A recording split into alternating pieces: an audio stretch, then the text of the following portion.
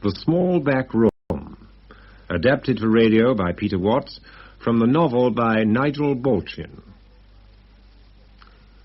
The Small Back Room.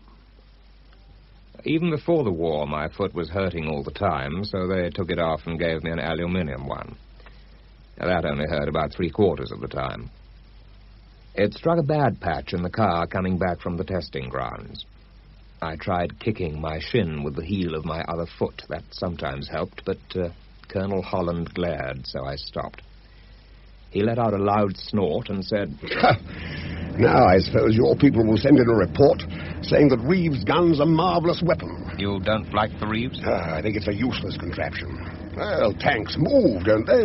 They zigzag. The type of chap we've got to use wouldn't get one in those sights in a week. I never quite understand about your outfit, Rice. What do you call yourselves? We're just Professor Mayer's research group. And what's his name? What's he? You mean Waring? Yes. Mayer's second, eh? Well... Or reckons he is anyhow. Well, I suppose in practice he is, yes. Rob Waring's a very capable bloke. I can well believe it. I think he's capable of anything. It was nearly 6 o'clock when I got in. Till was poking away at his calculating machine with his glasses up on his forehead. Here's an extraordinary thing, Sammy. You know those penetration figures? Mm-hmm. Well, there's a positive correlation between penetration and the height of the man firing. Oh, easy. The taller the man, the more rarefied the atmosphere. If they hadn't all been lying down when they fired. What is the correlation? About 0.01?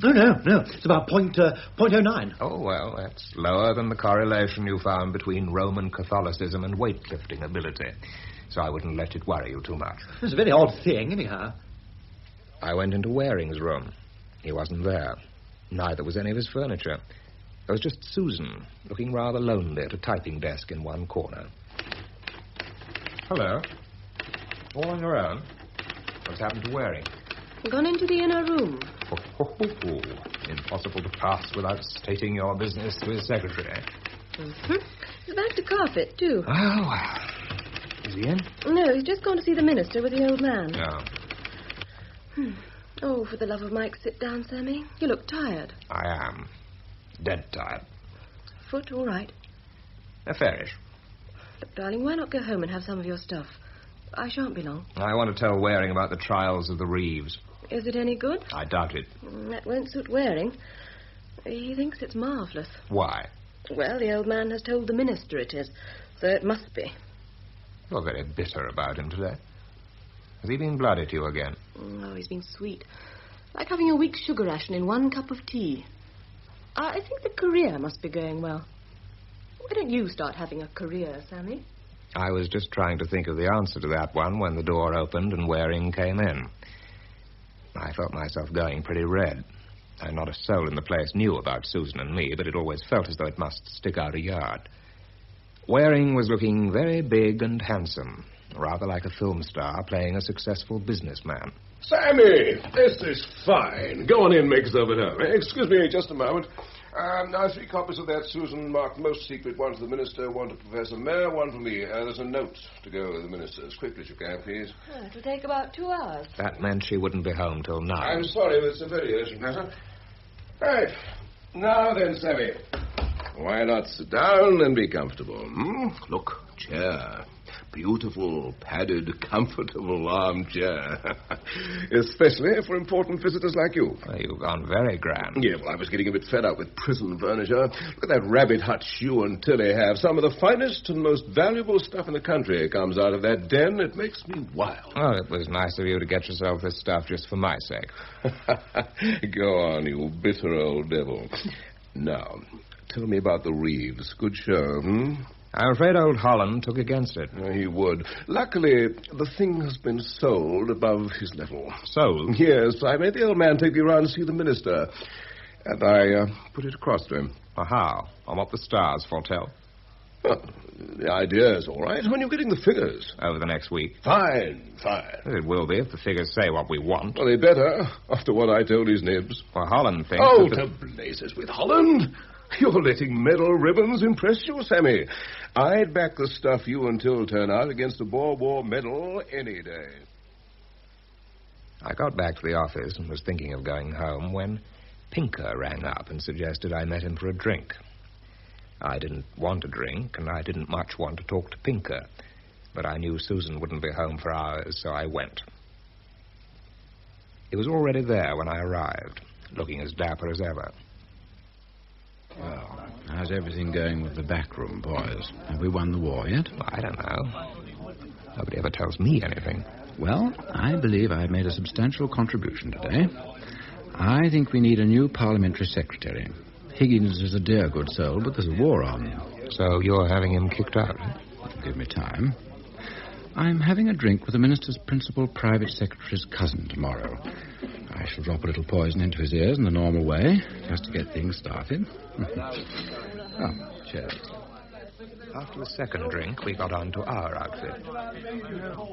Yeah, isn't getting ambitious. That was a good outfit of yours when it started. What's wrong with it now? Oh, nothing. Do you think Mayor wants a knighthood? I shouldn't think so. Well, somebody wants something. Who's the ambitious boy? Waring? I don't quite understand. You and Waring get on? We were at school together. So are a lot of chaps who hate each other's guts now. Anyway, how are your cloak and dagger developments? Is the Reeves gun any good? Reeves? How did you... You know Mayor and Waring saw the minister about it today. I suppose you were under the table. I was there in spirit. That's why I asked you who wanted what. Look, you like old Mayor, don't you? Yes. I'm very fond of him. Quite. Oh, then why don't you look after him? Why do you let that glorified sales manager Waring use him as a stalking horse? Have you ever thought where your outfit would be if there were a change of minister? Why, are you going to have the minister chucked out, too? He'll arrange it himself sooner or later. Politicians come and go, and when they go, the people who depended on them tend to take a jolt. Fung-ho. Cheers. I got home about 8:30.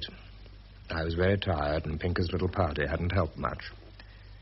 While I was just sitting there, Susan rang up. Look, I shall be home in about half an hour. I'm bringing some food, so don't do anything. Have you taken your dope? No, not yet. Well, take some and sit down quietly. I won't be long. I went and got my dope, but the wretched stuff never did any good, so I put it back and decided just to let the thing hurt and not do anything about it. After a few minutes, I knew it wouldn't do, so I went and got the whiskey and took a sizable drink. Now, whiskey didn't stop the thing from hurting either, but at least it left me not caring whether it hurt or not. Eventually, Susan came in. Have you taken your stuff? I've taken some of a well-known Scotch remedy. Oh. A policy of understanding tolerance will now be adopted. Well, why shouldn't you have a drink? It's probably the best thing for you. I seem to have heard that argument before. Look, if I don't have another drink, I shall be filthy to you all the evening. And if I do, I shall be slightly drunk but affectionate. You can have it which way you like. You know quite well you're never filthy to me. Oh, you're a nice child. Sometimes you're not very helpful. Now go and get the supper while I stare at the whiskey bottle. She went. I put the scotch back in its cupboard. The next morning, I looked into Mayor's room. He was wearing a shirt with a frayed collar and was poking about at a minute bit of one of his trick fuses. He was always mad on fuses, and we did a lot of work on them. Morning, Sammy. Just before you settled down, sir, the Reeves trial. I wondered whether we could have a talk about it. Oh, yes, well, you should talk to Waring about that. He's very keen on it, very keen. Well, I should like to talk to you about it as well. Oh, by all means, of course, just whenever you like. Waring's very most enthusiastic. He'll tell you about it. I gave up and left him to it. A couple of weeks later, I'd been out on the range with Colonel Holland when Waring rang from town. He sounded pretty excited. Listen, Sammy, the old man wants you to go across to Ribbenham as quick as you can. Contact a Captain Stewart to the police station. What's all this about? Well, Stewart will tell you. I can't talk on the telephone, but it's most important and very urgent. All right. Is it important enough for me to ask the CO for a car? Oh, yes, anything you like. They coughed up a car almost without a struggle, and I was in Ribbenham Police Station by 6. Stewart was a young sapper officer. Look here, Mr. Rice. I know it's rot, but may I check up on your identity? You see, we don't want to... Oh, sure. Here you are. Good. Yes, I'm sorry to bother you, but I don't like to risk anything on this business. Well, what's happened is that a kid's been killed by an explosion. Found a dart and hit it with a hammer? No. As far as we can make out, she simply picked it up. Or maybe only touched it. Well, what was it? That's just it. We don't know. It's the 4th this week. And always after Jerry Plains have been over. You mean they're dropping booby traps? Yes, looks like it. Always kids? No, 3 kids and 1 man. No survivors, of course. The people who've touched the things have been blown to glory. Frightful mess. Now, this time, by some miracle, the kid's little brother wasn't touched. But as he's only 3, he isn't a lot of help. He was still badly shaken, but the police say he's much better now. It's only 5 minutes' walk. Shall we go over there?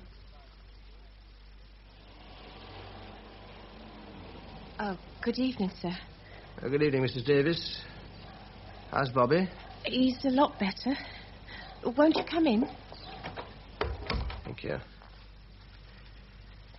I hate to bother you, Mrs. Davis, but we must see if he can tell us anything that'll help to... I did ask him a bit myself, sir, but yes. He can't tell me much. He's only just 3, you see. He doesn't understand. No, of course not. I liked Stuart. I could see he wasn't enjoying himself any more than I was.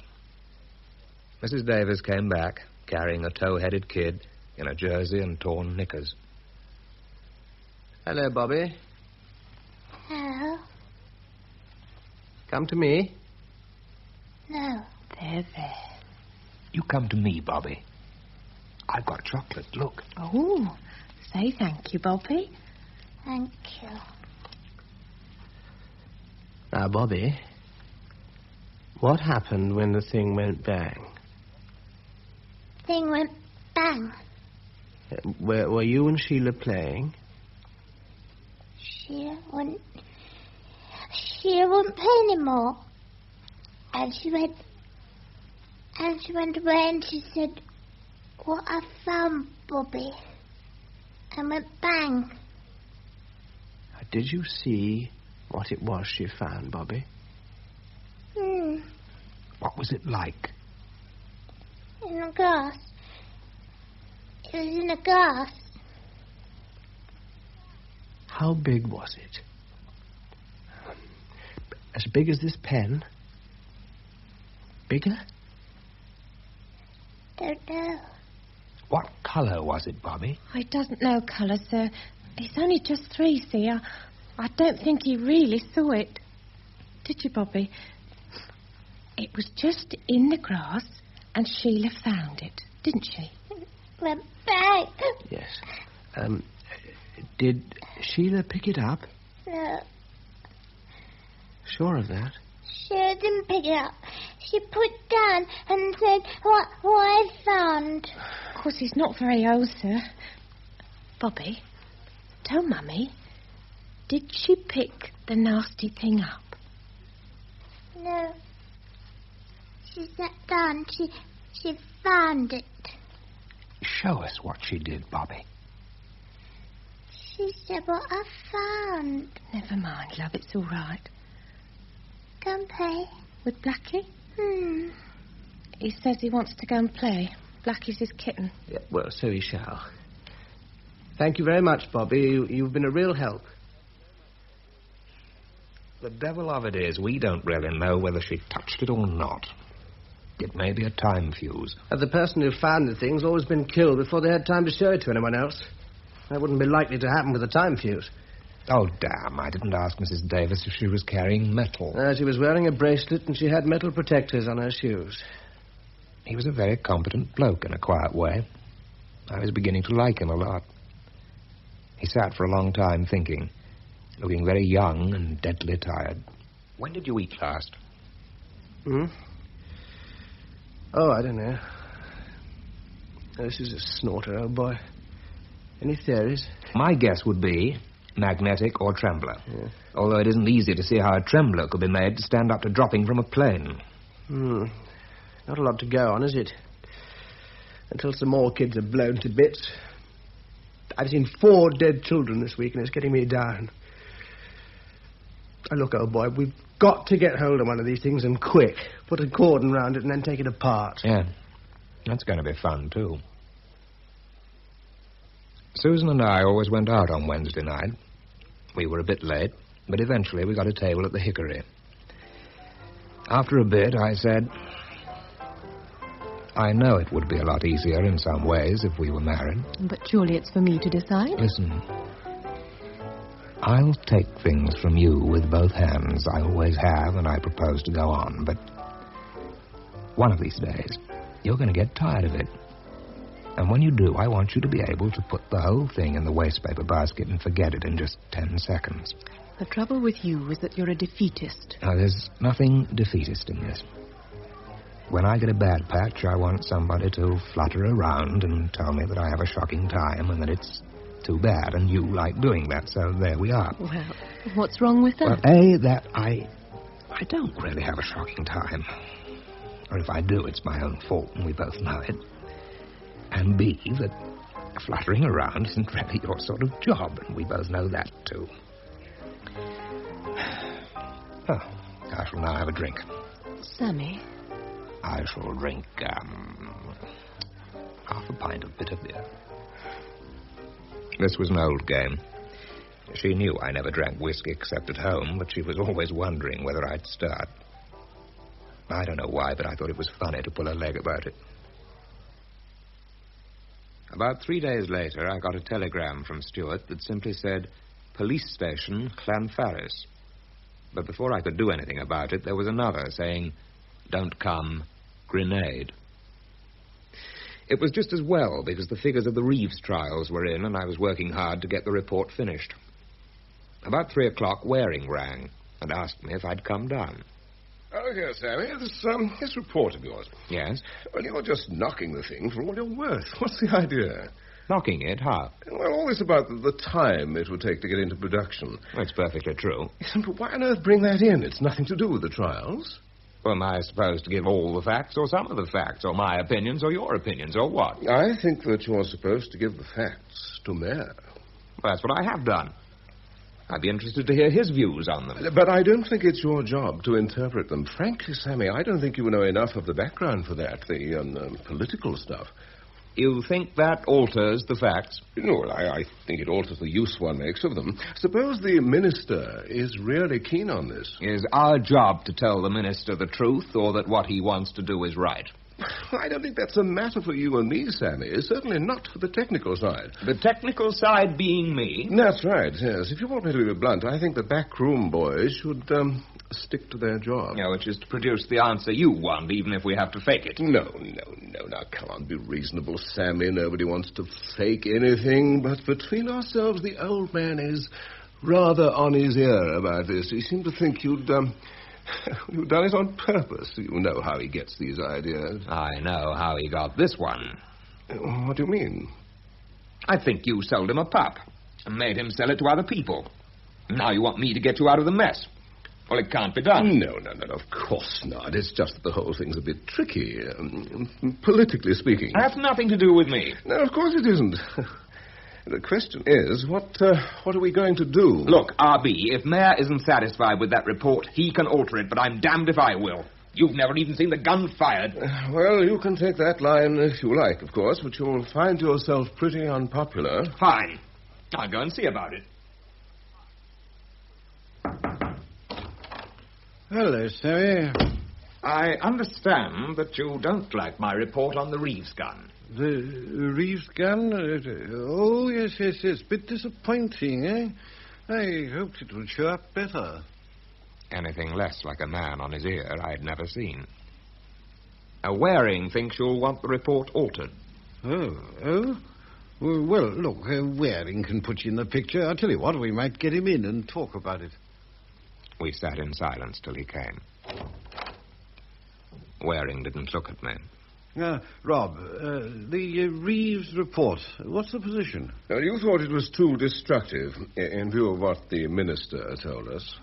Oh, yes. It needs careful handling. Will that alter the rate of fire or the penetration? No, it's, Dr. James is here, Professor Mayor. Oh, good Lord. Is it as late as that? All right, show Dr. James in. Look, talk this over together, you two, will you? It's a very good and clear report, Sammy. It's just a matter of presentation in one or two places. When we got outside, I said, I'll send you down the figures. Figures? To write the report. If Mayor wants to tie it up with something you and he have told the minister, one of you must write it. As I don't know what you said, I can't help. Oh, Lord, don't get on your dignity, old boy. It's too childish. The whole thing's childish. Look, we just don't want the report to damn the thing, or we play right into the hands of people who'd like to see us come a cropper. You know how these scientific boys love one another. Look, come along to my room and I'll show you the bits that are awkward. It won't take 5 minutes. Nothing doing. All right, Sammy. If you won't help, you won't. But if we fall down on this, it'll be just about the end of Mayor. Please yourself. It didn't amount to much, in fact. Finally, I said, look here, RB, isn't the real answer to cut out the summary and just give the figures? The big boys never look at figures. They wouldn't understand them if they did. My dear chap, if you're prepared to do that, I've nothing whatever to say. I don't want to add any noughts, Sammy. Honestly, I don't. Well, if you want to save the old man's face that way. And personally, I think he was more use in the days when his face didn't matter. I knew Susan wouldn't be home till after 8, and going home by myself, a feeling like that, was asking for it. I rang and told her to pick me up at the Royal. When I got there, the first thing I saw was Pinker and Joe hobnobbing at a table. I hadn't even known they knew one another. Pinker waved, so I went over. I thought Joe looked a bit guilty, like a sheepdog that's been caught doing something. What ho? We've just been talking about you. Uh-huh. Well, I was... Have a drink. What's the latest dirt from the scientific front? Marchant here seems to think... Well, I only... Oh, Joe's always looking for trouble. Sounds to me as though you'll find it without much looking. That boy Waring is riding for a fall. Well, look here, I've got to go. Cheerio, everybody. Bye, Joe. Yeah. That boy any good? Oh, he's all right. We should have his hair cut. Look here, Rice. Do you know Sir Louis Easton? Yes, I know of him. Easton's very powerful. He's in on this Reeves gun thing. How? Well, I think he and Mayor have had a row about it. Well, what does Easton know about it? Well, for that matter, what does Mayor? Well, Mayor knows the facts. Does he? Does Waring let him see them? If you're not careful, Waring's bluff is going to be called, and Mayor's backed it. Mayor's got the minister in his pocket. Maybe. But Easton's got a bigger card than the minister. You ought to meet Easton. He's a good chap. I think you two might have quite a lot to say to each other. He doesn't like Waring. Oh, Lord, it's no good dragging people in just because they don't like Waring. Now, we can do that by ourselves. I didn't like the sound of it at all. Then Susan turned up. Pinker went through the proper, polite motions for a few minutes and then left us. Susan said, Has anything rotten happened, darling? Or is it your foot? It's a mixture of the two. Can you talk about it? No, I don't think so. Look, I'm sorry. I must have a proper drink. Hadn't we better go home, then? You've got plenty there. I don't want it at home. I want it here. You push off, sweet. I'll be all right. Come on, home. Much nicer, really. I got up and followed her out. When we got home, Susan said, Now, food. And after that, tell me about today. I was promised a drink. Well, you can have your drink, darling. Or how about some of your dope, if it's bad? Ask me to have a drink, woman. Would you care for a drink, Sammy? A whiskey? Yes. No, thank you, Susan. I'll have some of my nice medicine. Oh, Sammy. Here. Oh, take the wretched thing off. You know that helps. I don't like taking... You take it off when you're by yourself. Why will you always keep it on when I'm here? Well, it's all right now. Honest it is. Go and get the supper. The next night, my young brother turned up. He was at the flat when I got back. He was rather a prized specimen, big and handsome. They'd already given him the DFC, and now he'd come up to claim the bar to it. I never saw how they got him into the cockpit of a fighter. Susan was sitting curled up and showing a lot of leg. I saw the kid looking, and I wondered how that side of things was going. You're not married by any chance? No, just semi-detached. Like to see a photo of the latest model. Name is Sylvia. We're sort of engaged. Uh-huh. What sort of? A ring? Oh, she's got my signet ring. I think that damn thing's nearly worn out by now. Well, I'm not set such a good example, am I? Poor Susan, hitting a typewriter and living with you. What a life for a girl with legs like that. For goodness sake, pull your frock down, Sue. Mean monkey. He always said that when I wouldn't give him something of mine. Then, just before 10 o'clock, he said... Look, I'll have to go soon. Sammy, why don't you go down with him and have a drink in the pub? Jolly good idea. Dick put on his overcoat. He looked really huge. Goodbye, Dick, dear. Bye, Susan. That in your eye, Sammy. I like kissing this girl, Susan, of yours. If she were around, I should kiss her a lot. You go and kiss your own women, you big cheese. We got into the pub and ordered pints. Dick was rubbing the end of his nose, so I knew something was coming. Well, cough it up and be clear, old man. Look, Sammy, this new job they're putting me onto... Well? Of course, I can't talk, but, well, I should think I stand a pretty good chance of being a complete write-off. Oh, what you've been doing isn't exactly the safest job. No, but this is different somehow. And mind you, it sounds darn good fun. But, well, this young woman now, Sylvia, here's a letter for her if anything goes wrong. Yes. For goodness sake, don't give her that till you're sure, Sammy. I shall look an awful fool. Look, Dick. Now, that girl Susan of yours, that's a nice girl. Why don't you marry her? Well, I'm not a very good proposition for anybody to marry. I don't know. Women have funny tastes. Well, I'm not keen to be anybody's funny taste. Look, Sammy, this foot of yours, it's bad luck, but it doesn't matter, you know. No, of course it doesn't. And that girl of yours, I mean, she knows. Well, she ought to, poor old Sue. What I mean is, don't let her get on top of you. No, I won't. Well, that's all right then. But honestly, don't. They turned us out of the pub at 10:30. I walked along to the tube with him and watched him go down the escalator out of sight. The next day, Waring suddenly said, Sammy, I met Marchant coming in at about 10:30 this morning. Does that boy do anything? Oh, Joe's not bad. He can do very good work when he likes. And does he ever like? Sometimes. He did a very good job. I was wet through with sweat, and the wind made me shiver.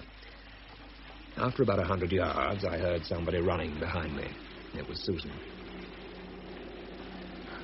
I did try to ring up, but there's something wrong with the line. Oh, to hell with the line. You hadn't drunk any after all? No, I haven't drunk any after all.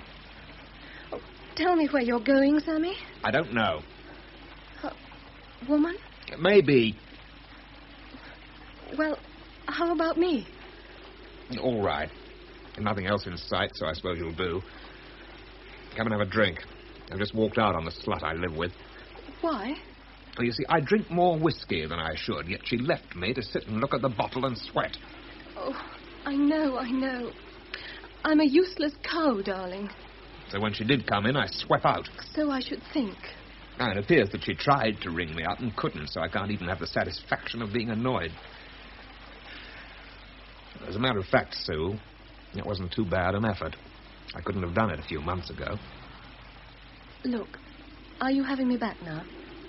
I mean, you haven't left me or anything. No. I never had much. Just that I wanted to get out of that room. You had left me quite a bit, I think. Well, I had to have somebody to go for, darling. Lord, that was a nasty journey home. I had 3 shots at ringing up and got number unobtainable every time. Then I just bolted for it. I still hadn't actually finished. It's about time an ultimatum was presented to Waring that you like to get home before midnight now and again. Oh, Lord. What? I cooked the supper and it's still in the oven. Oh. The next thing I heard from Stuart was a telegram just as I was leaving the office one night. It said, Number 14, General Hospital, Cloathlin. Urgent. Stuart looked absolutely all in. Hello, Rice. Another kid? No, thank heaven. It's a soldier. Gunner. Not that makes it much better. Is he badly hurt? Oh, Lord, yes. The only wonder is he's still living. Or can he tell you anything? No one is conscious. There was about 2 minutes last night when he could talk quite sensibly. And since then, he's been right under. You sat up with him all night? Yeah. Is there anything to do? Come inside. There was a screen round the only bed in the room. Stuart nodded to the nurse, and she got up and went out. You could only see half the gunner's face, and that looked like wax, even his lips. The rest was bandages. He looked a very small man. Well, how much has he told you? Well, he was walking up on the golf course with another chap from his battery. And the thing was lying in a bunker. A cylinder just over a foot long and 2 inches in diameter. At least that's what I made of it. He said it looked like a big electric torch, even down to the cap on the end. Ah. But did they pick it up? His pal did. This boy wanted to leave it alone and report it, but his pal was afraid they'd be laughed at. Now, being gunners, they knew that most things don't blow up unless you knock them about or arm the fuse or something. So they decided to carry it back to camp. This boy's pal lifted the thing, up she went. Immediately? Well, he went under again before I could ask. The other chap was killed? Oh, yeah. Splinters? A few, nothing to help much. Look here, you're dead tired. Why not get a bit of sleep? I'll stay with him. No, I'd rather stay now. I'd rather stay now. I'm quite all right. Look, Rice, I went to sleep last night. You mean while you were... Yes. I told the fool of a nurse to wake me if she saw me dropping off, but she didn't. When I woke up, his eyes were open. He may have been conscious for a long time. I don't expect he had Yes, been. but supposing he was. He might have wanted to tell me something. When I woke up, he was looking at me. And he went under again? Yes. It was a matter of seconds. The doctor came back about 2 o'clock. And while he was looking at the gunner, he suddenly said... Here you are, Stuart. Quickly. Right. Look, old man. Did Bob pick it up? Now, try to tell us. It's very important. Did Bob pick it up, old man? I'm afraid it's no good. Look, Doctor, can I do any harm now? No, I suppose not. Right. Peterson, open your eyes and listen to me.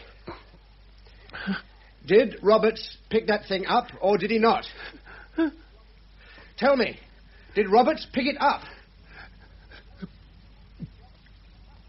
Yes. He did. By the end or by the middle? By the end or by the middle? Stuart was leaning forward. The sweat was standing on his forehead. The boy's lips moved, and he breathed something. I think it was sir.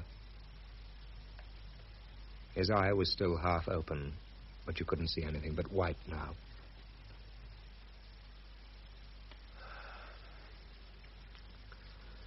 I can't feel any pulse now.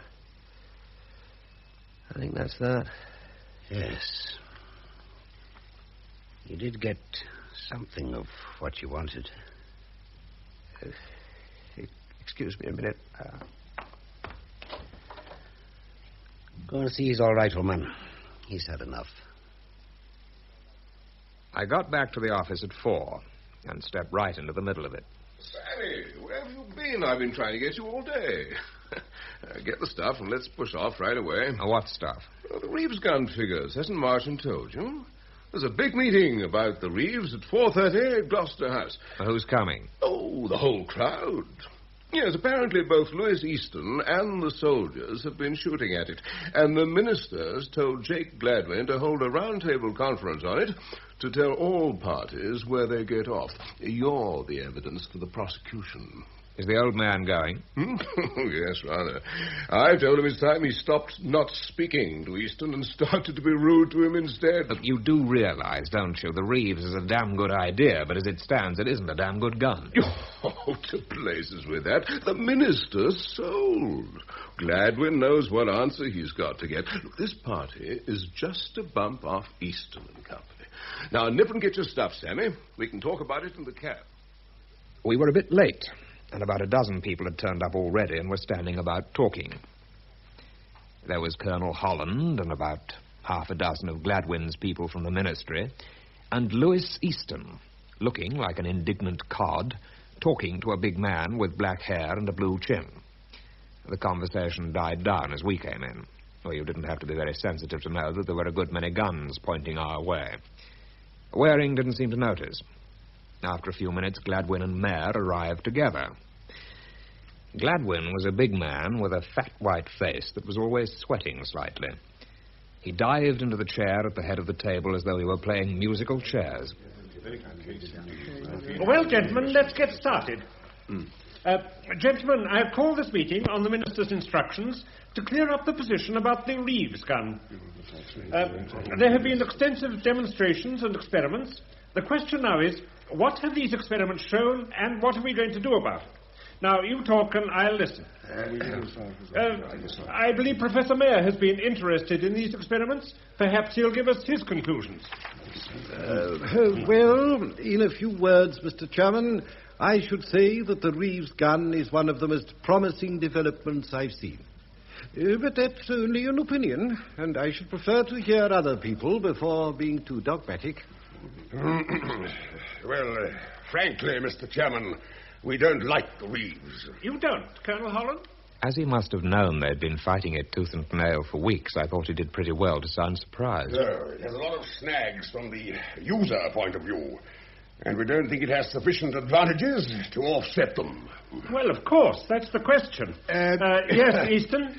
It might possibly be of interest to the meeting, Mr. Chairman, to hear the views of the National Scientific Advisory Council, of which I have the honor to be chairman. Please. The National Scientific Advisory Council appointed a special subcommittee to examine and report on the Reeves gun. I suggest that Dr. Brine here, as convener of this subcommittee, should give his views. Please, Dr. Brine. Well, Mr. Chairman, my colleagues and I approached this matter purely as scientists. He said it as though everyone else had approached it as income tax inspectors or jobbing gardeners. Scientifically speaking, it was not a sound concept. In fact, I'll go further and say that no scientist could feel happy about many of the principles involved. The old man's bottom lip was beginning to stick out. That meant he was pretty angry. I scribbled on a bit of paper, "Ask if the subcommittee saw the gun fired," and passed it to him. Exactly what scientific principles did you think were unsound? We're talking about different sorts of principles, Professor Mayer. We didn't like it because it had user snags. Dr. Brine is talking about principles of physics or something like that. Well, Colonel Holland, first, what didn't Dr. Brine's subcommittee like? Perhaps first he could tell us who were his colleagues. The subcommittee consisted of Professor Char, Dr. Golda, Dr. Peace, and myself. One crystallographer, one vital statistician, one embryologist, and one, let's see. It couldn't have been more beautifully done if he'd slapped his face. Dr. Brine is, of course, one of the best-known organic chemists in this country. Well, now we've got that straight. By the way, you did see the gun firing, I take it. Well, we were not actually present at the trial. No, but you did see the gun fire. You didn't just look at it as a piece of furniture. We did not see it firing. Oh, well, never mind. Can we get back to what the committee didn't like? It was very pretty.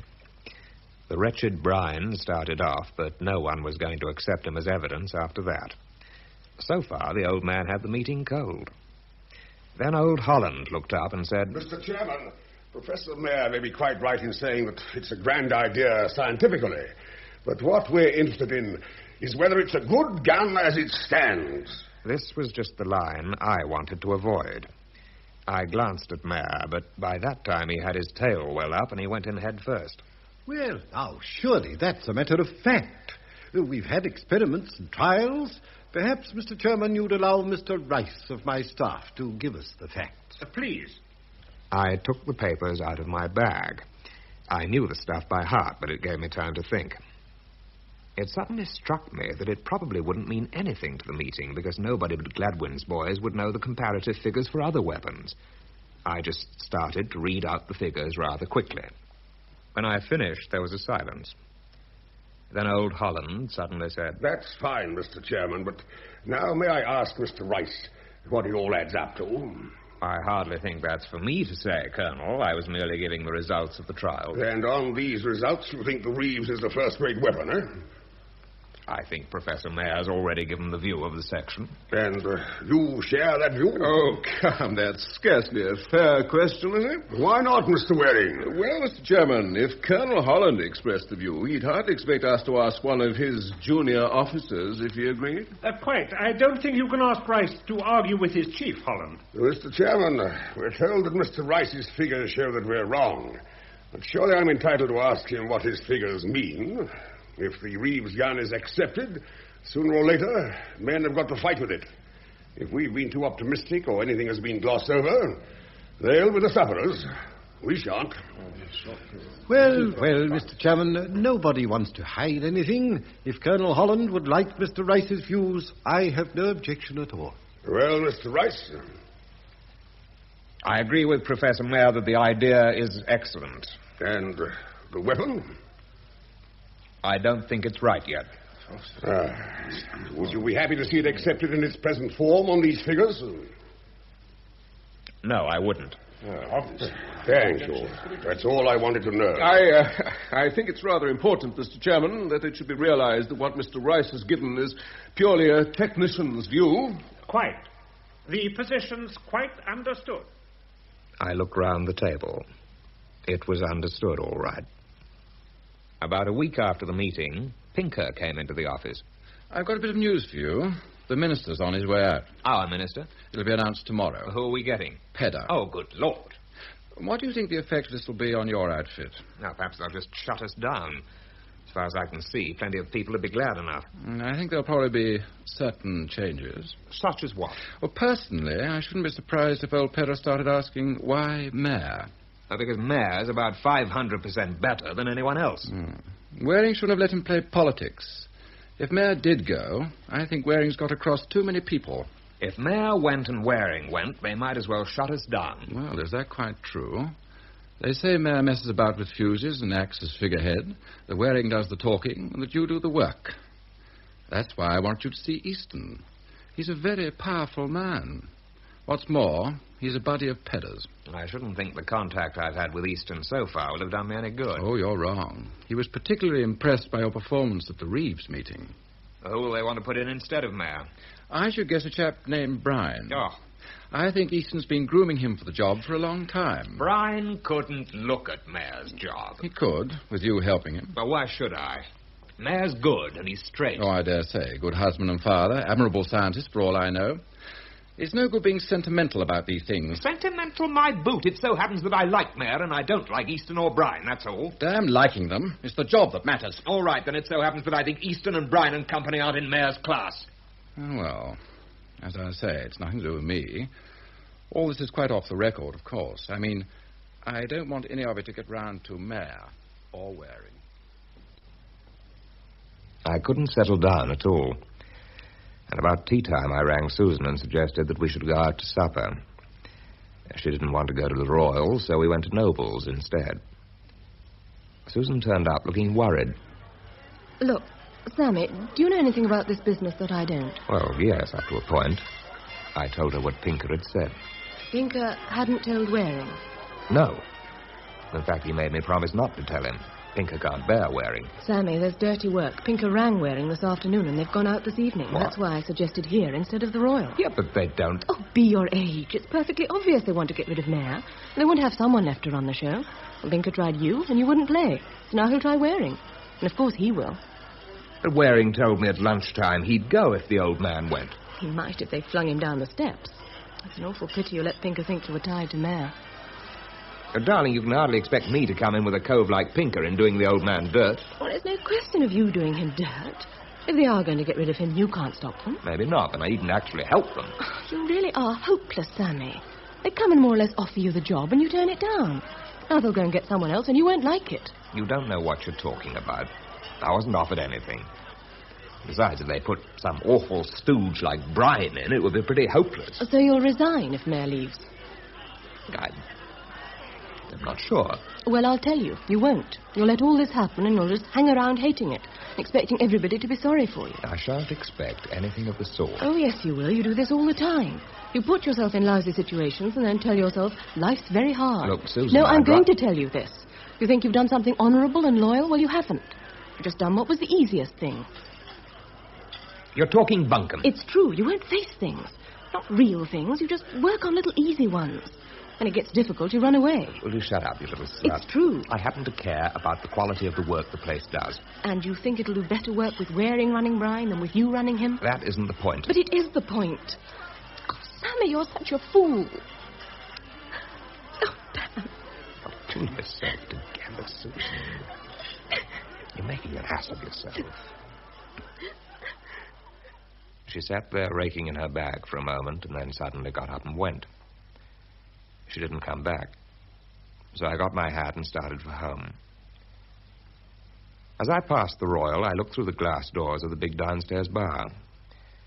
Waring and Pinker were there all right. They looked very much together. When you came to think of it, they were made for one another. When I got back to the flat, Susan was sitting looking into the fire. Hello.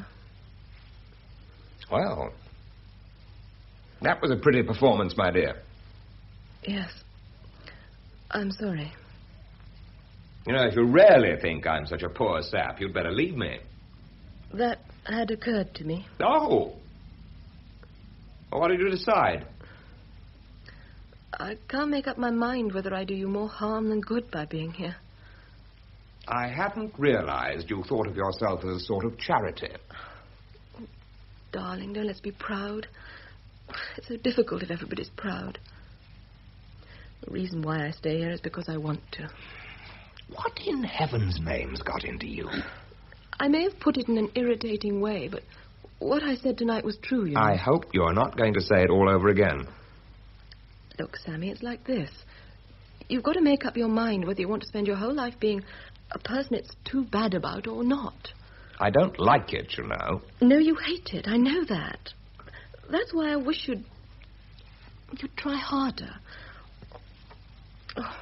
Oh, I don't know what I mean. No, you don't. It's far better if you kept your mouth shut. Perhaps, but I doubt it. Darling, you must go to bed. You'll be dog-tired tomorrow. It's all right, really, you know. It isn't all right. It's all wrong. Darling, don't. It's all right. No one shall make you. Listen, how much of this sort of thing can you stand? As much as you like. Well, I don't like. Something's got to be done. All right. But not tonight. All right, not tonight. But soon. On the following Monday, Mayor sent for me. He looked very cheerful and about 10 years younger, and for a moment I thought perhaps they'd asked him to stay after all.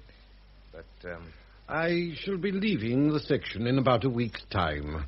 They're putting in Brian in my place. You know, the big fellow who looks as though he doesn't shave. Oh. Yeah. Don't you like the sound of it? Well, frankly, I think it sounds perfectly awful. Oh, no, you mustn't think that. The main thing is that the work must go on. That's what I wanted to talk to you about. We've been a good team and done some good work, and I don't want my going to hinder that work in any way. Now, I've seen Brian, and I've told him he can rely on you completely. He doesn't know much about it, of course, Sammy. And I've told him he'll need to lean on you pretty heavily. That's very kind of you, sir. Now, he's not a bad chap, but limited, as these chemists always are. Anyhow, I've done my best. It'll be up to Brian and Easton what the section does now. Oh, I expect they'll have to muck it about a bit, just to show they're in charge. But I don't suppose they'll stop any of the stuff that's actually running. Well, there you are, Sammy. That's all. Do all you can to help Brian, but remember, don't get mixed up in the political stuff. Never did anybody any good. Leave that to us old chaps who are no longer fit for an honest job of work. The old man went at the end of the week. For the first day or two, Brian spent all his time with Waring. Through Waring, he asked us to draw up a list of the jobs we had on hand. I rather expected that at some point he'd call me in to talk about the work, but he didn't. On Thursday, the fun began bright and early when Waring rang up and said the director wanted all of us at once. We trooped down to his room. I glanced at Joe and Tilly and hoped I didn't look as scruffy as they did. And Joe looked like an untidy 13-year-old, and Tilly was doing his ugly man in a fair act. Waring was sitting beside Brian, who rubbed the bluest bit of his chin and said, "Well, gentlemen, I've now had a chance to look through this list of your activities. You'll forgive me for saying that it's not a very coherent picture." I think we all felt the list was a bit scrappy, sir, but it isn't easy stuff to get done. Oh, quiet. I'm not complaining about the document. If it's scrappy, it's because the work is scrappy. Now, I've been through this with Mr. Waring and marked the things which I want you to concentrate on. And I want it to be clearly understood that no time is to be spent on anything else without direct permission from me, or, of course, in my absence from Mr. Waring. Mr. Waring is to act for you in technical matters. Of course. As my deputy, he will be in control in my absence. I see. We hadn't actually heard of the appointment. Well, that will be the arrangement. May I see which items you've selected to carry on with? Oh, yes, if you want to. Are we to drop all the invention stuff, sir? Certainly. I can't conceive why it was ever started. Oh. I was looking at the list. It was heartbreaking. He'd cut out all the fuse stuff, all the radio, everything where we'd ever done any good. What are we to do about the jobs in hand? The Reeves gun, for example. The Reeves development's been discontinued. I see. Oh, I think I ought to tell you that the things you've left on the list won't keep us employed for more than 2 days a week. Ah, that's what I was waiting for you to say, because now I've got some work that does need doing. First of all, the effect of hydrogen-ion concentration in quenching fluids in the hardening of molybdenum and tungsten steels. How about that one? Well, of course, none of us... No, not you. Someone else for a change. You, Till. Tilly sat up with such a jerk that his glasses nearly came off. Not an easy one, is it? Far from it, sir. I didn't suppose for a moment that Tilly knew what hydrogen-ion concentration meant. Now then, yes. Now, this is a real beauty for somebody. The stability of the ring structure of organic vesicles. I think we may probably have to get somebody in to tackle that. There's a student of mine who's been working right next door to it. Number 3. He went on like that through 6 items. All of them but one were chemical, and the other was straight crystallography. Finally, he gave Tilly another snorter to think about and dismissed us. I gather he thought that Tilly was the side's real research man. As we came out, he called Joe back. Tilly and I went upstairs in silence. When we got to our room, Tilly began to laugh. He very seldom laughed. It was a peculiar affair, in which he didn't smile, but just opened his mouth and made a clucking noise. Look, he doesn't understand the position at all. He's thinking of a university department with people working for PhDs. Well, you can't blame him. He said he'd agreed it with his deputy, Mr. Waring. I don't think life's going to be very pleasant round here for a while. I wonder what he wanted Joe for. Hey, I've been chucked out. What? I've been sacked. He's just told me, the big swine. Oh, Joe, I'm sorry, old boy. What am I to do, Sammy? I can't go home and tell Madeline. If I can't get another job, They'll call me up. I went home about 6:30. There was a telegram in the letterbox. It didn't say Dick had been killed in action, just that he'd lost his life while employed in special operations. There was also a note from Susan on the table which said, "Hope you had a nice evening. Now go straight to bed, darling. Good night. See you tomorrow." I got out the whiskey, but the taste of it nearly made me sick. I sat down and tried to think. What shook me was that I couldn't keep my mind on Dick's death. As soon as I started to think about him, I switched over to Brine and Waring and Lord knows what. I made another effort, and I remembered that I must send Dick's letter to his girl. I got up to get it, and then the telephone rang. The chap at the other end had to say his name 3 times over before I realized it was Stuart. I've got one, old boy. What? I've got one, old boy. Good Lord, have you? Yeah, as a matter of fact, I've got 2. Undamaged and in good condition. Where? Well, I'm at Luggenporth. They're down on the sand. You've seen them? Well, I've taken a fairly respectful sort of look. Are they like we thought? Well, fairly. Bit bigger. We were 100% wrong about one thing, though. What? Tick-tock, tick-tock. Are you sure? Oh, yes. Heard it myself. Look, old boy, I take it you want to be in on this? Yes, of course I do. Right. Then this is the idea. Now, I shall have a go, and if I make a pig's ear, you'll know some of the things not to do with the other. Agree? Look, wait till I get down. Well, I'll see that absolutely everything's recorded. No, I'd much rather you wait till I got there. Yes, but we can't do a joint thing, old boy, or if it goes wrong, there won't be anybody to cope with the other one. Look, for goodness sake, wait. I've got a lot of things to suggest. Yeah, well, fine. You can try them on number 2. Number 1's mine. Well, hang it, man. I found it. Look, be careful, Stuart, for God's sake. Oh, laddie, I promise to be so careful it'll hurt. I'll see you tomorrow. Cheerio till then. Good luck. I looked up a train and chucked some things into a bag ready for the morning. And then, very suddenly, it went bad on me. I kept thinking he'll kill himself. And then I shall have to tackle it alone. I looked down and saw my foot, and thought that I shouldn't be able to wear it because it was metal. I wondered for a moment whether that'd get me out of it. And then it occurred to me that if I told Brian, he'd stop me. I wanted somebody not to let me do it. That was what I wanted. I must have gone on sitting there for over an hour, sweating and shaking. I could see the thing lying on the sand, looking small and quite harmless, ready to go off. And I knew I should never be able to touch it. It was still pretty bad the next morning. I left a note for Susan. I wrote, "A lot of things have happened. Dick's been killed. Stuart's got 2 of his things, and I've gone down to help him. It seems to me if I get blown up, that might be quite a good thing. And anyhow, it'll put me alongside Dick, which is good enough for anybody. Anyhow, I love you. I am frightened, but not as much as I thought. I did have a drink last night, but only one. Goodbye, pet. Sammy." I wasn't quite satisfied with it, but it was time to go for my train, so I just wrote underneath, "You can say what you like, but this is quite a difficult thing, and if I do it, I shall probably be quite different and bully everybody." At Luggenporth, there was a sapper lieutenant on the platform. My name's Pearson, sir. I have a card for you. Has Captain Stuart done anything yet? Oh, aye. Rotten business. Is he dead? Aye. Killed instantly. Oh, Lord. He was a good chap. He had guts.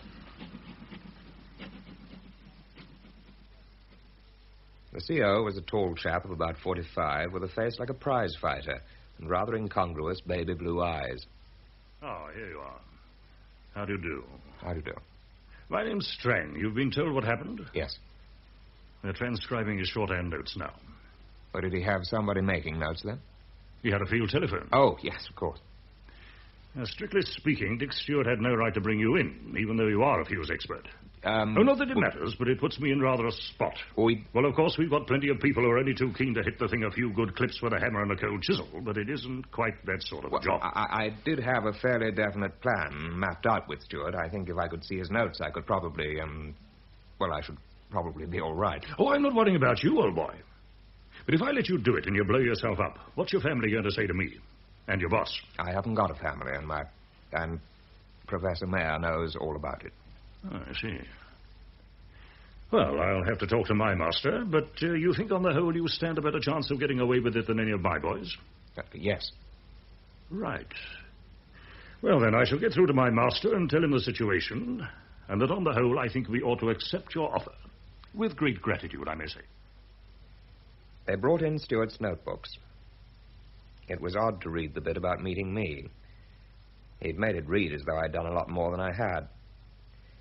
And then I looked at the photographs. The things were much as I'd thought of them, a thickish cylinder with a cap on the end, not unlike some incendiaries. And I turned to the shorthand transcript. It was a queer mix-up of what had come over the telephone with the shorthand writer's own notes. 06:45 hours. Wire tested and found in order. Captain S went out and got into slip trench. 0647. Well, here we are at Wembley. And it's a lovely day with a slight breeze blowing from the pavilion end. Must be quite 100,000 people here. King hasn't come yet. 0648. I'm putting the reaching rods together and baiting the hook with a large spanner. Captain S is humming. Sergeant Groves has the glasses and reports he's fitting the joints. One won't go in. 0651. It has gone in now. Well, here we go. Sergeant Groves reports Captain S bringing spanner over object. Says something, can't catch it. 0653. Well, it won't rise to a spanner. Sergeant Groves reports fitting shade to rod. 0656. A no go. Isn't interested in that either. How about the warm tube? 0659. I nearly poked the wretched thing then. Anyhow, it doesn't seem to mind the warmth. And now I suppose I shall have to get out of this nice safe hole. 0700. Captain S out of trench. 0703. Captain S now near object.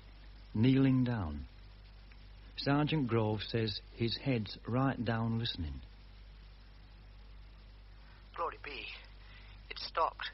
0704. So, the fuse has either missed or is now fully set. 0708. Sergeant Groves reports working with wrench.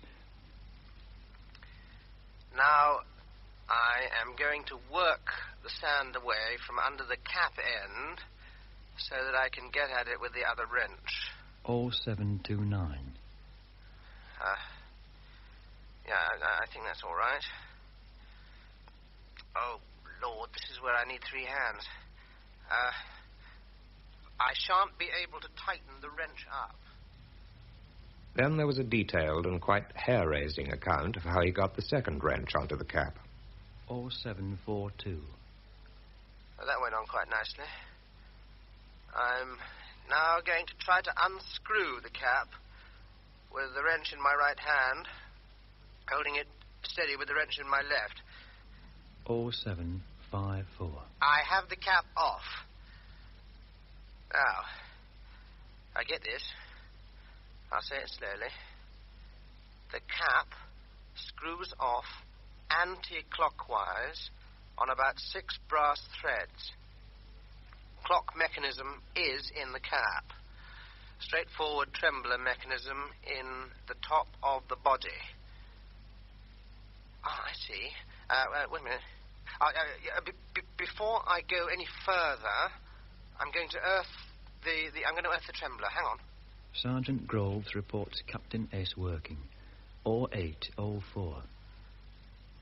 Well, unless the electricity they taught me is all wrong, it ought to be hunky-dory. I think I'd better just tremble the trembler to see. Yes. That seems okay. Well, boys, unless there's a very small man inside with a lighted match or something, I think that's probably all right. There'll be special matinees this week on Wednesdays and Fridays. Just let me have one more look. Hello? What's this hole? 0809. No. Positively no deception. I don't see why they wanted such a long lead on the insulators, but they probably... At this point, 0810 hours, the explosion occurred, and the transmitter was destroyed. Sergeant Groves, who was watching through the glasses, reports that at the time, Captain S was kneeling upright with the cap in his hands. Are you ready for a cup of tea? Well, what do you make of it? Well, it looks as if either he hadn't earthed the trembler properly, or else there's another fuse of some sort that he missed. You don't think there can be a charge in the cap itself? No, I shouldn't think so. Have you got a program worked out? Well, more or less. I shall do exactly what Stuart did after getting the cap off. Except that I shan't use a wrench to hold it. I want both hands free. Well, what will you use? Clamps, if you can get them. You know, the sort of things you use in a lab. Oh, yes, I think we can get hold of something. When do you want to tackle it? Well, as soon as possible.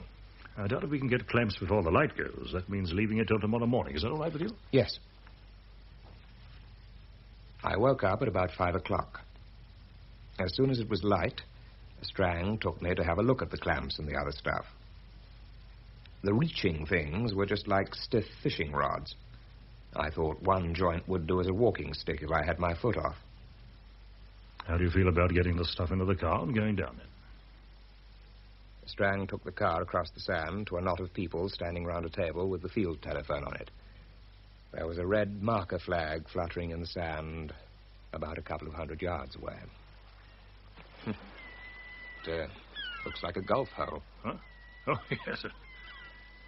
They're just going to try the line, and they were all set. Well, old man, how do you feel? Oh, quite all right. Good. Well, now, take it easy and stop for a rest if you feel you're tiring. There's plenty of time in it. I wish I'd got some different clothes. Oh, yes, I brought some shorts and a vest. Ah. Well, you can't possibly work with trousers flapping about. You can use the car as a bathing machine if you like. I went behind the car and undressed, remembering Stuart's tip and keeping my handkerchief. My garters looked pretty silly, so I took them off. My socks covered the attachment of my foot all right. All fixed? Yes. The sergeant came up and put the telephone harness on. Right. I'll take the bag now. Can you manage? Yes, easy. Well, good luck, boy. Good luck. As long as Strang had been there, I think I'd been worrying more about what I looked like. But now that he'd gone, and the thing was lying there, only about 50 yards away, I began to be scared stiff. The trench was only a scraping in the sand and not very deep, and the thing was only the width of a room away. I was panting as though I'd been running hard.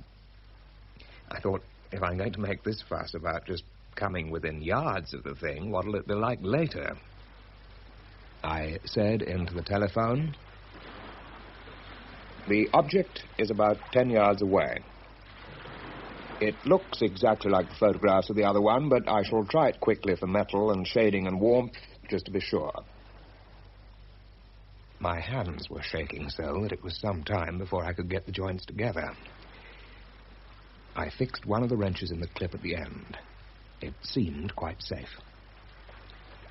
I am now going to try it for metal.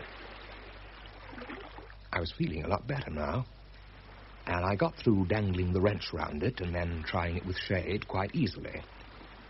After that, I thought for a bit about the heat thing.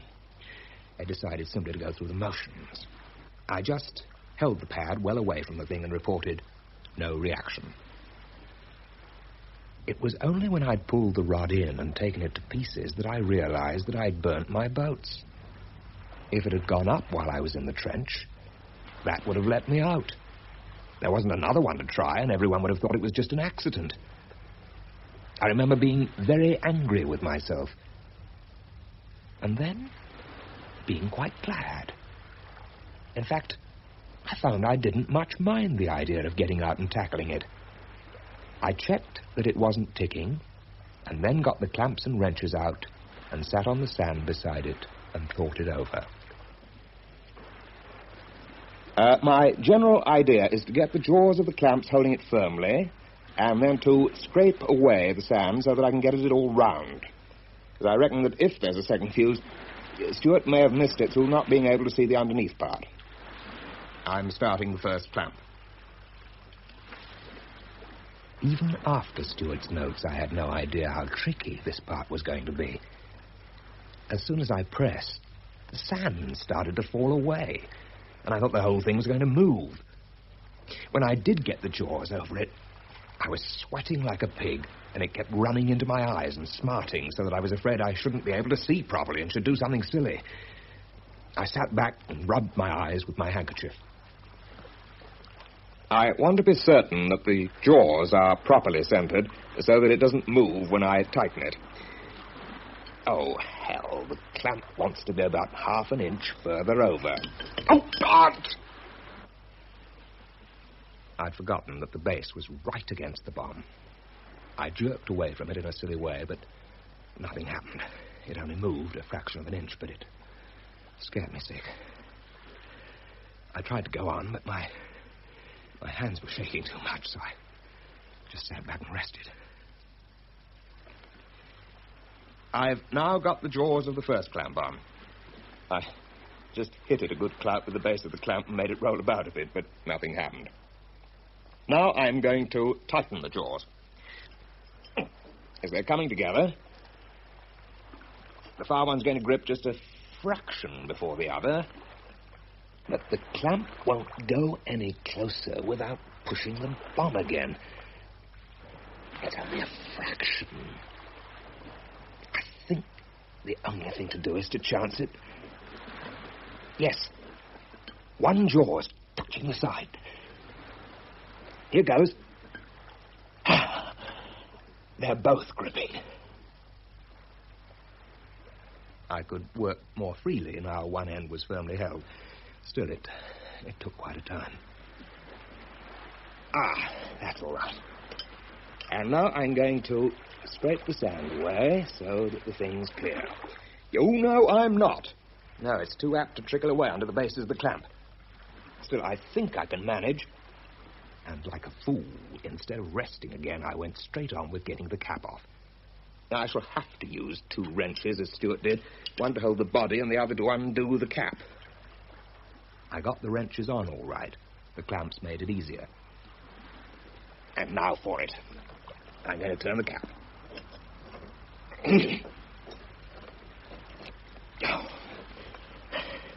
That doesn't shift. Oh, maybe it's a reverse thread. I'm trying it the other way now.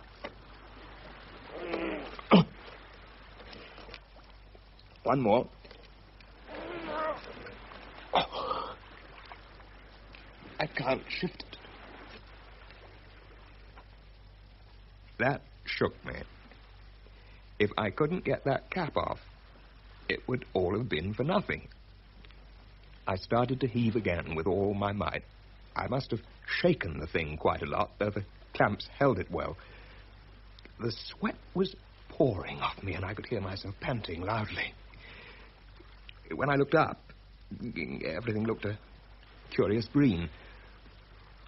I put my head down and shut my eyes.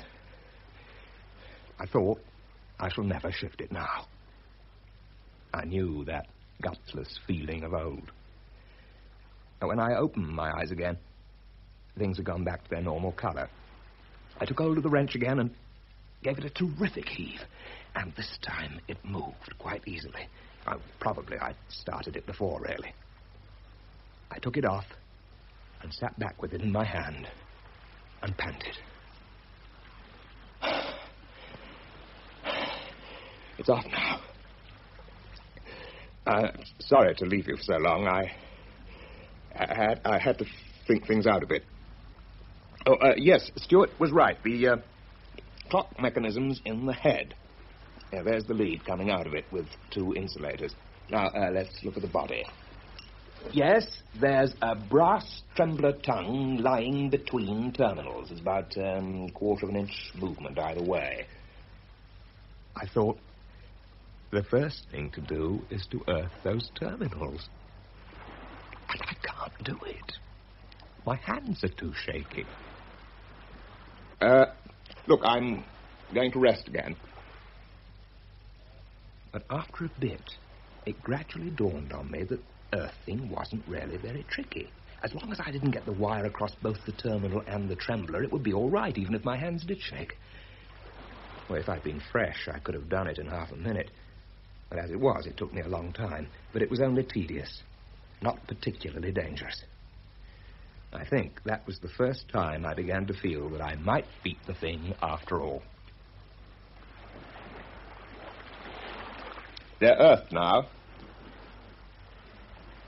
This is where it went wrong on Stuart.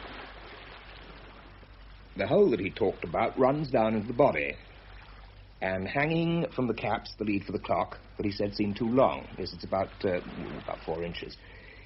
But when the cap's on, the distance from the trembler to the clock must be very small. This lead must run through the hole down into the body to a second fuse. So there should be a lead to the top trembler. I'm going to have a look at the cap. I can't see any... Yes, I've got it. The lead Stuart found is to a second fuse. The one to the top trembler winds right up into the clock, and he didn't notice it. I can just see the ends of the insulators. I'm going to look for a way in on the body. Because if there isn't one, then they must put the fuse in before the charge, and the charge may lift up. Hello, there is a way in. Oh, at least I think so. Yes, the cylinder's varnished, but when you scrape the varnish away about 3 inches from the non-cap end, there's what looks like a joint. Yes. What it comes to is that there's a cap on both ends, only one's obvious and the other isn't. I'm now going to try to unscrew the second cap. Oh, no, wait a minute. Now, look here. If the second trembler's in the body, then it'll be all right to unscrew the lower cap. But if the second trembler's in the cap, then unscrewing will send the whole thing up. Hang on a minute while I try to decide whether to hold the body still and unscrew the cap, or hold the cap still and unscrew the body. I must have been getting pretty queer, because I remember hearing myself make odd moaning noises. I think it was the disappointment of realizing that I still wasn't out of the wood, and a silly feeling that it wasn't fair that I should have to deal with this after beating the other end. I sat there for a bit, just staring at the thing hopelessly. It wasn't till I picked the top cap up again that I remembered. I just measured the lead against the body. Assuming the long lead is wound up the same distance, it must have been only 7 inches long originally. It couldn't have reached down to the bottom cap, so it's in the body. Now I've got to loosen the lower cap.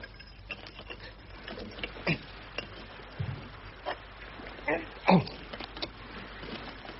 But it stuck, just as the other had done. And that finished me.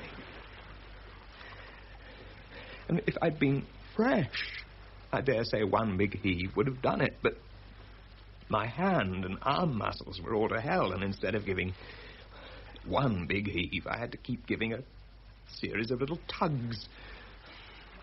After the first few goes, I knew I should never shift it.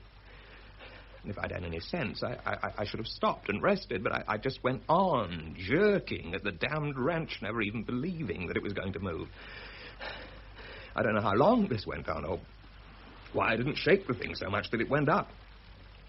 Finally, my hand slipped off the wrench, and I half fell backwards and just lay there, sobbing and panting. I heard somebody call and saw something misty about 10 feet away. I blinked my eyes clear. It was Strang. Keep away, for God's sake! There's one not done. Easy does it, old man. Now then, what's wrong? The damn thing's stuck. Oh, that's all right. Let me have a go. You want that turn, do you? All right, you do it. In case I put my big feet into this, you'd better get into the trench, old man. You've done your share. Now, why the hell should I? All right, all right. Now, here goes. Let's shift a bit. Now, once again. And once more. Yes, that's got him. Now, you tell me what to do, Squire. It's your party. Now, come out of the way. I can do it now. Yes. There's the traveller. With the wire, please. Hang on. You're earthing it, are you? I'm trying to. Can you manage, or shall I? No, I can do it. When it was on, I sat back and looked at it. And now what? Get your people and steam the charge out. And that's that? That's all. Yeah, come on. Let me help you up. He put his hands under my armpits and put me on my feet as though I weighed 6 ounces. Now, look, why should we carry all this stuff back? If you sit down for a moment, I'll go and get the car. And he started off, running along the beach. He ran beautifully, as though running were one of his things. I went over very slowly and sat down on a sandhill. I looked back at the thing lying there with the caps off, and I thought, I shall never be able to pay more than that for anything. And even that wasn't enough. There was a train back to town just after lunch. I was dog-tired, but I had to get away from it quickly. And anyhow, I knew Susan would be worried. It would have been easier if Strang hadn't been so good about it. He'd seen me lying on the sand, and he knew, I knew, but he never so much as flickered an eyebrow. I might have been the toughest thing on earth. He came to the station to see me off.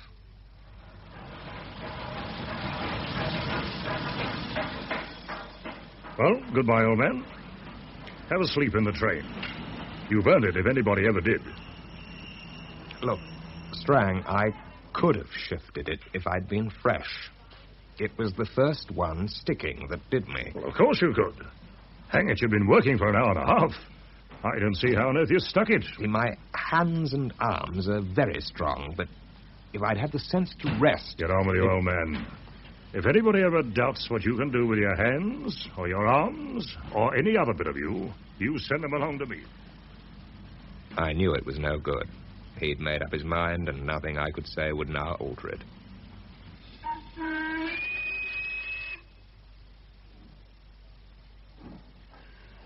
As the train started, I waved my hand.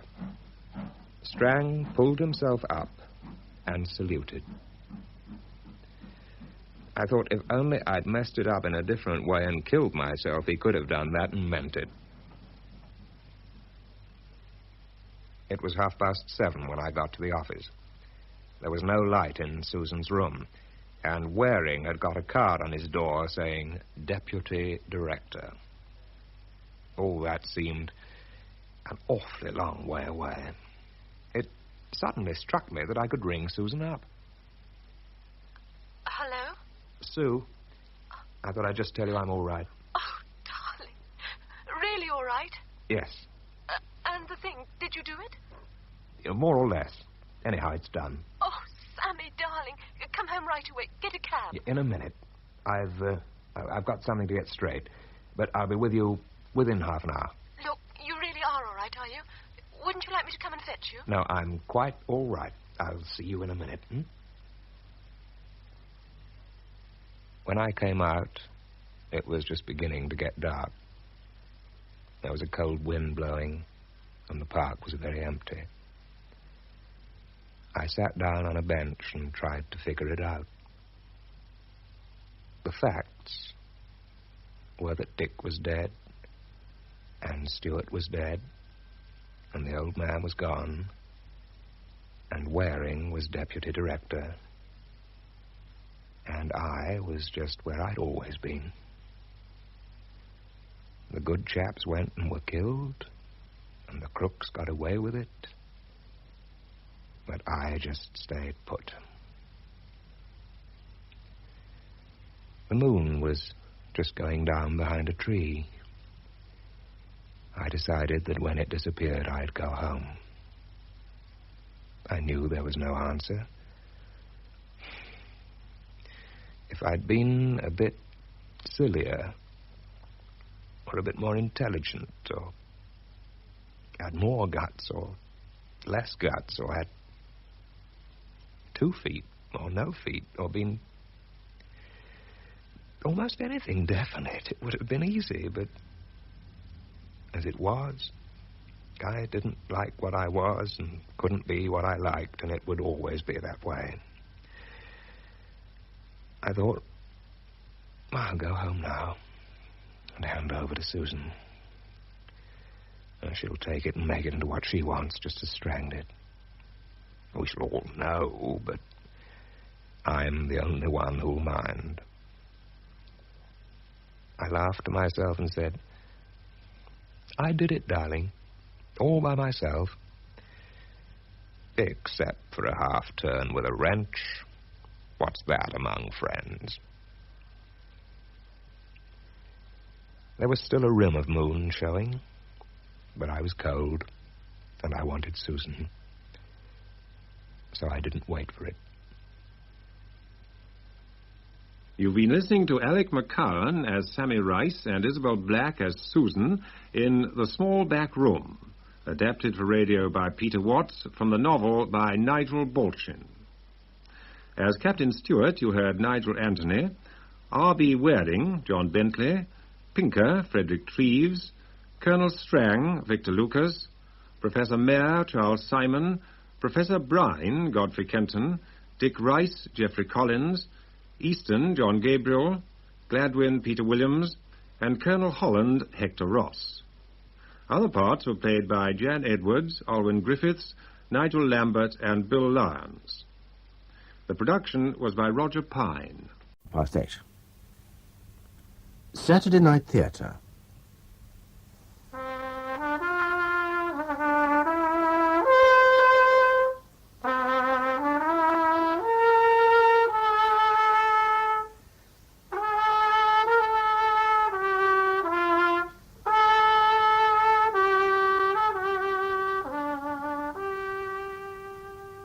The Man in the Dark, dramatised by Gwen Cherrell from the novel by John Ferguson, with Robert Trotter, Karin Fernald, Christopher Schooler, and Kenneth MacLellan.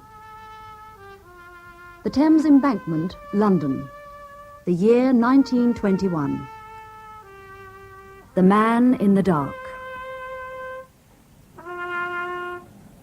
Spare a copper, mister. Mister!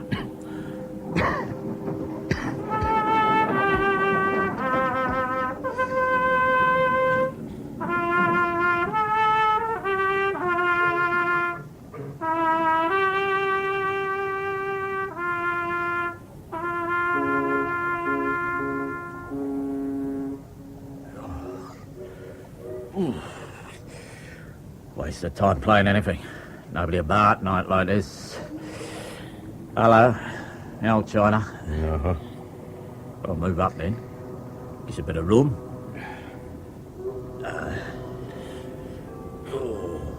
How are you, Beaumont? Yeah. How do you know my name? I have a good memory. I have to have. Hey, I didn't send you none of my letters, did I? A begging letter to me? Oh, look at me, man. I'm in rags. Well, you might have been one of my gents. Fell on hard times. This your billet for the night, then? Oh, less chance of being run in here. Oh, yeah. Rogers won't give you no trouble tonight. Not in this fog. Oh, cool. Well, I'm going down to Doss House. Coming? The sound of men screaming in their sleep. The stink. Stench of sweat, and worse. Yeah, a bit like vipers, isn't it? Still. When the trams have stopped running, the embankment's as quiet as anywhere. I remember you now. You're a chap. Knows a doctor. Lives in Ealing. What? Yeah, Doctor Pelayon. Oh, him. Yeah, we looked him up in that dictionary in a public library. Directory. Medical directory. Yeah. Hey, you tried touching him for a quid? No. Why not? I couldn't beg from him. I haven't seen him for years. Last time we met, we were students. Before you got your blighty? You're too proud, mate. That's your trouble. Ain't your fault you got a rifle butt in the face. There's hundreds. There's far... Hey, mate, you stop there. I'm going to raise the price of a cup of tea. I tell you, Ponsonby Paget is a journalistic genius, McNabb. He's a genius for raking muck, I'll give you that. Best of luck, Governor. He prints the truth. He prints half-truths. The public opens his lousy rag and reads, "There is no truth in the rumour," and they think, aha, what rumour is this? That's what I'm saying. He uses the oldest tricks in Fleet Street. He starts rumours by denying them. And he sells like hotcakes. It's dirty, laddie, it's dirty. Nobody in public life is free from his innuendos. Spare a copper, mister. There's no denying his circulation figures. They're higher than John Bull. Yes, no wonder John Bull don't prosecute him. What for? For pinching their layout as well as pinching their readers. Look at it. Street lighting makes it even worse. Good luck to you, Captain. The eye-opener. What a name for a responsible weekly. Well, it is an eye-opener. Ex-serviceman, Major. Like yourself, Colonel. Oh, for God's sake. For only 2 pence, Ponsonby Paget opens the eyes of the British people. Impudence. His own face on the cover. Britannia's eyes are opened. I wonder how much it costs to shut her mouth. What? The price probably varies. Depends who he's got in his clutches at the time. And you, Mr. Godfrey Chance, rising young journalist, you'd work for this Pegswell? He liked that article I showed him. I think he admired my cheek. I took it out to his house. Stick to the Daily Record, laddie. It's an honest paper. McNabb, you're a humbug. You like the Record because it pays for the odd article. Excuse me, Governor, excuse me. That the eye-opener? Yeah, you want it? Yeah, not half. You like it? Oh, like it. Keeps the cold out of treat, this does. Here, get yourself a hot drink. Tar, Gov. Thanks very much. Are you going back to the Records office, Mr. Chance? Yes. I'll come with you. What did he give you? Tanner? Yeah. I'll split it with you. Got change? Change? I haven't a penny in the world. Ain't you? Yeah, look. You take this, buy yourself a ticket to Ealing. No, man, no. Now, listen. Look, I'm not giving it, I'm lending it. And I want it back, see? With interest. Now, going out to Ealing on the underground, you're going to see your doctor, pal, you're going to make a touch. And I'll be waiting back at the Doss House for my half share. Got it?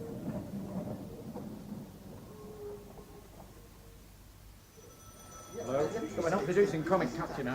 Look, McNabb. Take those 2 chaps we saw just now, down on the embankment. They're the men Ponsonby Paget speaks for. Ex-servicemen who fought for a land fit for heroes, men who've come home to find corruption rampant. There are profiteers in this country who are still making money hand over fist. Paget exposes them. And makes a fortune for himself while he's at it. He's a great man. He speaks for England. Oh, dear, oh, dear. Well, that's why he's worshipped. Not by his victims, he's not. Victims? You're very naive, Mr. Chance, if you think that all Paget's money comes from the proceeds of his twopenny weekly newspaper. What do you mean? Some comes from what he threatens to print, not what he actually prints. You're not suggesting he takes bribes? Paget takes bribes not to publish? This is 1921, Mr. Chance. Men in public life don't take bribes, nor do they give them. They merely do business together. Dear me, what a lot you have to learn. Evening, McNabb. Charles, I want you. Yes, sir. Lead article, Foreign Secretary speech. Yes, sir? Copy's on my desk. Go and get it. Right, sir. McNabb? No, sir. What? No, Mr. Matheson, I am not your employee. I'm merely a private investigator and your special correspondent in the event of a special crime. How's business? Find me a good crime. Find me one and I'll run your story. Plus expense. If it's a good crime, and a baffling one. Baffling to the police, that is. The old man wants to have a go at them. The police? I'm sorry for that. I'm a great admirer of the police force. Why didn't you join it, then, instead of setting up on your own? What are you looking for? I was wondering if Mr. Chance kept any sustenance in his desk. Chance? He's a teetotaler, you know that. I meant food. Aha! Biscuits. Who is Stephen Ware, Mr. Matheson? Who? The rumour that Sir Stephen Ware will be nominated for the Bywitch Division is without foundation. Where did you get that? From the Eye Opener. Oh, well, that rag. Are you going to run the story? What story? And anyway, who's Stephen Ware? I wonder if Ponsonby Paget's got his hands on him. Don't you? Have a biscuit. Where? Yeah, the only Ware I can think of is Ware the financier. Uh-huh. A couple of years ago, he got mixed up in a merchant bank that failed. Why did it fail? It handled some of the profits made by the munitions millionaires out of the manufacture of poison gas. Mucky money. The friendly societies wouldn't touch it. Too many of their members were gassed themselves. Matheson? Good evening, Mr. Matheson. This is Ponsonby Paget. An unexpected honour, Mr. Paget. For me, my dear fellow. I didn't expect the deputy editor of the Record to be the handmaiden to his own minion. You want Godfrey Chance? If I may, it's a personal matter. Chance! Now, what's he up to? Chance? No, PP. Chance! The great man himself? Coming. Yes, sir. Telephone. And my office when you've finished. Yes, sir. Thank you, sir. Godfrey Chance. Good evening, my dear young man. Mr. Paget? Short notice, but like you, I am a busy man. I want you to have dinner with me tonight. Tonight? At my house. It means leaving right away. You have my address. But, Mr. Paget... I'll be waiting for you. Mr. Paget, I can't. What? I've got an article to write, and then I have to... Damn. Oh, what a pity. I wanted to talk to you about that piece you left with me. However... Oh, Lord. Look here. What time will you be free? By 10? Can I rely on your being here at my house by 11? Oh, certainly by then. Ah, good. Now, this is a big thing for you. Take the sack rather than disappoint me. You understand? Yes. Good. I'm afraid I shan't be able to offer you supper, but a man on whom I can rely may hope for something more than his supper before long. That was... So it was. He wants me to go to his house. You'd better look sharp. The folk's coming down thicker than ever. Where does he live? In Ealing.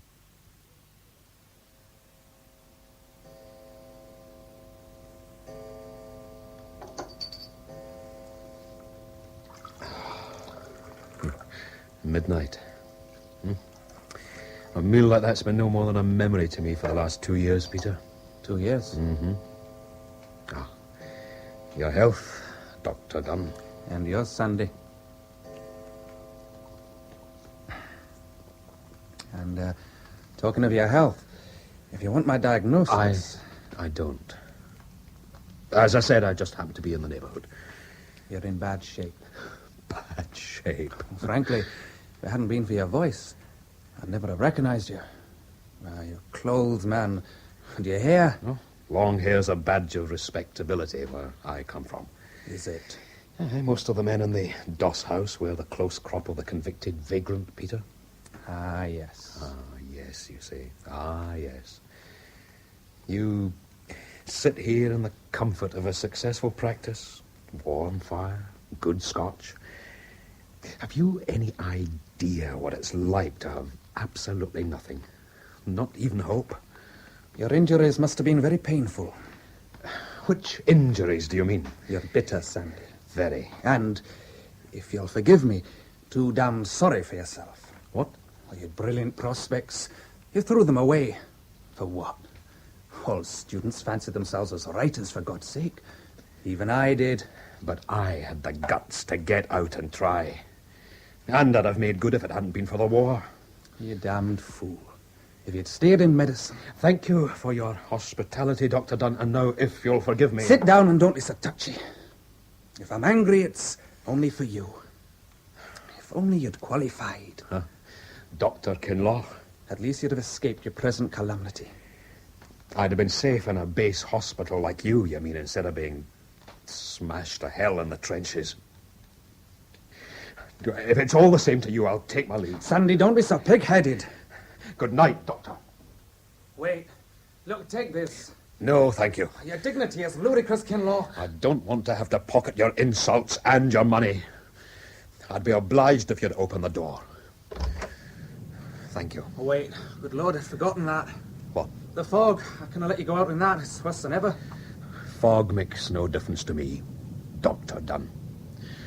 Goodbye. Wait. Wait, there's something important. Come back, Sandy. Sandy! Away with you, then I'll be damned. Damned, indeed. Oh, dear God, it's cold. Oh, Cat, your fur's soaking wet. You're as scruffy as I am. Oh, but you're warmer. You're much, much warmer.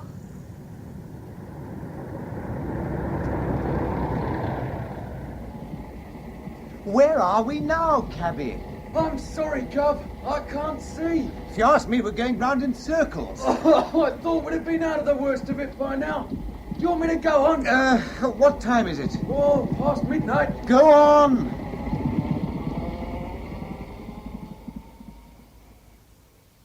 Oh, damn you! Look where you're going. Where am I? Let go of me. Take your hands off me. Sorry, I was trying to stop myself falling. And then I mistook the fur on your coat collar for a cat. A cat? It was here a moment ago. I beg your pardon. Ah, that's better. You recognize who I am? No, sir, I do not. Well, take a closer look. The most famous face in the country. I'm sorry, I can't. By George, the very man. There's something providential about this meeting, my friend. How would you like to earn £5? I'd do much at the moment for £5. Yes, I expect you would. Now listen carefully. A man is coming to my house, and it's essential that a third party should be present. A witness had been arranged for, but he's failed me. All I want you to do is simply to make it evident to my visitor that I am not alone. Do you think you're capable of that? How? I don't understand. Well, come with me. I'll explain.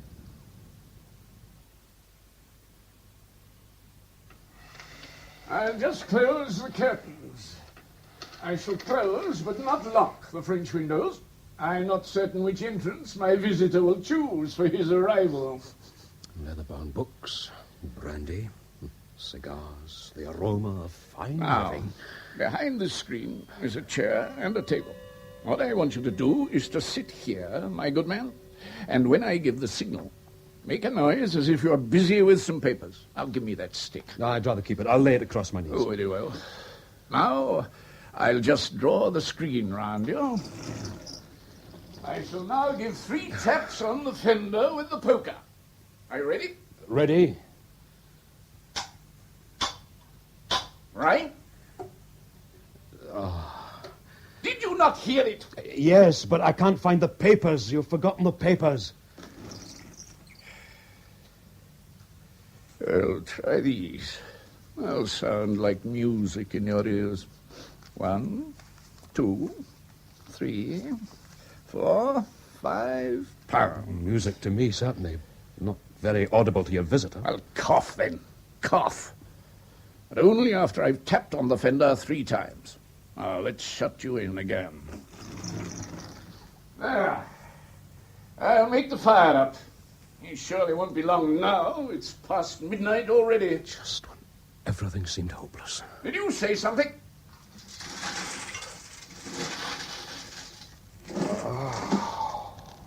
Warm room. Comfortable chair.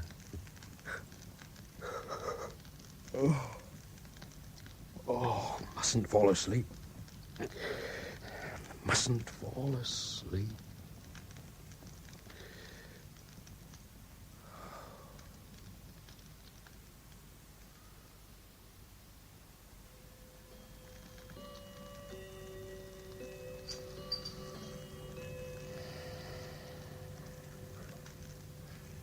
I trust the journey wasn't too unpleasant.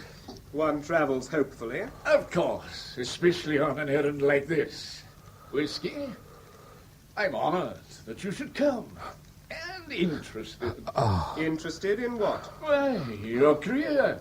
Promising politician rising rapidly in public life.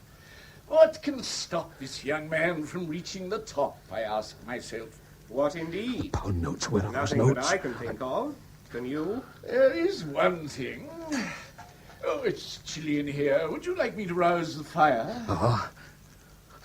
As I was saying, there is one thing, one small indiscretion, which could be erased. Ah, I see. The evidence of it purchased, you mean? Oh, come. And if I refuse to be blackmailed? All I'm suggesting is a little business arrangement.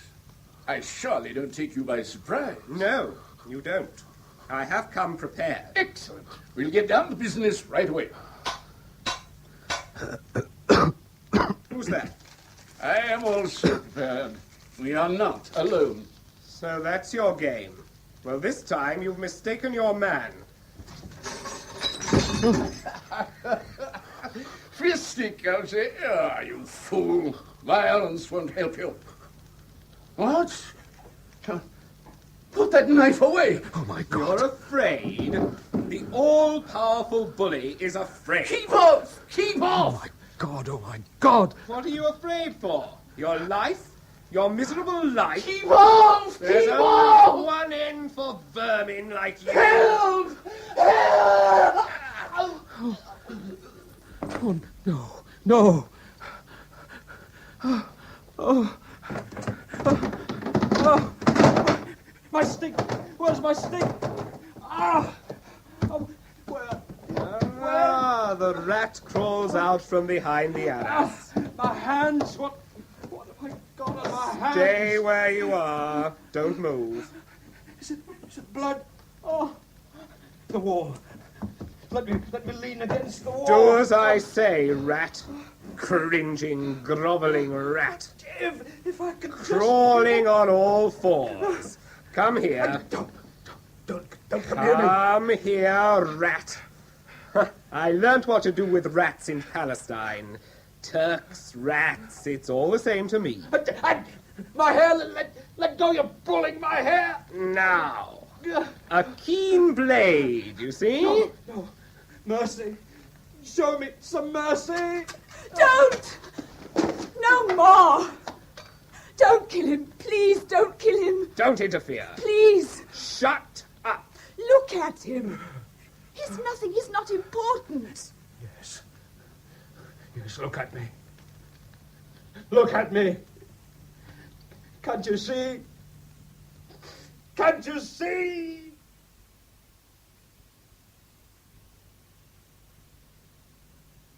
How did you know Mr. Paget was dead, Mr. Chance? I've attended too many police courts and inquests not to know that, Inspector Green. Mm-hmm. When there was no answer, I walked round the house, saw the French windows were open, and found, well, all this as it is now. How about my ringing my editor again, Inspector? I've never had an exclusive before, and this All in good time, sir. Well, Dr. Dunn, what do you think? Well, I'll tell you this, Inspector. The hand that sent that knife to the heart was an expert's. He struck upwards. Is that unusual? Well, downwards is the natural inclination. The trained killer pierces from below. Soldier, would you say? Possibly. Now, if you don't need my services anymore, Inspector, it's nearly morning. Well, I wouldn't mind your opinion on this, sir. Battered old walking stick. My God. What is it? Did you find that here? Yeah, on the floor, under that screen. I was going to ask you how tall you think the man is who owns it. You, think it might have been left by the criminal? Plain oak, pretty battered. It doesn't seem to go with Mr. Paget somehow. No, that's why I was so surprised. Well, I'd guess at least 6 feet tall, wouldn't you? Yes, sir. Can I have a look at it? Yes, the Prince men have finished with it. Well, Green, what have you got here? Oh, hello, Inspector Snargrove. Thank goodness. What? You're not going to sulk. Most local coppers sulk when the yard's brought in.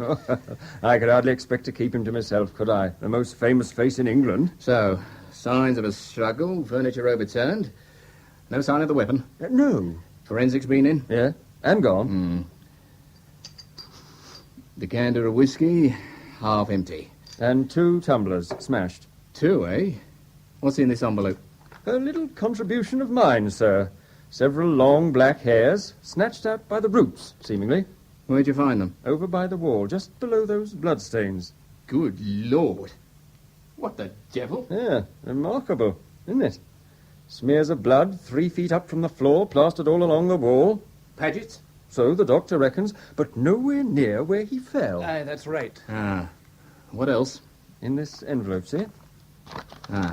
More glass. A splinter, but it's not from the drinking glasses. It's a fragment of looking glass. A mirror? Well, there's been quite a fight here. Did a mirror fall down in the rough and tumble? No, according to the servants, there's no mirror in this room. Where were the servants? They're asleep. Their quarters are in the coach house across the drive. Where's the chap who found him? I did. Godfrey Chance, Daily Record. What are you doing here? Well, I was invited. For 1 o'clock in the morning? I was delayed by the fog. Mr. Paget had telephoned me earlier in the evening. I didn't want him to think I'd failed him without making an effort. Did he mention any other guests? No. If a decanter of whiskey and 2 glasses was set, I take it that one of the glasses would be for you. No. Oh? Why not? I don't drink. Would he know that? I told him the first time we met. He never forgot details like that. Is that your walking stick? No. Whose is it, then? Oh, my head. How are you feeling? Huh? What can you remember? Remember the wall. The wall, it's here. You're all right. It must be on my left. When I fell, it was on my left. You're all right. What? Surely the wall... Has he gone? That man who was here, the visitor, has he gone? Look out, he's got a pistol. It's all right. That was the switch for the light under the dash. The dash? I turned it on to see if you were all right. Try to sleep. I must watch the road. We're in a car. Yes. Did you put these bandages on the back of my head? Yes. Where are we? You'll soon see.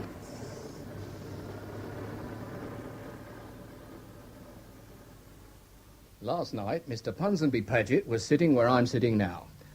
I'm reconstructing for you, McNabb. Thank you, Inspector Snargrove. He was expecting someone. A friend.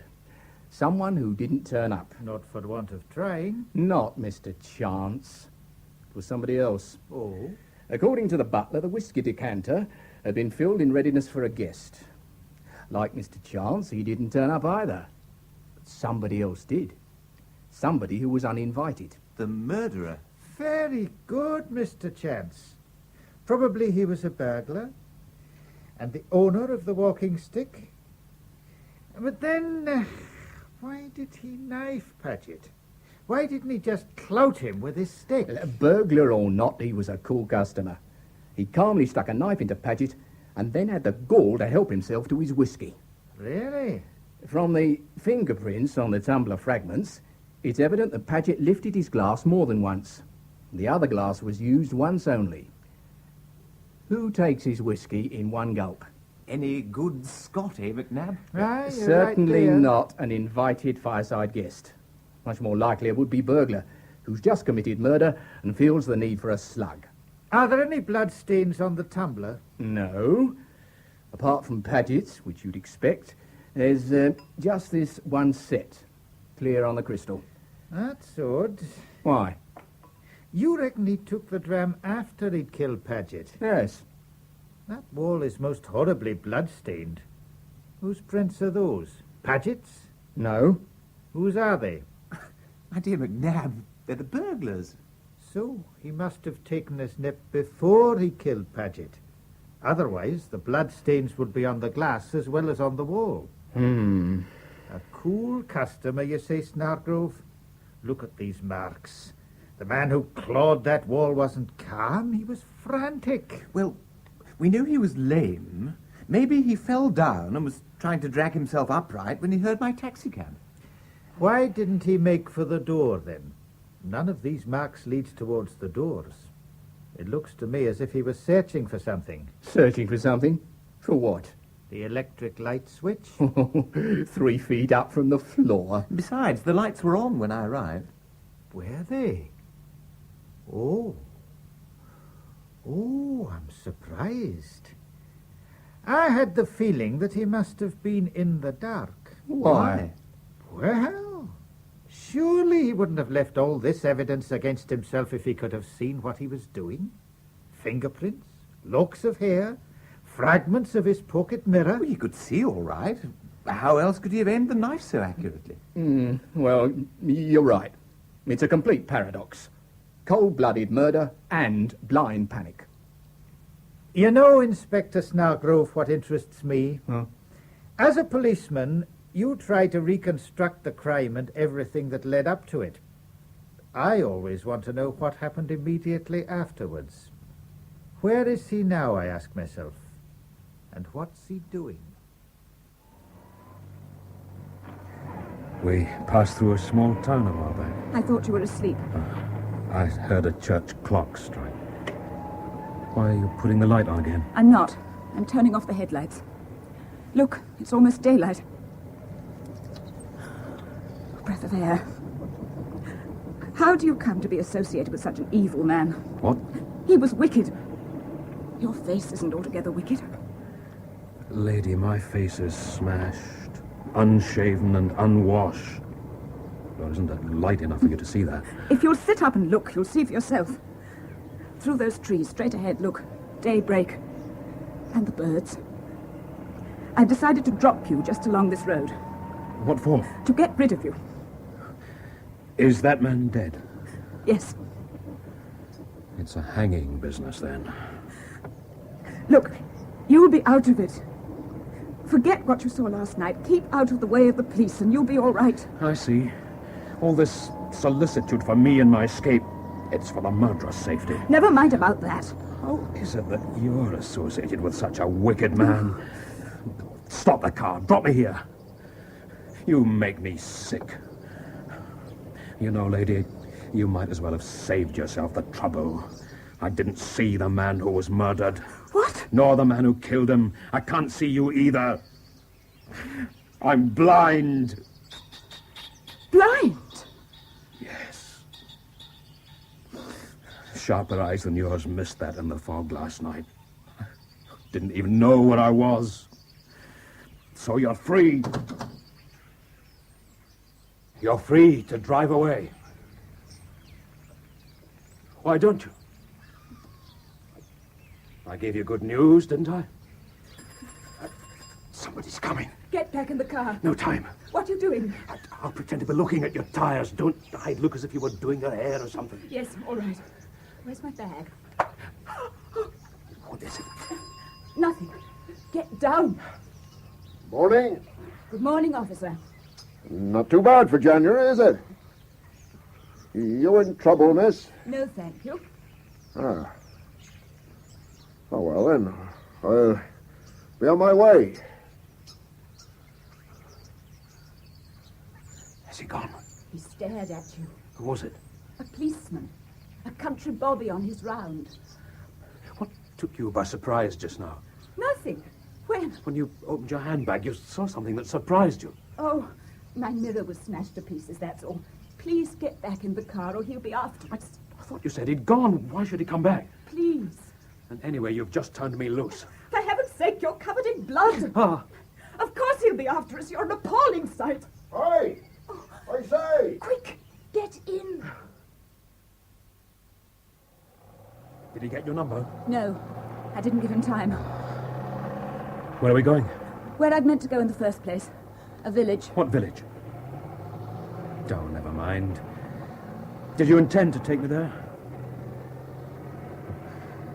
What made you change your mind and throw me out? Was it my face? Or was it my ignoble behavior? I don't know what you mean. I mean, did you remember that last night I grovelled in front of your murdering friend? What is it now? Remorse for the way he struck a blind man? Don't.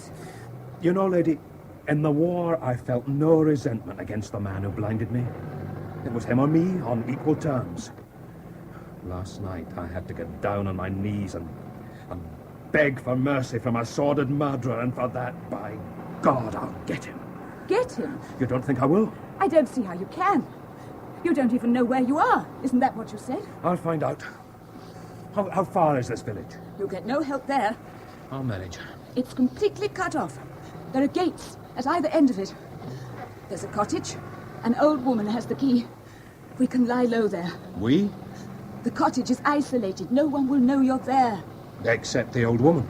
She won't. I thought you said that... I'll look after you. And nobody will see us arriving?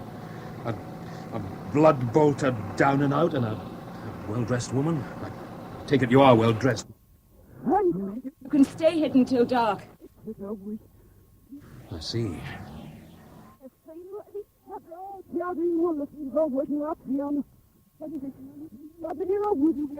My stick! What stick? Oh. You didn't bring it? Of course I didn't bring it. I didn't know then. Where is it? In that room. Well, it must be. It was beside my chair, behind the screen. What's it look like? Is it painted white? No. Are your initials on it? Oh, and it has a silver tip, perhaps, with an ivory handle. Can it be identified? As my friend Beaumont would say, there's hundreds, thousands just like it. Who's Beaumont? A man I met in the Doss house. Did he know you were going to that house last night? Lady, nobody knew I was going to that house last night. Least of all me.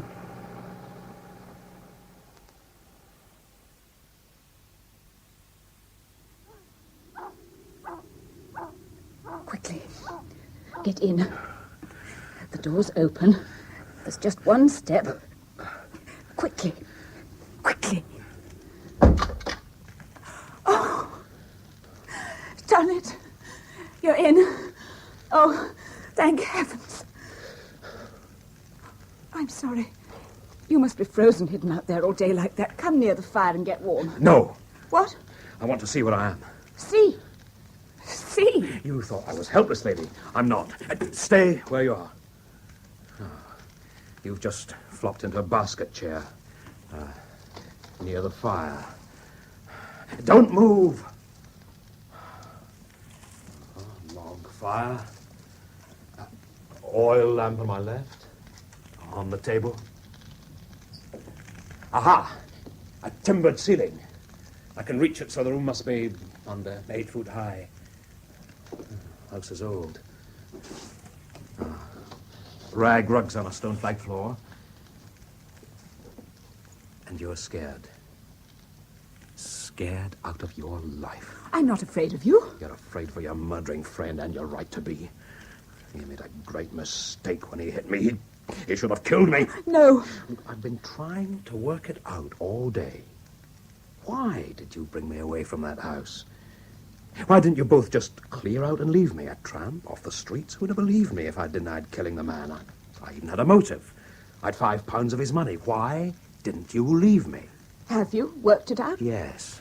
Tell me. When your friend savaged me, he hit me across the back of my skull. So, when I fell on top of the dead man, didn't I? I can't remember. I can. So, if I'd been found there, who could have gashed the back of my head? Not me. Not the dead man. It could only have been somebody else, and that somebody else could only have been his murderer. Bravo. So, you take me away, And now the police are looking for only one man. That's right. Me. No, an unknown assailant. Uh-huh. So, both your murdering friend and I are safe only for so long as I remain hidden. And unknown. Ha! Nobody knows we were there. The police know. They must stick. Oh, it was a good idea to take me hostage. It was also very dangerous. Where are you going? To heat up some water. Your head is bleeding again. Never mind my head. I want to know what you intend to do now we're here. I've made up a bed for you in the spare room. It's over there to your left. I have a key. Once you're in it, and when I have to go out to the village to buy food... And newspapers, you'll buy newspapers. I shall lock you in that room. When I'm in the house, you'll be free to walk about. There are no stairs. I see. You regard me as your prisoner. Why do you smile? Because, oddly enough, lady, I regard you as mine. It'll be interesting to see which of us is right, won't it?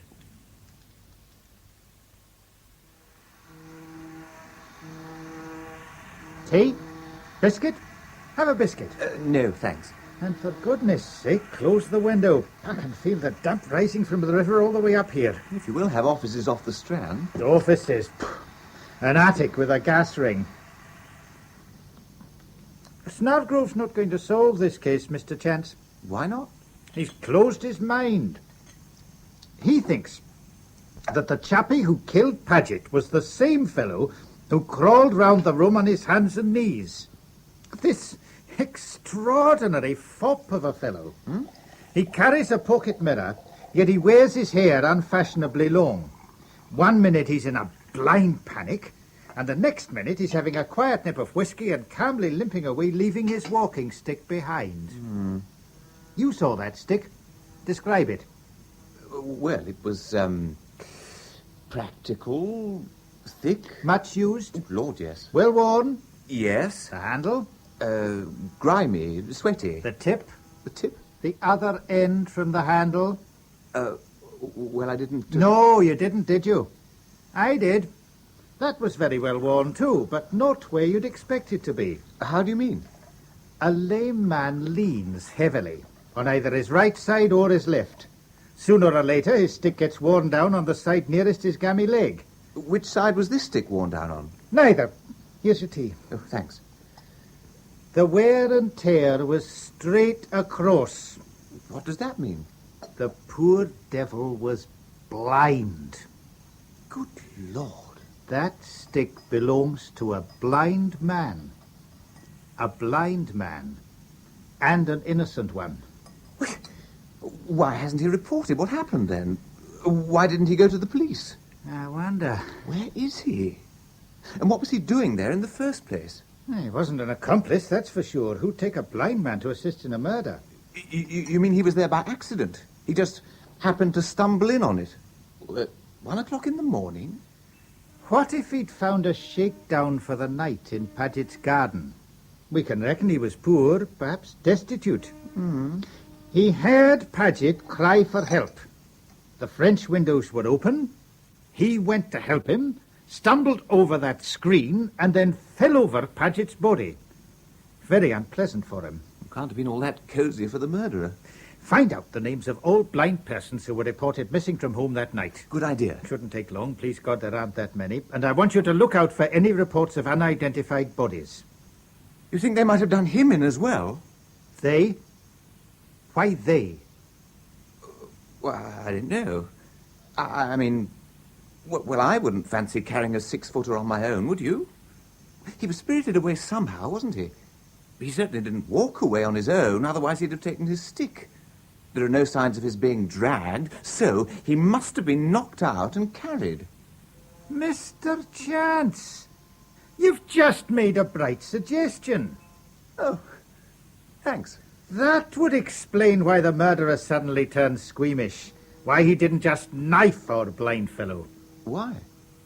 It might also explain those fragments of looking-glass. What have they got to do with it?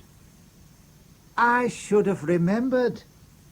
Where there's trouble, cherchez la femme.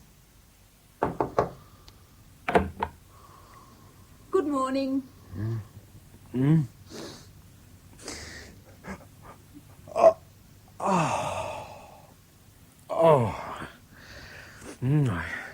I smell coffee, bacon.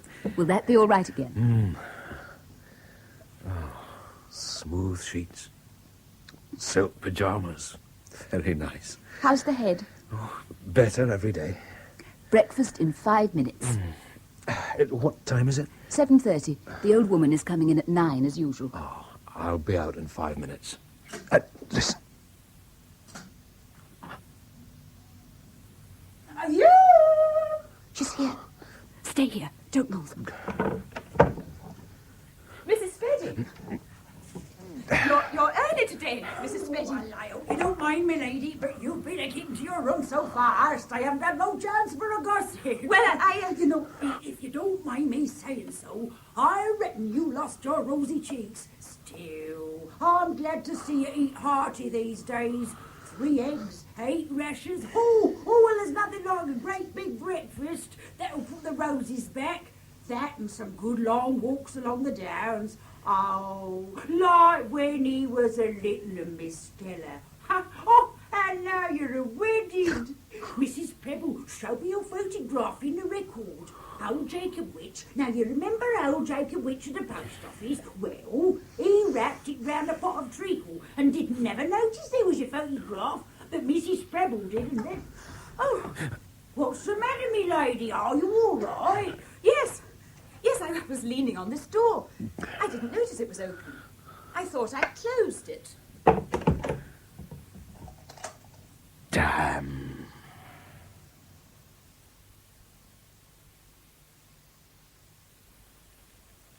Stella. Your name is Stella. It means a star. Appropriate in this case. Why? Well, ask yourself. What does a star usually mean to a blind man? I don't know. Nothing. Star to a blind man?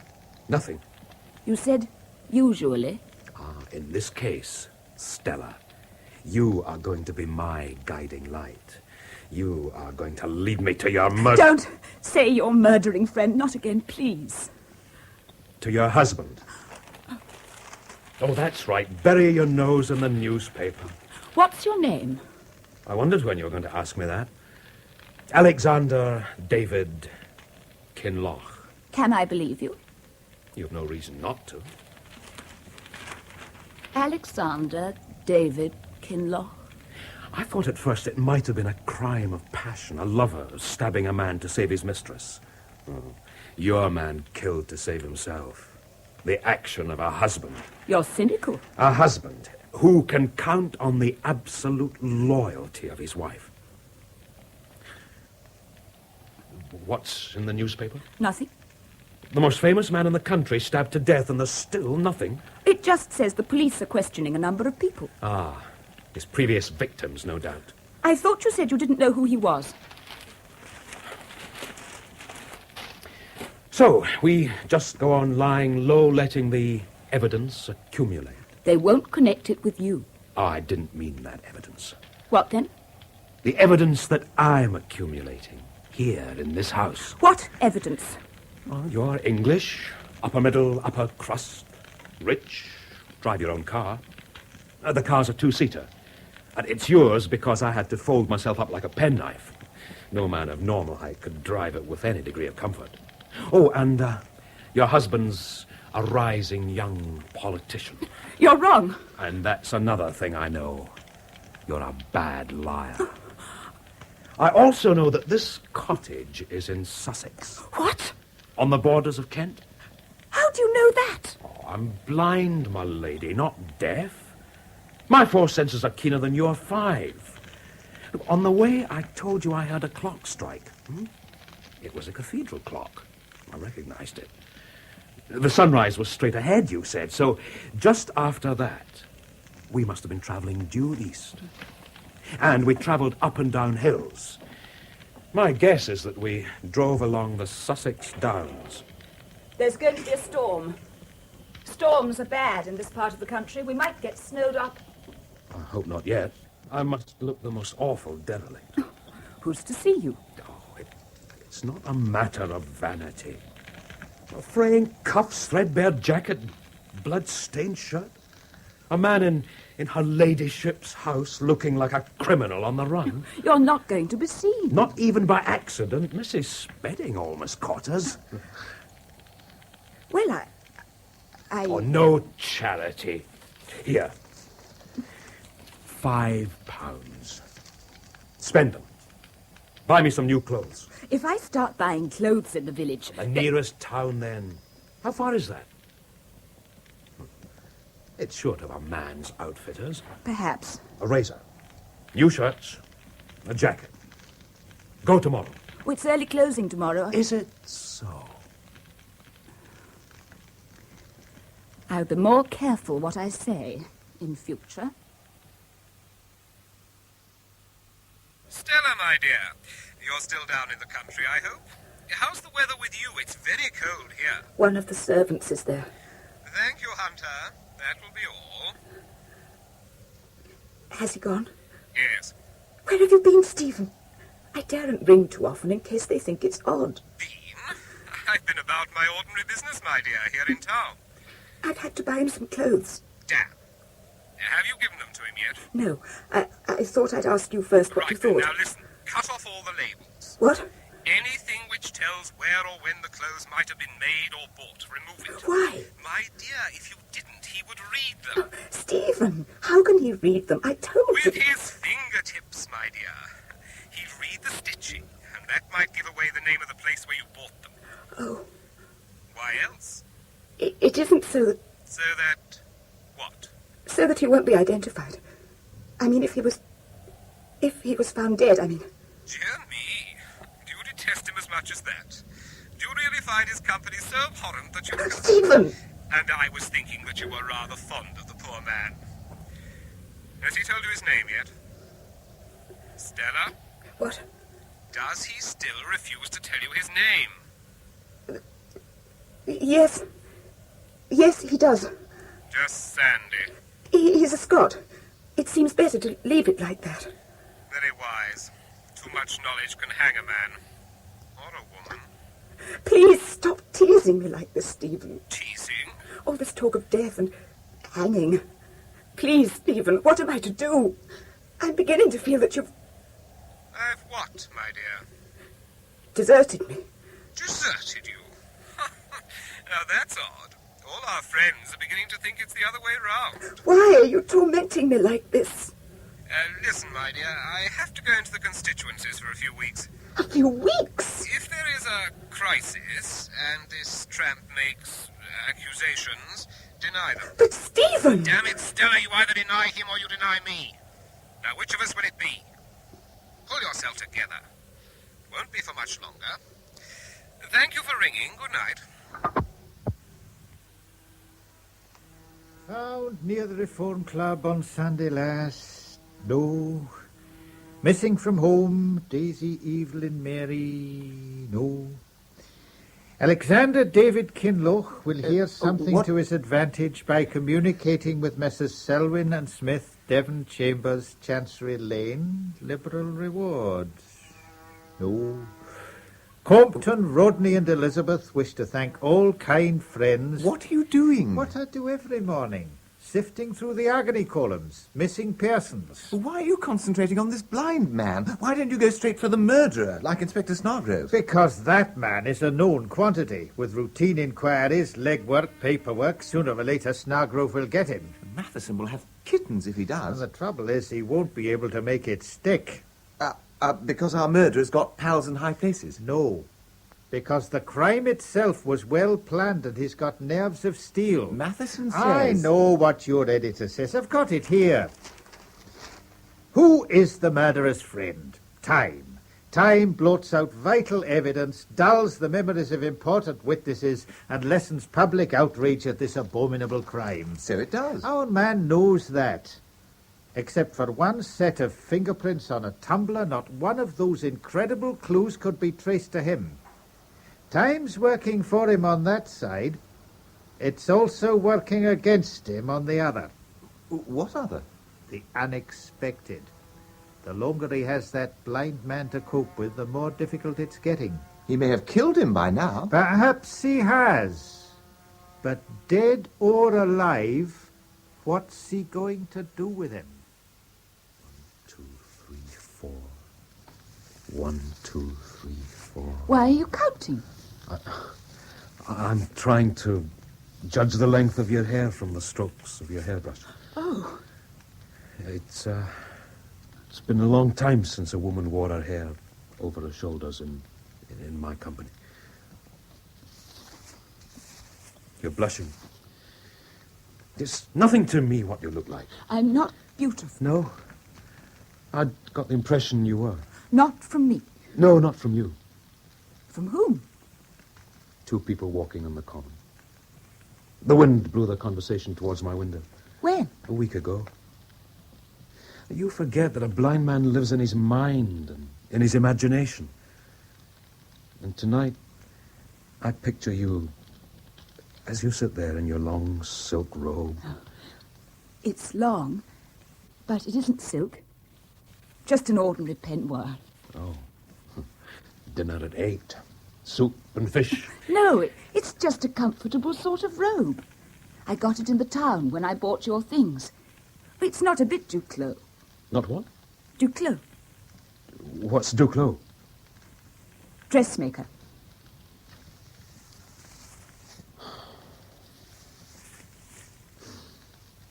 It's ended. What has? Oh, this little oasis of time. Being snowed in. Cut off. You'll be able to buy your newspapers again. Listen. Snow melting in the eaves. Can you not hear? You know, it's curious.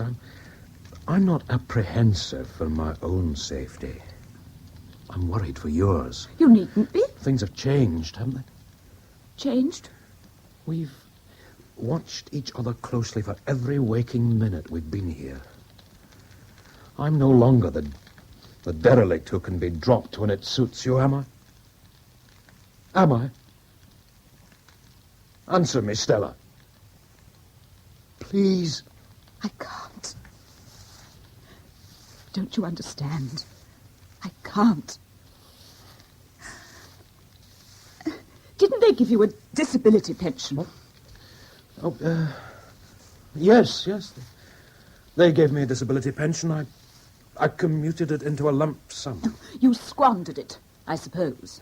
You sound like a wife before wives took to shingling their hair. I didn't blow that money. It went in tea shares. Calendar tea shares. 9p each they were. Friend advised me to buy. I believe there are thousands in my name, all completely unsaleable. I brought you back a present when I was last in the town. Hold out your hands. There. What is it? You tell me. It's Braille. It's a book in Braille. Travels with a donkey. I thought you might get bored when I'm out of the house. Or inquisitive. You want to keep me occupied, is that it? Oh, women don't use force, do they? They use guile. Your hair being brushed is stupefyingly beautiful to my ear. The gentle way you first bathed my head. Good food, wine, soft, clean linen. Always the scent of your body. Oh, you almost lulled me into forgetting, my lady. I don't read Braille. I can't. I won't admit that I'm not as able as you. And when you move, I want to be ready to jump. Come in, please, Doctor. Now, I have your card here. Thank you. My name is Dunn. And you're Mr. Selwyn, Mr. Smith? Well, actually, my name is Spencer, Dr. Dunn. Mrs. Selwyn and Smith died more than 50 years ago. What may I do for you? It's your advertisement. Alexander David Kinloch will hear something to his advantage if he communicates with your firm. Now, will you give me your word that it really will be to his advantage? I mean, I'm actually trying to find him myself. And, will you give me your word to the same effect, Doctor? Oh, that I will. It's clear that we both mean well by this young gentleman. We'd almost concluded he was dead. Well, he was alive on January the 15th. He called at my house in Ealing. To tell you the truth, he came in rags. He was a broken man, and to my eternal shame, I sent him away without help. I see. Dear me, in that case, he must be found at once. While he may not be rich, he'll certainly be comfortably off. What? All I need is his signed agreement to sell some of his shares. Well, he won't see your advertisement, Mr. Spencer. We'll have to find another way. Sandy! Sandy! What is it? There's another advertisement in the newspaper for you, for Alexander David Kinloch. What? And they've changed the wording. What do you mean, how changed the wording? Oh, it's not the same. Listen. Alexander David Kinloch, last seen in Ealing on the night of Monday, January the 15th. Read that again. Alexander David Kinloch, last seen in Ealing on the night of Monday, January the 15th. Full stop? What? Yes, January the 15th, full stop. Then, any person able to supply information as to his present whereabouts, kindly communicate with Messrs. Selwyn and Smith, Devon Chambers, etc., same as before. They know the date. And Ealing. Will any person, not will Alexander David Kinloch? Oh, no. What does it mean? And why have they changed it? They must know. They must know that I couldn't have read that first notice. That's why they've rephrased it. But what does it mean? They know I'm blind. But who is it? Either the police or your husband. My husband? He's the only other person who knows I was there that night. Why should he advertise? It's a trick. He wants me to make a move. He can't. He can't move without incriminating himself. Stalemate. Oh, I did warn you. A hostage is a dangerous liability. You neither of you know what to do with me, do you? What was that? Shh. What is it? There's somebody in the house. No. Listen. They're in the kitchen. The back door. Did I leave the boat undone? You must hide. Take my hand. Quick. Oh! Popping him to sight again, is he, that jack-in-a-box of yours? Mrs. Spedding, what on earth? I seen him not half an hour ago, and not for the first time, neither. You've been spying. Locked him in the spare room, didn't you? Till you got so brazen, the pair of you.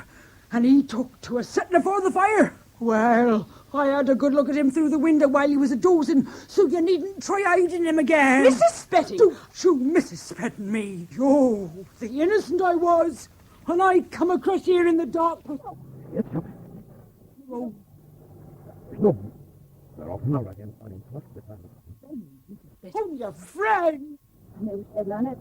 Half naked afore the fire. I saw you through them very window curtains. I see you a-brushing your hair with your arms and your shoulders white in shameless nakedness afore his very eyes. There's nothing wrong, I assure you. Then what's he hiding for? Oh, Miss Teller, you're in love with this man, aren't you? How dare you? Give him up. Give him up, do, afore it's too late. Give me up, Miss Stella. There's nothing more for you to worry about, Mrs. Spedding. I'm taking him away.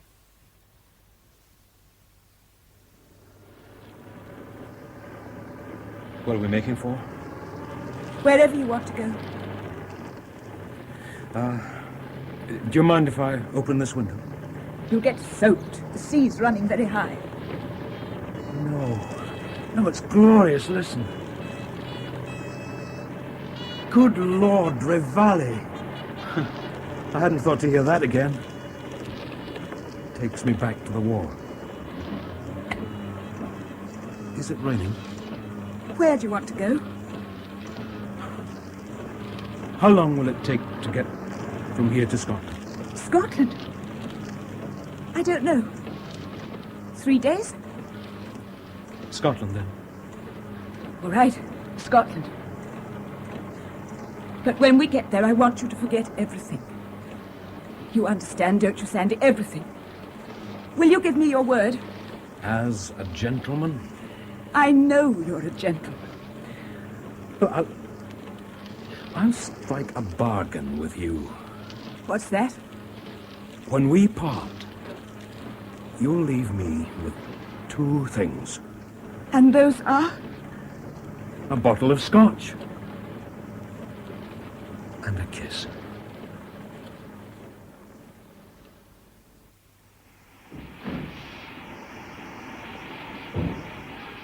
Dr. Dunn!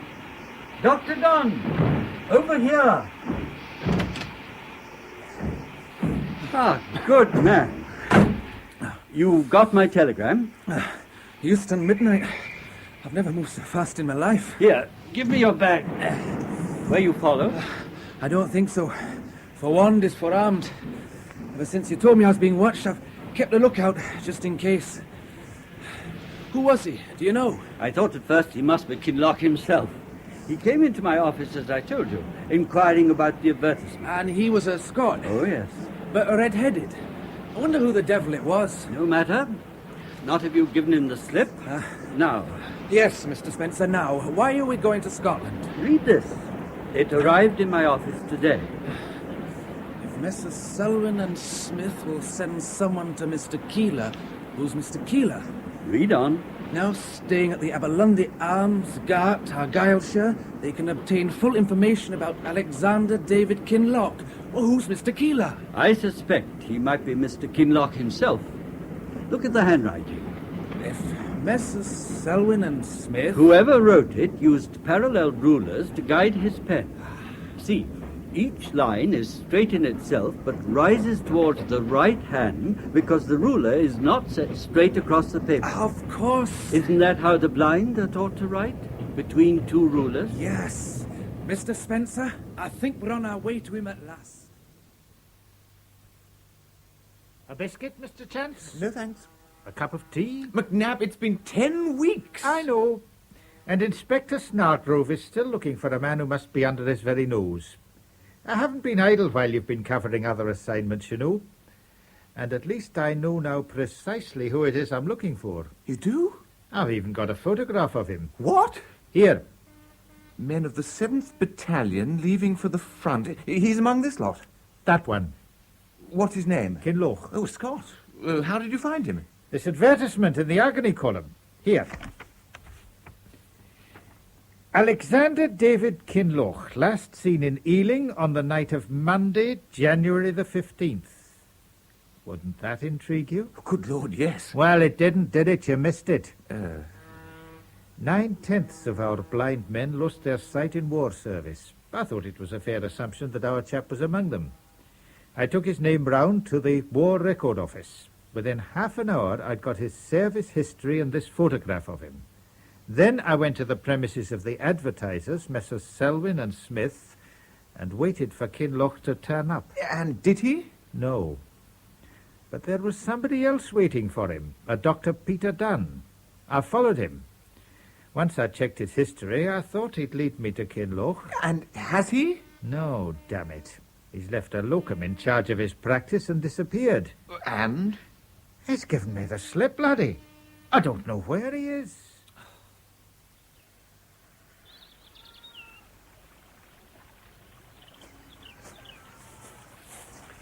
Mr. Keeler?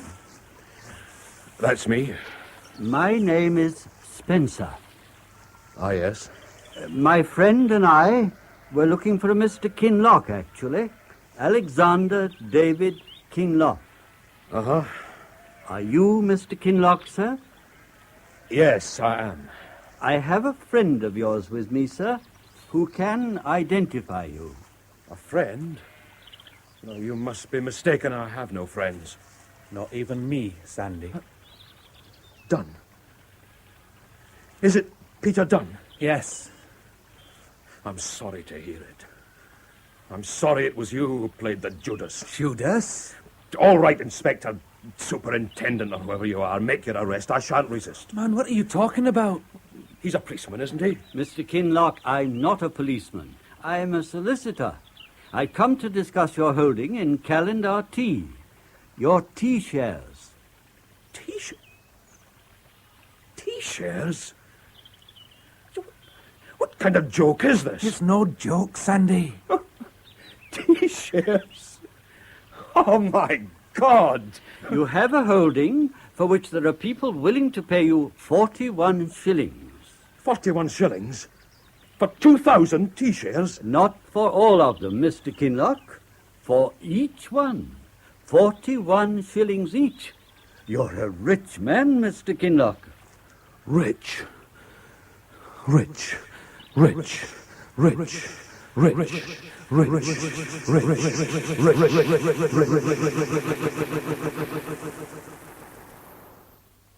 Sandy?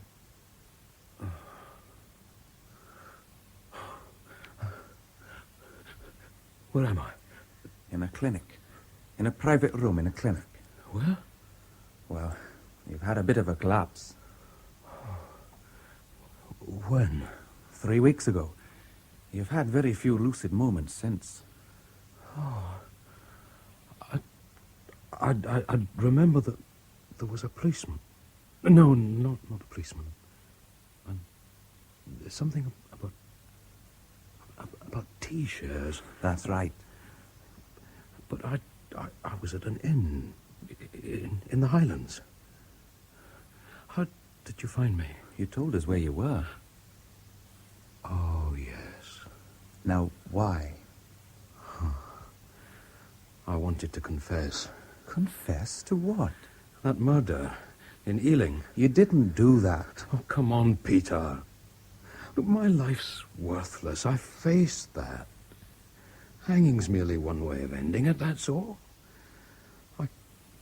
I can at least save somebody else's life by confessing. What are you saying? Give her a fresh start. There's only one life to consider at the moment, my lad. It's too late, Peter. Listen. That night in Ealing, I saw that your eyes might respond to surgery. You see, Sandy, there are new techniques now. There's only one surgeon in this country who can perform that operation at the moment, and he's here in this clinic. You mean he might be able to operate on me? I mean, he already has. What? It's done, Sandy. You've had the operation. It hasn't worked. Put your hand to your face. Bandages? You mean I'm still in bandages? They're to be taken off this afternoon. Sit down, Mr. Chance. You're making me nervous. Do you really think he'll come? You said 4 o'clock. He's long overdue. Only 5 minutes. There. Come in. My name is Dunn. Dr. Dunn. I'm Francis McNabb. We haven't actually I know met. you by sight. You followed me on several occasions. Oh, dear. Not very discreetly, obviously. Mr. Godfrey Chance, the journalist, you already know. Monday, the 15th of January, Ealing. Yes, I was called out that night. How do you do? When did you last see Mr. Kinloch, Dr. Dunn? Kinloch? Kinloch, I recall having heard the name, but I... Take a look at this photograph. Good Lord. You recognize him? It's how I remember him before the war. Blindness doesn't alter a man all that much. You know he was blinded. Doctor, you must tell me where he is. I can't. The man's in great danger. All right. He was there when Paget was murdered, but he didn't kill him. I know that. Do the police? He has nothing to fear by coming forward. Without protection, his life is at risk. Oh, he doesn't give a damn for his own safety. There's a woman. Ah, the looking glass. The fragment of pocket mirror. You were right, McNabb. La femme. The woman is shielding him, is she? Oh, quite the reverse. After being in hiding with him for nearly 2 months, she suddenly dumped him and disappeared. Oh, the man's mad. He was safely out of this appalling mess and he's gone straight back into it. How? Why? Oh, the woman bewitched him. He doesn't know who she is, where she lives, nothing, but he's determined to find her. And that's what he's doing now, searching for her? I imagine so. He refused to tell me his plans. Didn't want me to be implicated, he said. You mean he's on his own? A blind man looking for an unknown woman on his own? She's not unknown to him. He knows 1,000 things about her. The sound of her voice, the inflections of her speech, her likes, her dislikes. Don't forget, it's when we think people can't see us that we give ourselves away. And the blind have a perceptiveness that sighted mortals like us can't comprehend. You say he has plans? Apparently. Uh-huh. He'll find her. And I think I know how. How? Use your imagination, Doctor. If you were blind, how would you set about it? But what? Now what the dickens? What's so funny? But I'm not. I was going to say, I'm not blind.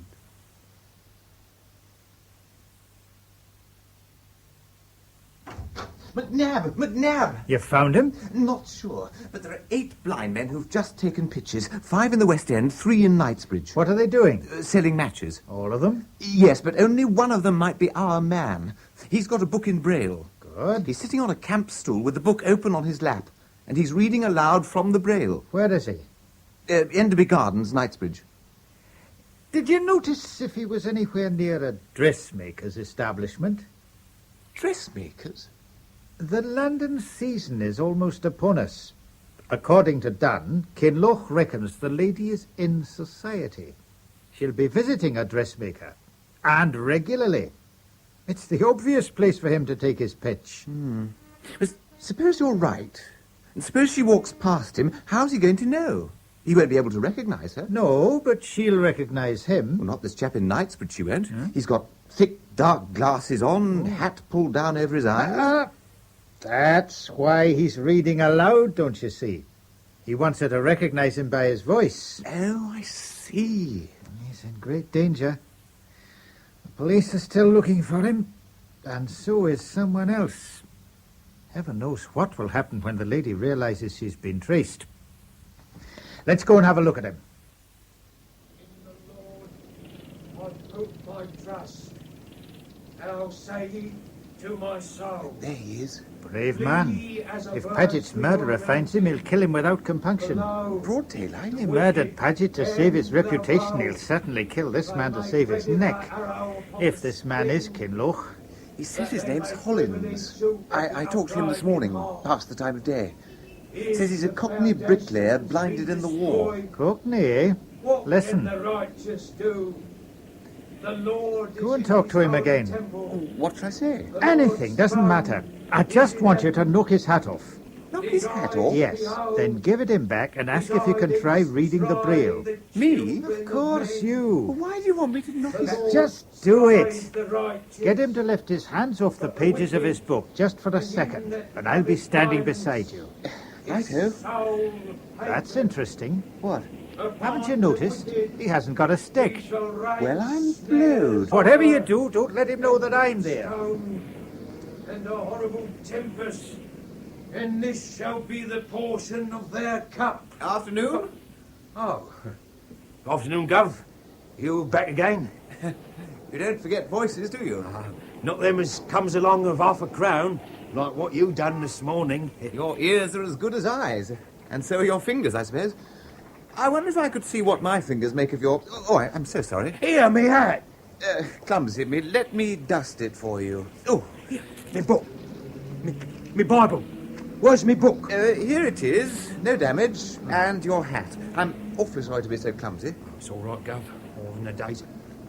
Here, what's happened to my book? The page is smooth. Here, what's this? Paper? Piece of paper. There. Good. No, there's nothing there. Feel. Who's beside me?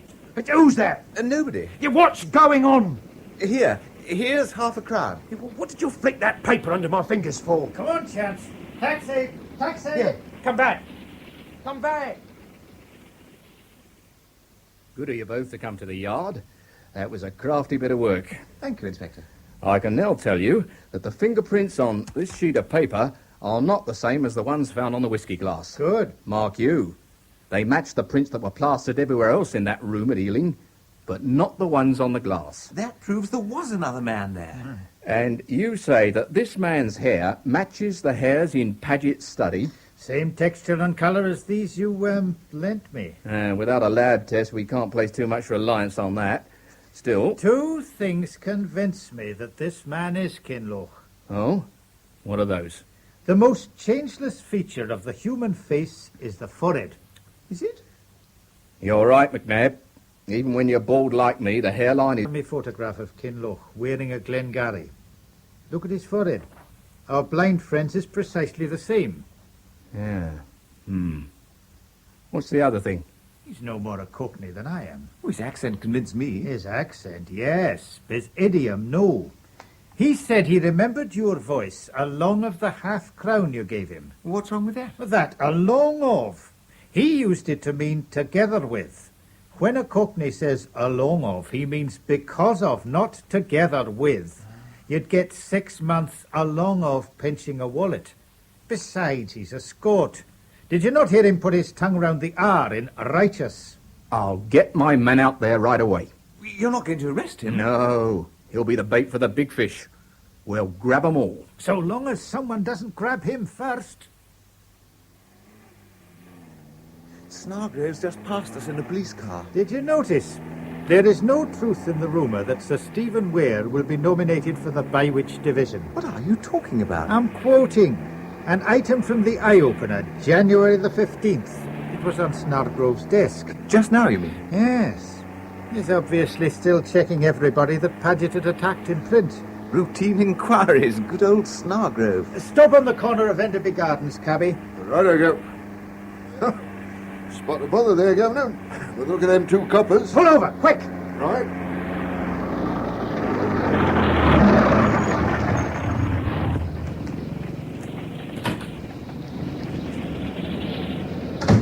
Here. Oh, thanks, Governor.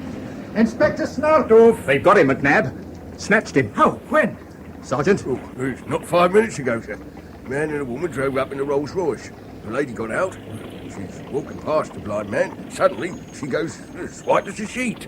Then she sort of, took ill, as you might say. Then the man jumped out of the Rolls and rushed to catch her. She was sort of swaying. He put her in the car. The blind man was standing up, and then he grabbed the man. What? Well, it's hard to tell who grabbed who, really. There was a bit of a scuffle. I rushed forward, and someone stuck out a foot, and over I went. Time I was up, they'd all driven away. Descriptions of the man and woman. Oh, yes, sir. Was the woman bobbed, shingled, or had she long hair? Well, it wasn't short, sir. The man? Ex-officer in mufti, I'd say. Number of the car? No, sir. Like I say, Get those descriptions out immediately. Oh, yes, sir. One other thing, sir. What's that? This blind man, he can see. What did you say? I swear he could see. What? Good Lord! Oh, of course! That's why Dr. Dunn laughed. Those thick, dark glasses he was wearing, surgical lenses, and the absence of any stick. Well done, Sergeant. Did he give himself away to the others, do you think? Oh, I couldn't say, sir. A taxi! Taxi! Hey! Where are you off to, Mr. Chance? Back to Fleet Street. No time for that. You and I are going for the big one. The exclusive on the arrest.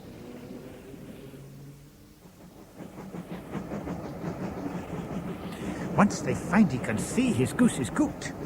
Now, Kinloch told Dunn that he reckoned the cottage was somewhere near the Kent coast. He remembered travelling alongside the sea. What we've got to find is a coast guard who knows every inch of that littoral from Rochester to Rye. Right. You've got details of the place Kinloch described so vividly to Dunn. If I can read my own shorthand.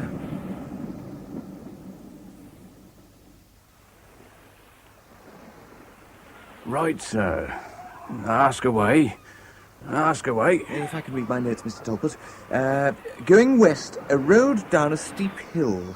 At the foot of the hill, you're suddenly so close to the sea. This is travelling by car. You're in a car. That at high tide, you feel the spray on your face. After about a mile, you turn away from the sea and you don't hear it again. Oh, this is hard. There's a score of places. You feel both the spray and the sun on your left cheek. Oh, well, that's better. Wipes out all North Coast, don't it? Well, sounds a bit like Pegwell Bay, sir. Pegwell Bay? No, that can't be right. Think, man, think. A life is in danger. Walmer. Walmer to a T. Walmer? No, wait a minute. It's a shingle beach. Noisy shingle beach. Well, all the beaches is shingle thereabouts. Leastways till you get to Dymchurch. There's Dover, but that's not a village. At high water of the springtide, with the noise of surf, you might hear a trumpet. A what, sir? A trumpet, man, a trumpet. Up to your right on higher ground. Dang me. I know the very spot, then. You do? Shorncliffe Camp, that is, lies between Folkestone and Hythe. There's the long hill down before you enter Sandgate. We're on the map. Quick, man, quick. Oh, now then... Here it is. Kinloch heard the bugle playing the reveille, and they hadn't travelled far from the cottage when they heard it. So well, that now, cottage must be somewhere within this radius. And the village is unusual because it's got gates at either end of it. Come on, Chance. We might be just in time.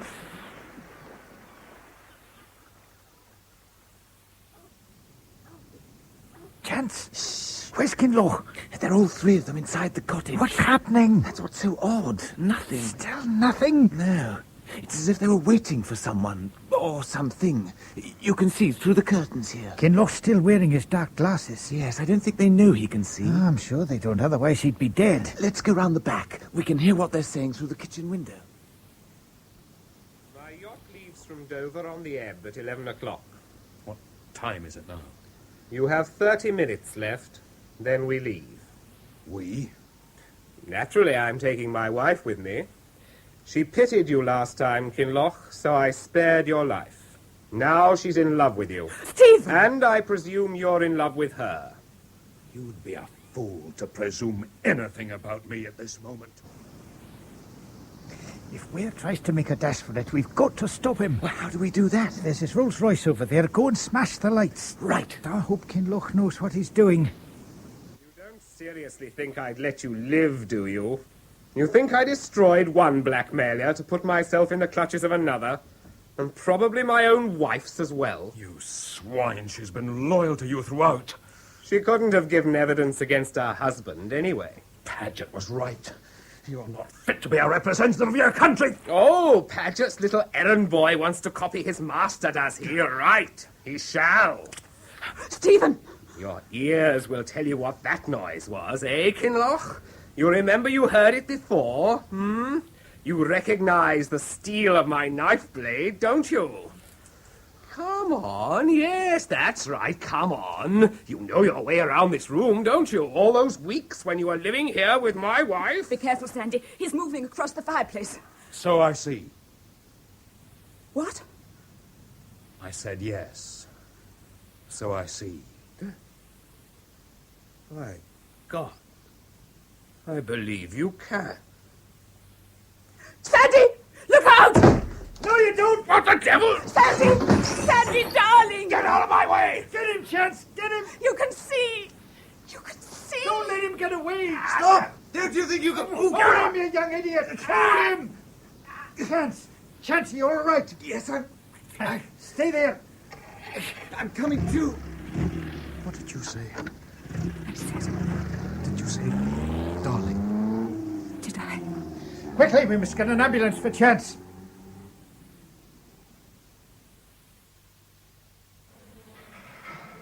He's in no fit state to see I anyone. assure you, nurse, he'll want to see me. I'm his boss. McNabb? Oh, Mr. Matheson. All right, 5 minutes, no more. Well, what's it feel like to make the front page? Painful. Paget killer caught by chance. Godfrey Chance, ace reporter of the Daily Record, last night... Who wrote that? Who else but the Record special correspondent? Inspector Snargrove of Scotland Yard has named Sir Stephen Ware in the Punsonby Paget case. On the night of the murder, we are informed Sir Stephen had retired early to bed. Then he got up, dressed, and went out to intercept his wife as she was returning from the country. He persuaded her to drive him to Mr. Paget's house in Ealing. As simple as that. The poor girl was terrified of him. Afterwards, he went back home to bed and in the morning told the servants she decided to stay in the country. Wait a minute. You can't publish this. It's sub judice. What about his trial? He's dead. Dead? Went over a cliff in his car.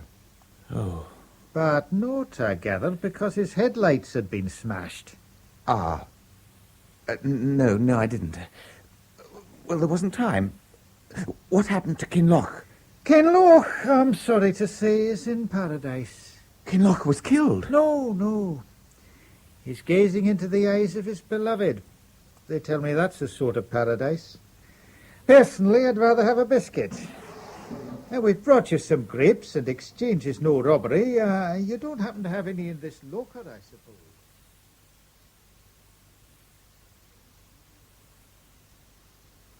In The Man in the Dark, dramatised for radio by Gwen Cherrell from the novel by John Ferguson, Kinloch was played by Robert Trotter, Stella by Karen Fernald, Chance by Christopher Schooler, and McNabb by Kenneth McClellan. Douglas Blackwell was Matheson, Malcolm Gerard, Sir Stephen Ware, David Graham, Inspector Snargrove, Peter Craze, Dr. Dunn, James Thomason, the Solicitor Spencer, and David Bird, Ponsonby Paget. Mrs. Spedding was played by Shirley Dixon, Talput by Michael Harbour, Inspector Green by Malcolm Reed, Sergeant Howley by Walter Hall, a cab driver by Andrew Sear, and Beaumont by Hayden Jones. Love's Old Sweet Song was played on the cornet by Graham Whiting, and the play was produced and directed by John Cardy. The Barretts of Wimpole Street. In this production of the play by Rudolph Pessier, we present Dorothy Tutin as Elizabeth Barrett, Paul Rogers as her father, Edward Moulton Barrett, and Jeremy Brett as Robert Browning. The year is 1845. The place, London.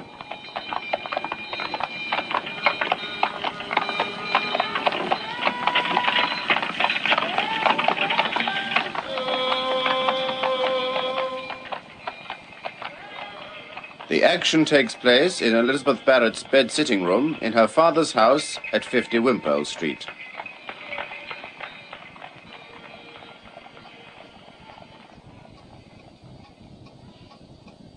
Elizabeth lies on her sofa. Seated beside her is Dr. Chambers, who is feeling her pulse. Yes.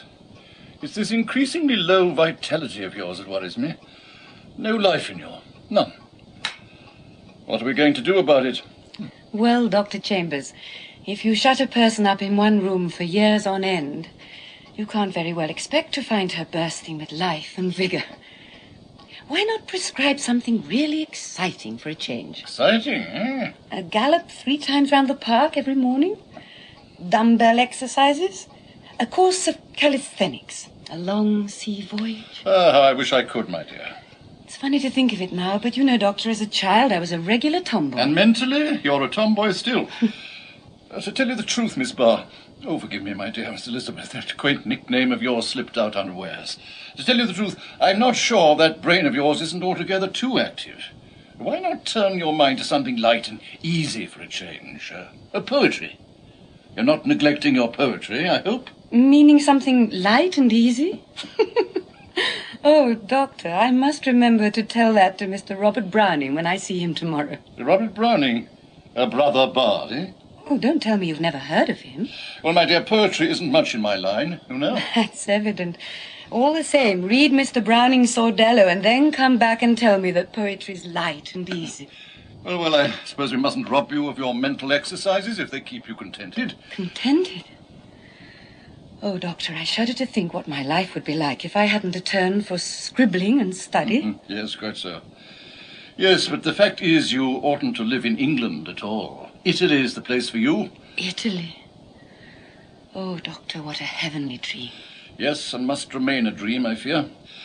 Tell me now, Miss Elizabeth, have you ventured on your feet at all lately? No, hardly at all. Papa, as you know, or one of my brothers, carries me from my bed to the sofa in the mornings and back to bed again at night. Sometimes, when I'm feeling venturesome, my maid supports me across the room. How's the appetite? Just to peck at your food, I suppose? Well, I always try to eat what I'm given, but I'm never very hungry. Oh, Doctor, that reminds me. Do you remember Papa suggesting to you that a kind of beer called porter might do me good? Yes, and an excellent suggestion, Oh, too. but forgive me, it was nothing of the kind. I have to drink it twice a day out of a pewter tanker, and my life in consequence has become one long misery. God bless my soul. It's no use my appealing to Papa, especially as the dreadful idea originated with him. But if you, dear, dear Dr. Chambers, were to suggest to him that something else, anything, I don't mind what it is, might be equally efficacious. You poor little lady. Of course I will. Yes, Wilson? Begging your pardon, miss, but the master wishes most particularly to see you before you leave, sir. Of course, of course. Is your master in his study? Yes, sir. Well, goodbye, Miss Elizabeth. Goodbye. Goodbye, Doctor. And you won't forget. Eh? P-O-R-T-E-R. I'll speak to him about it now. Thank you. Thank you. Good night. You needn't see me downstairs. I know my way. Very good, sir. I was just going to post your letters, Miss Barr. Shall I take Flush with me? Oh, yes, do. The poor little thing needs some exercise. Very good, Miss Barr. Come, Flush. Come along. Oh, excuse me, Miss Henrietta. I didn't see you come in. Oh, Pa, dinner was awful. Was Papa? Yes, he was. It was awful. He was in one of his moods, the worst kind. The nagging mood's bad enough, the shouting mood's worse. But don't you think the dumb mood's the worst of all? Yes, perhaps. I don't believe there were more than a dozen remarks all through dinner. The only sound in the room was the discreet clatter of knives and forks. Oh, Dr. Chambers isn't dissatisfied with you. You're not worse. No, dear. I'm just the same. Neither better nor worse. Oh, you're here, Henrietta. I've been looking for you everywhere. Papa has just sent you this note from his study. Me? Oh, dear. When he starts sending out notes from his study, look out for squalls. I've heard this morning that your cousin Bella and her fiancé, Mr. Bevan, propose to call on you tomorrow at 3 o'clock. You and Arabelle will, of course, be here to receive them, and if Elizabeth is well enough, you will bring them upstairs to see her, Papa. Oh, but Papa is quite impossible. Why couldn't he have spoken at dinner? Heaven knows he had opportunity enough. I'm afraid he was too displeased. Displeased? Oh, of course, we all know that he hates being ordinarily polite to anyone. Now he's simply bound to show some kind of hospitality. No wonder he was displeased. But are you quite fair? Papa seldom objects to us receiving our friends. For a cup of tea and a bun, and so long as the house is clear of them before he's back from the city. What enrages me is that I was expecting a friend tomorrow at 3. Now I shall have to put him off somehow. Why? Why what? Oh, why must you put your friend off? Bella and her fiancé won't eat your friend. What business is that of yours? Oh, but Henrietta, I hate people prying into my affairs. Oh, Henrietta, dear. Oh, dear. Oh, what can be the matter with her tonight? Usually she quite enjoys being quizzed about Captain Surtees' cook. Perhaps she may have begun to take his attentions seriously. But Papa would never countenance any kind of understanding between them. Even if Captain Cook came offering her a coronet instead of being an officer with only a small allowance, it would make no difference. Poor Henrietta. Oh, I'm sorry, Bar. I'm sorry, Arabelle. My dear, I never meant to annoy you. You didn't. You displeased me. Oh, I'm Papa's daughter, all right. When Bella and her fiancé call tomorrow, Arabelle will bring them up here to see me. And Henrietta, you can entertain Captain Cook in the drawing room. What a thing it is to be a genius, you darling. But I must have the room to myself at 3:30, as Mr. Robert Browning is calling then. No! But I thought... has Papa given his permission? Of course. But you said yourself only a short time ago that you didn't intend to receive him. I didn't. And I don't particularly want to now. But why? Because, my dear, at heart, I'm as vain as a peacock. Yes, but what is... You see, when people admire my work, they are quite likely to picture the poetess as stately and beautiful as her verses, and it's dreadfully humiliating to disillusion them. Oh, don't be silly, Bar. You're very interesting and picturesque. Isn't that how guidebooks usually describe a ruin? Oh, I didn't mean... Of course not. As a matter of fact, Mr. Browning has been so insistent that out of sheer weariness I've given way. But I don't want an audience to witness the tragedy of his disillusionment. So mind, Arabelle, Bella and her Mr. Bevan must have left the room before he arrives. Come in. Come in, Noki. I've just come to see how you are and to wish you good night. Doctor satisfied? Oh, yes, I think so. Come in. Well, Septimus? How are you, Bar? I hope the doctor is satisfied with you. Oh, yes, I think so. The Headleys are dining here in force next Tuesday. By Jove, not really. Come in. Alfred. And how's our dear Bar tonight? I hope the doctor was happy about you. Oh, yes, I think so. Come in, Charles and Henry. How are you feeling tonight, Bar? I hope Dr. Chambers' report was good. Oh, yes, I think so. I must say, I think you're looking a little better. What do you say, Charles? Eh? Well, looking better, don't you know? More herself, what? Come in, George. Well, and how's Bar tonight? The doctor just been, hasn't he? I'm afraid he wasn't too pleased with you. Oh, yes, I think so. What? I mean, why? You're not looking so well. Is she, Henry? On the contrary, I think she's looking considerably better. So does Charles, don't you, Charles? Eh? I think it's just possible that you'd all be interested to hear that Papa is going to Plymouth on business next week. Go on, George, go on, and? And that he's not expected to return for at least a fortnight. George, how wonderful! Glorious! Do you poke, George? Oh, don't be childish. Well, I poke.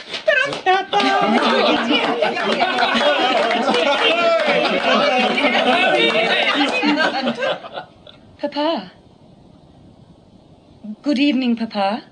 I am most displeased. It is quite in order that you young people should visit your sister of an evening and have a few quiet words with her, but I think I've pointed out not once but several times that in her very precarious state of health it is inadvisable for more than 3 of you to be in her room at the same time. My wishes in this matter have been disregarded, as usual. I'm gravely displeased.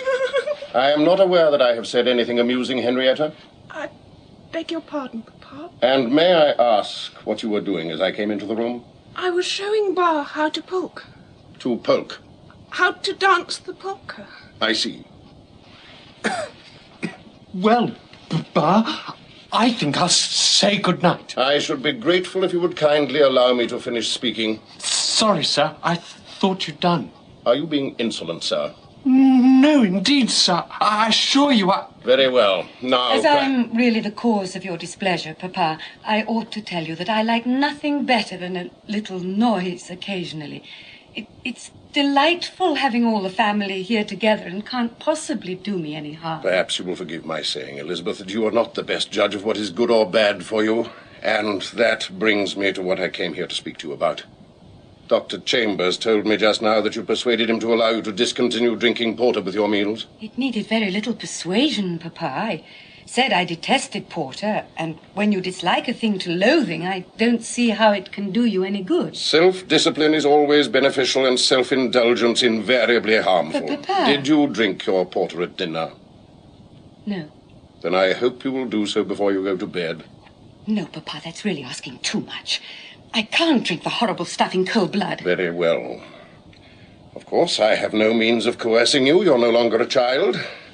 But I intend to give your better nature every chance of asserting itself. A tankard of porter will be left at your bedside. And I hope that tomorrow you'll be able to tell me that you have obeyed your father. I'm sorry, Papa, but I shan't drink it. Henrietta, go down to the kitchen and fetch a tankard of porter. No. I beg your pardon. It's sheer cruelty. You know how Bar hates the stuff. The doctor's let her off. You're just torturing her because you like torturing. I have told you to fetch a tankard of porter from the kitchen. I won't do it. Must I ask you a third time? Obey me this instant. Papa, go and fetch it, Henrietta. Go at once. I can't stand this. No, Please, please. Oh, very well. You had all better say good night to your sister. Good night, dearest. Good night. Good night, Pa. Good night. Good night, Pa. Good night. Good night, Pa. Good night.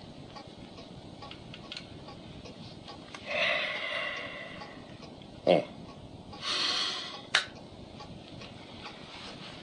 Here, the porter, Bar, darling. No. Give it me. There. Now you may go. Good night, dear. Good night, Bar.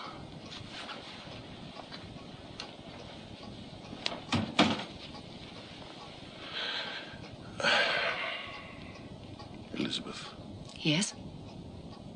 Why do you look at me like that, child? Are you frightened? No, You're trembling. Why? I don't know. You're not frightened of me. No, you mustn't say it. I couldn't bear to think that. You're everything in the world to me. You know that. Without you, I should be quite alone. You know that, too. And you. If you love me, you can't be afraid of me, for love casts out fear. You love me, my darling. You love your father. Yes. And you'll prove your love by doing as I wish. I was going to drink the porter. Yes, out of fear, not love. Oh, listen, dear, I told you just now that if you disobeyed me, you would incur my displeasure. I take that back. I shall never in any way reproach you.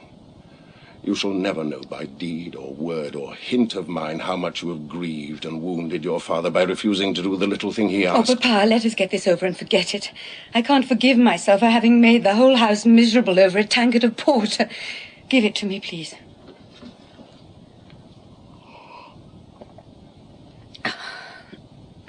You're not feeling worse tonight, my darling? No, Papa. Just tired. Yes, just tired. I'd better leave you now.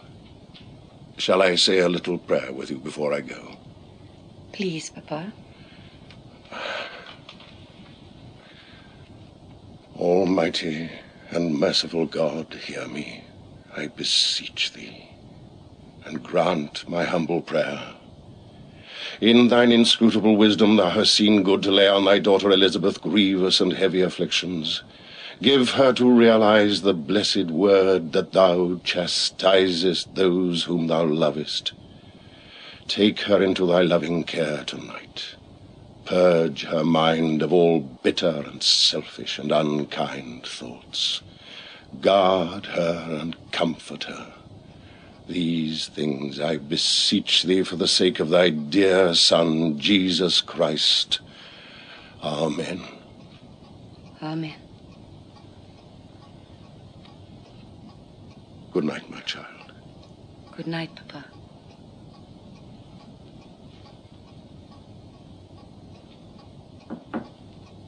Come in. Are you ready for your bed now, Miss Burr? Oh, Wilson, I'm so tired. Tired of it all. Will it never end? And, Miss? This long, grey death in life. Oh, Miss Burr, you shouldn't say such things. No, I suppose I shouldn't.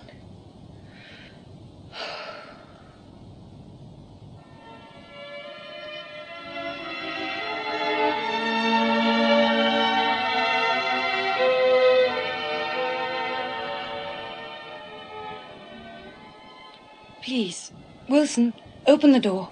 I'm expecting visitors this afternoon, and I want the room to be quite fresh for them. Oh, I wish we could open the window. Open the window, Miss Burr? Oh, yes, I know. It's strictly forbidden. Well, open the door wide. Oh, I'd best cover you well up first of all. Visitors, Miss Burr? Yes, my cousin, Miss Bella Headley. I haven't seen her since she was a child, and such a lovely slip of a child. And now she's just become engaged. Indeed, Miss? And is she bringing her young gentleman with her? Yes. And Mr. Robert Browning is calling later. Oh, indeed, Miss. Is he the gentleman who's always sending you such lovely bouquets? Yes. Oh, that will be nice for you. Now, you sure you don't feel a draught, Miss Barr? Quite, thanks. Wilson. Yes, Miss. Have you noticed anything strange in me today? Strange, Miss? Yes, strange. I mean, dull-witted, thick-headed, stupid, idiotic. Oh, no. Well, perhaps a bit absent-minded like, but that isn't anything for you to worry about, Then Miss you don't Barr. think I'm going mad? Mercy on us, mad? Very well. Now, listen carefully and tell me what you make of this. And after for pastime, if June be refulgent with flowers and completeness, all petals, no prickles, delicious as trickles of wine poured at mass time, and choose one indulgent to redness and sweetness, or if, with experience of man and of spider, June used my June lightning, the strong insect ridder, to stop the fresh film work, why, June will consider. Well? Oh, I call that just lovely, Miss Barr. But do you know what it means? Oh, no, Miss. Does it convey anything at all to your mind? Oh, no, Miss. Thank heaven for that. But, well, the poetry never does, Miss. Leastways, not real poetry like what you make. But I didn't write that. It's by Mr. Browning. Oh, he must be a clever gentleman. Oh, yes, he's all that.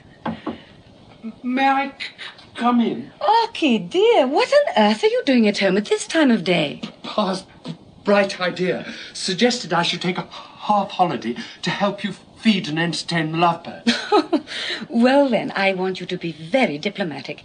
Captain Surtees' cook is calling at the same time as Bella and Mr. Bevan. He's coming to see Henrietta, and I've arranged for Arabelle to bring Bella and Mr. Bevan up here to see me. You must come with them. Why? So that Henrietta can have Captain Cook to herself for a little while. Oh, yes, quite so. I see. And you don't look in the least ashamed of yourself. I'm not. But does it occur to you, my dear Bar, that we may be doing Henrietta an uncommonly bad turn by encouraging this budding romance? Yes, but I think we ought to chance that. Oh, Bar, they've arrived, and in state, the Bevan barouche, powdered footman and all.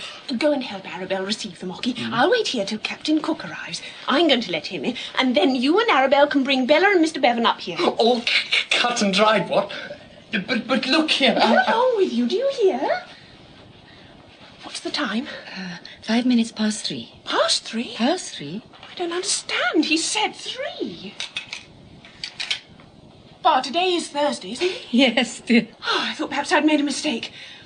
Oh, I wish he were able to come in his uniform. That would take the curl out of Mr. Bevan's whiskers. Oh, there he comes. I can see him from the window. Oh!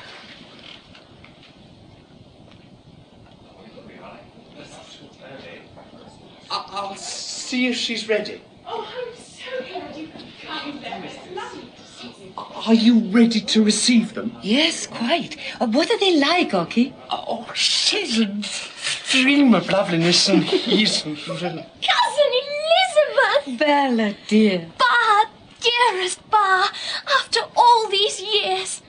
But, oh, my poor Bar, how sadly you've changed. So pale, so fragile, so ethereal. And you, Bella, are even lovelier than you promised to be as a child. Flatterer. You hear that, Howie? This is my dear, dear Howie, Mr. Bevan, Miss Elizabeth Barrett. Delighted, Miss Barrett. Charmed. No, Howie. You must take her hand, like this.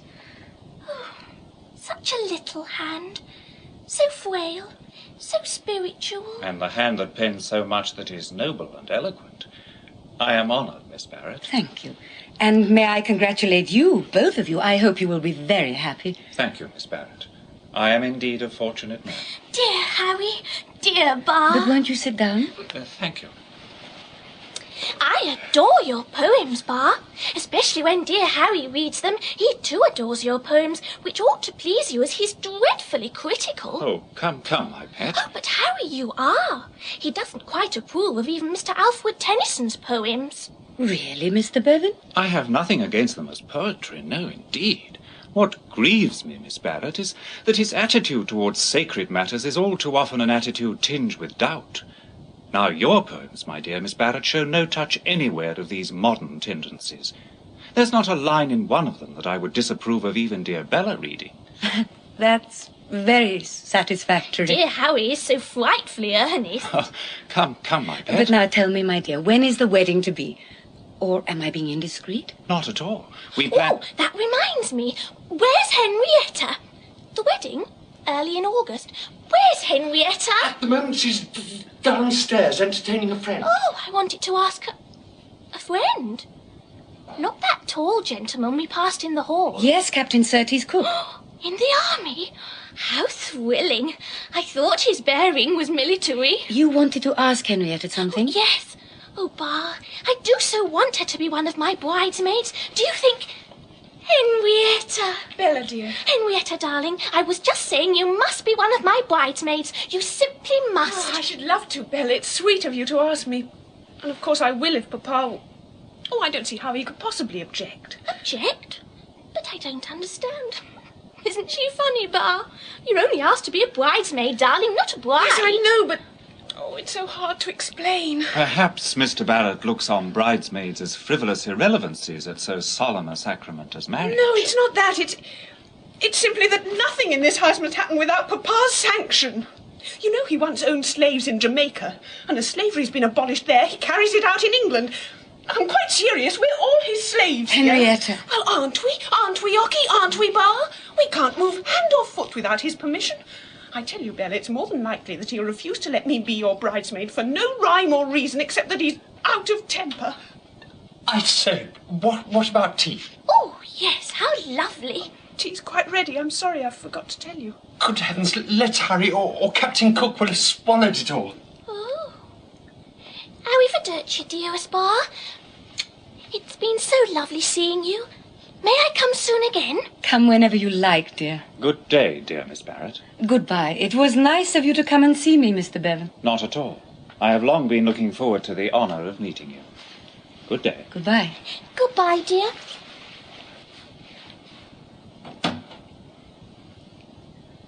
Well, why don't you say something? What do you want me to say? Nothing. Oh, Bar, don't scold me. I know I deserve it. I've been dreadful.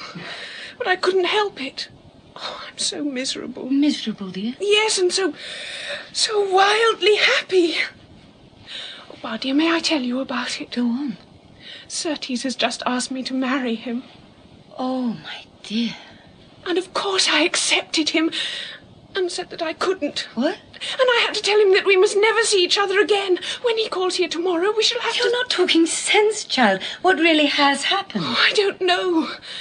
Except that we both love each other terribly. Oh, Bar, what are we to do? Surtees has only just enough money to keep himself decently. And of course I haven't a penny of my own. If only I had your 400 a year, I might defy Papa and leave the house and marry Surtees tomorrow. And what earthly good is that money to me? I'd give it to you, and how gladly. I know you would, darling, but that's utterly impossible. Just think what your life would be like if Papa knew that you'd made it possible for me to marry. Bar, dear, is there anything at all to be said for Papa's attitude towards marriage? Can it possibly be wrong to want a man's love desperately and to long for babies of my own? No. But who am I to answer a question like that? Love and babies are so utterly remote from my life. Yes, I know, dear, you're a woman apart. But love and babies are natural to an ordinary girl like me. What's natural can't be wrong. No. And yet the holiest men and women renounce these things. I dare say, but I'm not holy. And come to that, neither's Papa, not by any means. Didn't he marry? And he's... Come in. Mr. Robert Browning has called me. Mr. Browning? Yes, miss. Well, then I'd better be off. No, Henrietta, stay here. I can't see him. I don't feel up to it. I can't. Wilson, tell Mr. Browning I'm very sorry, but I'm not well enough to receive him. That's not true, Bar. You can't send him away like that. It'd be too rude and unkind after having asked him to call. Where is Mr. Browning? I showed him into the library. But I'd much rather not see him. Fudge, you're not a silly schoolgirl. I'll bring him up myself. Oh. Is my hair tidy? Oh, yes, Miss Bar. Oh, Wilson, please arrange the rug. Thank you. And Wilson... No.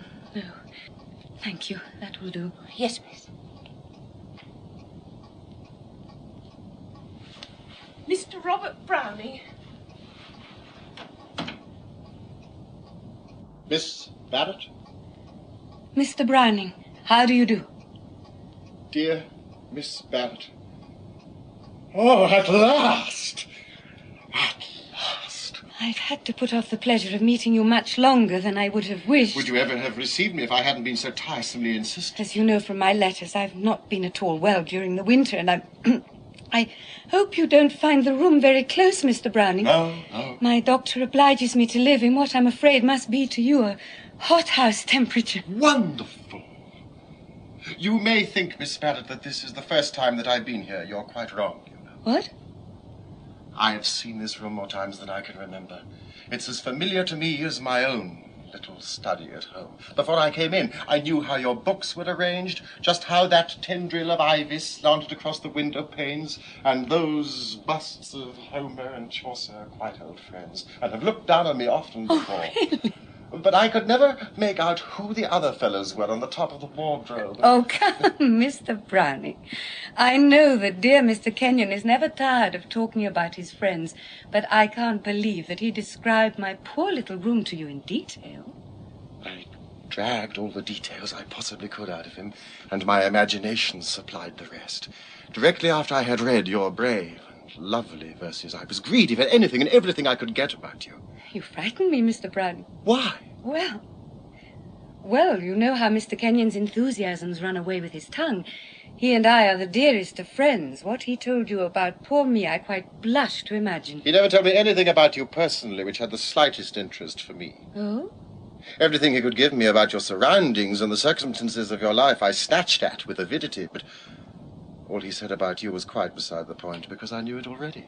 Oh, Mr. Browning, do my poor writings give me so hopelessly away? Hopelessly. Utterly. Entirely. To me.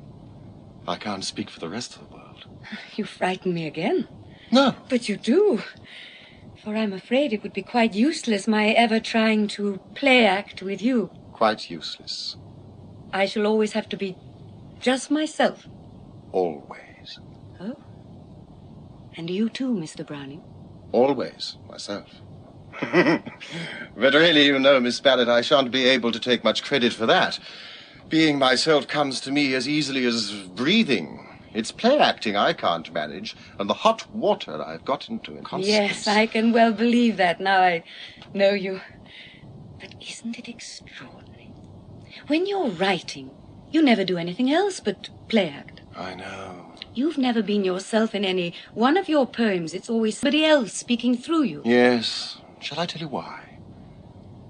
I am a very modest man. Oh? I am, really.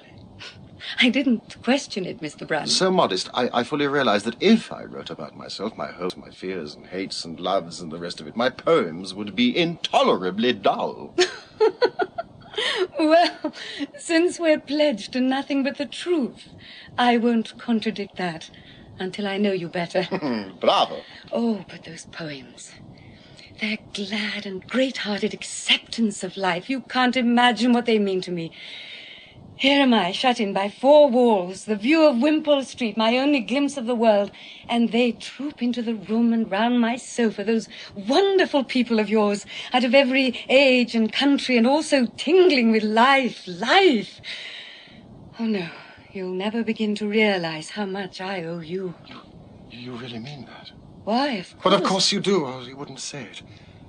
And you'll believe me when I tell you that what you have just said makes up 1,000 times over for all the cold shouldering I've had from the public. Oh, it infuriates me.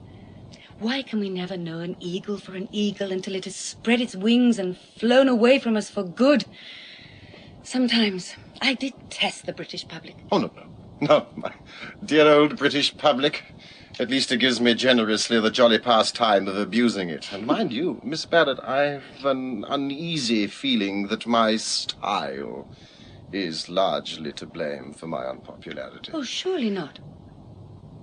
Didn't we agree never to play act with each other? Touché.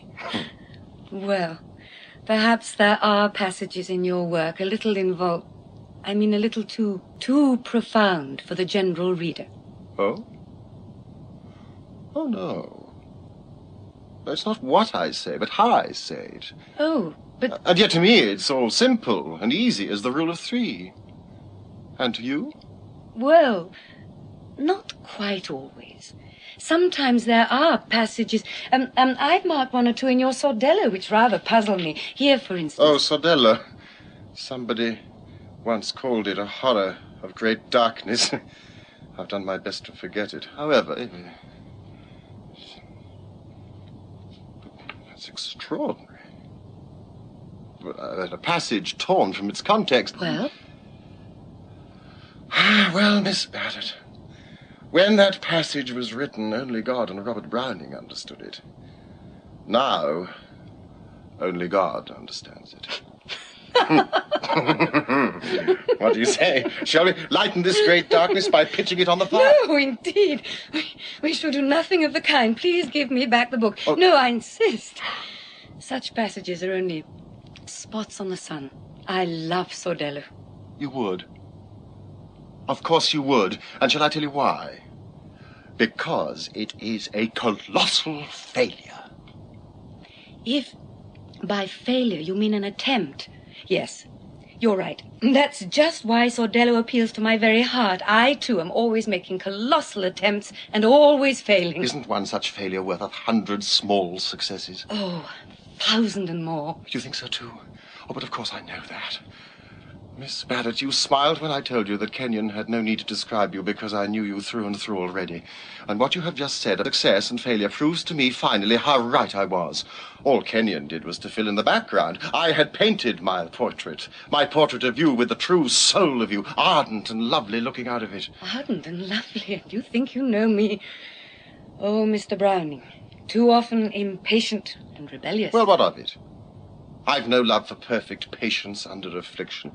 My portrait is the portrait of a woman, not a saint, who has more right to be impatient and rebellious than you. Did Mr. Kenyon paint my background with a very gloomy brush? Old Rembrandt would have envied him. Poor dear Mr. Kenyon. I suppose he told you that I am a dying woman, We are all of us dying. and that our family life was one of unrelieved gloom? Yes, he hinted at something of the sort. He really shouldn't say such things. Frankly now, Mr. Browning, do you find me such a very pitiable object? I find you as I expected to find you, full of courage and gaiety. And yet, in spite of what you say, I'm not at all sure that Kenyon's colours were too sombre. But... Miss Barrett, you say my verses have helped you. They're nothing. It is I who am going to help you now. We have come together at last, and I don't intend to let you go again. But Mr. Browning... No, listen. Give me your hands. I've more life than is good for one man. It seethes and races in me. Up to now, I've spent a little of all that surplus energy in creating imaginary men and women. But there's still so much left that I've no use for but to give. Mayn't I give it to you?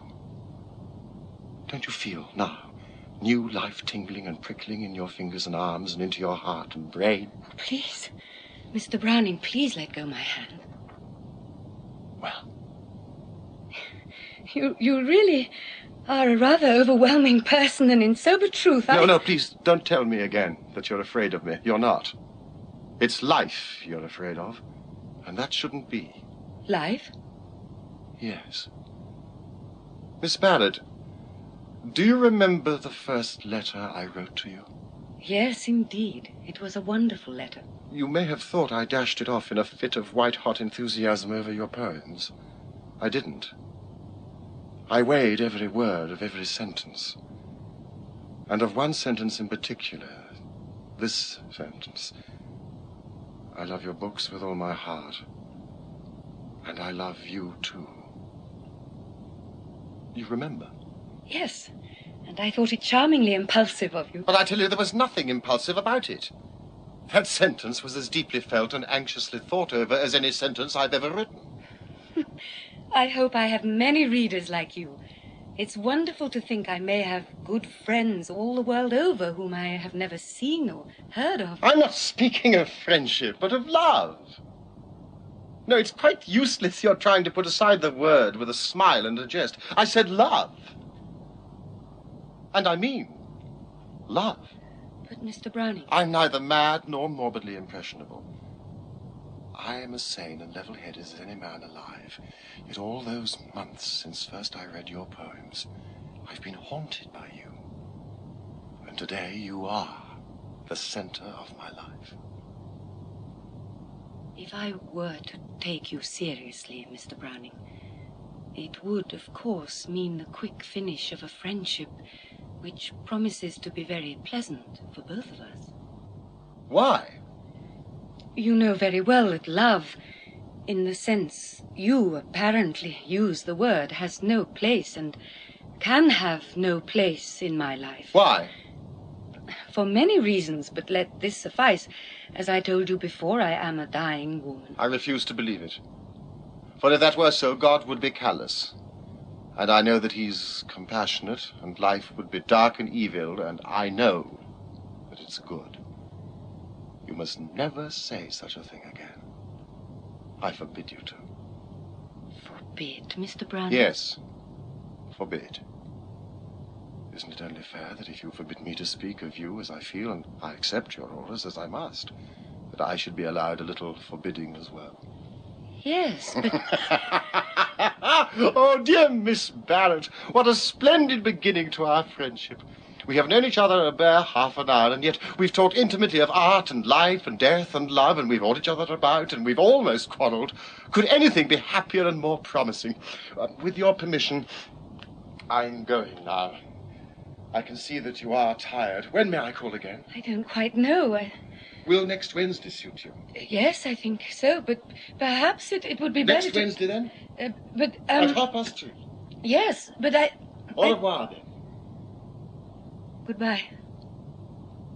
Au revoir. Au revoir.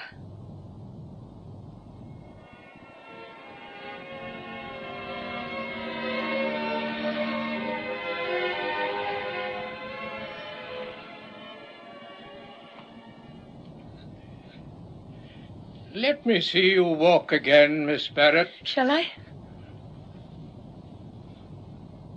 Capital. My dear Miss Barrett, I congratulate you. Now sit down.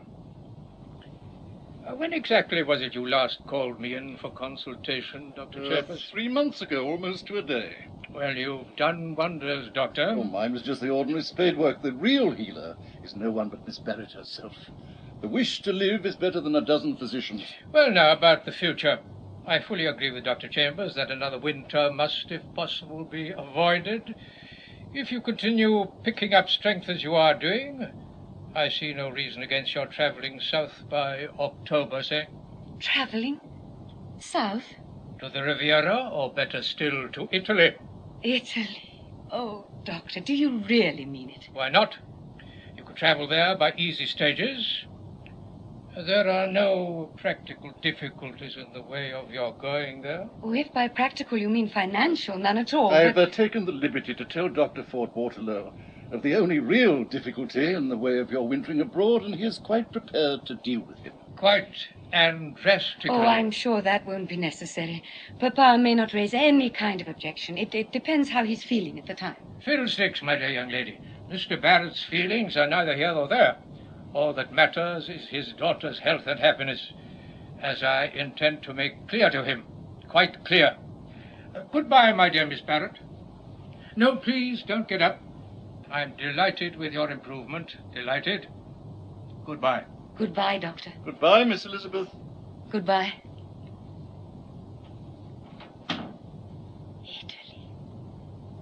Italy. And you're coming with us too, Flushy. We'll see Rome together and... Arabelle, it's all but settled. I'm to go to Italy. They said that I shall be quite fit to travel by October. Rome, Florence, Dante, Sordello. Oh, I don't know what I'm saying. I'm quite off my head with excitement. Oh, how wonderful for you. I'm so glad. You think Papa will consent? But of course he will. Both the doctors are putting it before him as strongly as they can. Oh, surely he'd never have the heart to refuse when he realizes all this Italian trip means to me. No, dear, no. Have you seen him this afternoon? Yes. Well, what was he like? Oh, quite sunny. He called me Puss, and he never does that when he's in one of his moods. And afterwards, when Bella came in, he was really merry. Oh, thank heavens for that. May we come in? Bella, dear. Henrietta, how perfectly lovely you look, and what a beautiful gown. Do you really think so? Bella insisted on my trying it on. Dear Henrietta will be quite the prettiest of my bridesmaids. Indeed, I'm afraid she'll draw all eyes from the little bride. At any rate, all the gentlemen. But, darling Bar, you really mustn't stand about like this. Why not? I'm as well able to stand as anyone now. Fancy, Bar, if I hadn't spoken to Uncle Edward myself, I should never have had her for my bridesmaid. Yes, my dear, you certainly have a way with you. Spoken to Papa, I like that. Why, you sat on his knee and stroked his whiskers. Oh, Henrietta, dear. And why not? Isn't he my uncle? Besides, I adore that stern and gloomy type of gentleman. But what I can't understand is his extraordinary attitude towards love and marriage. Didn't he marry himself? And what's more, have 11 children? Oh, have I said anything very dreadful? No, dear, but perhaps not quite nice. When God sends us children, it's not for us to inquire how and why. I didn't mean to be irreverent, but I do find dear Uncle Edward's attitude extraordinary and so useless, for in spite of it, his whole house is literally seething with romance. What an extraordinary girl you are, Bella. Oh, I'm a frightfully observant little thing. For instance, though you hardly ever mention his name, I know that for the last 3 months Mr. Robert Browning comes here to see you at least once every week, and at other times he sends you flowers. But of course, I won't breathe a word of it to Uncle Edward. I'm all on the side of romance. Oh, Bella, I regret to say it, but I think you are one of the few girls I know who would have benefited entirely under Papa's system of upbringing. Oh, what a thrilling thought. He was always frightfully strict, wasn't he? Did he whip you when you were naughty? How frightfully exciting to be whipped by Uncle Edward. Come in. Whoa, Uncle Edward. Dear, if I had been your little girl instead of Papa's, would you have been terribly severe with me? You wouldn't, would you? Or would you? Wouldn't. Would, are you trying to pose me some silly riddle? No. Sit down, and I shall sit on your knee. Oh. It's like this. Arabelle says it would have done me all the good in the world to have been brought up by you. She thinks I'm a spoilt, frivolous little baggage. Bella, I never said anything of the sort. I know you didn't, but you do. But you don't, Uncle, do you? Really? If my children were as bright and open and as affectionate as you are, I should be a happier man. Oh, you mustn't say such things or they'll hate me. And you're a distractingly lovely little creature. Anything wrong in that? I didn't say so. Then why do you look at me so fiercely? Do you want to eat me up? What's that scent you have on you? Scent? Me? Don't you like it? It's very delicate and subtle. Still, I should prefer you not to use it. Why? Never mind. Ooh, that hurts. Nonsense. Run away now, child. I want to speak to Bar. You others can go too. Yes, Papa. Goodbye, Uncle. Goodbye. Goodbye, Bar. Goodbye, Bella.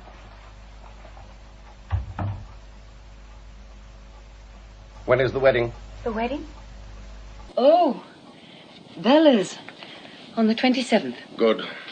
Less than a fortnight.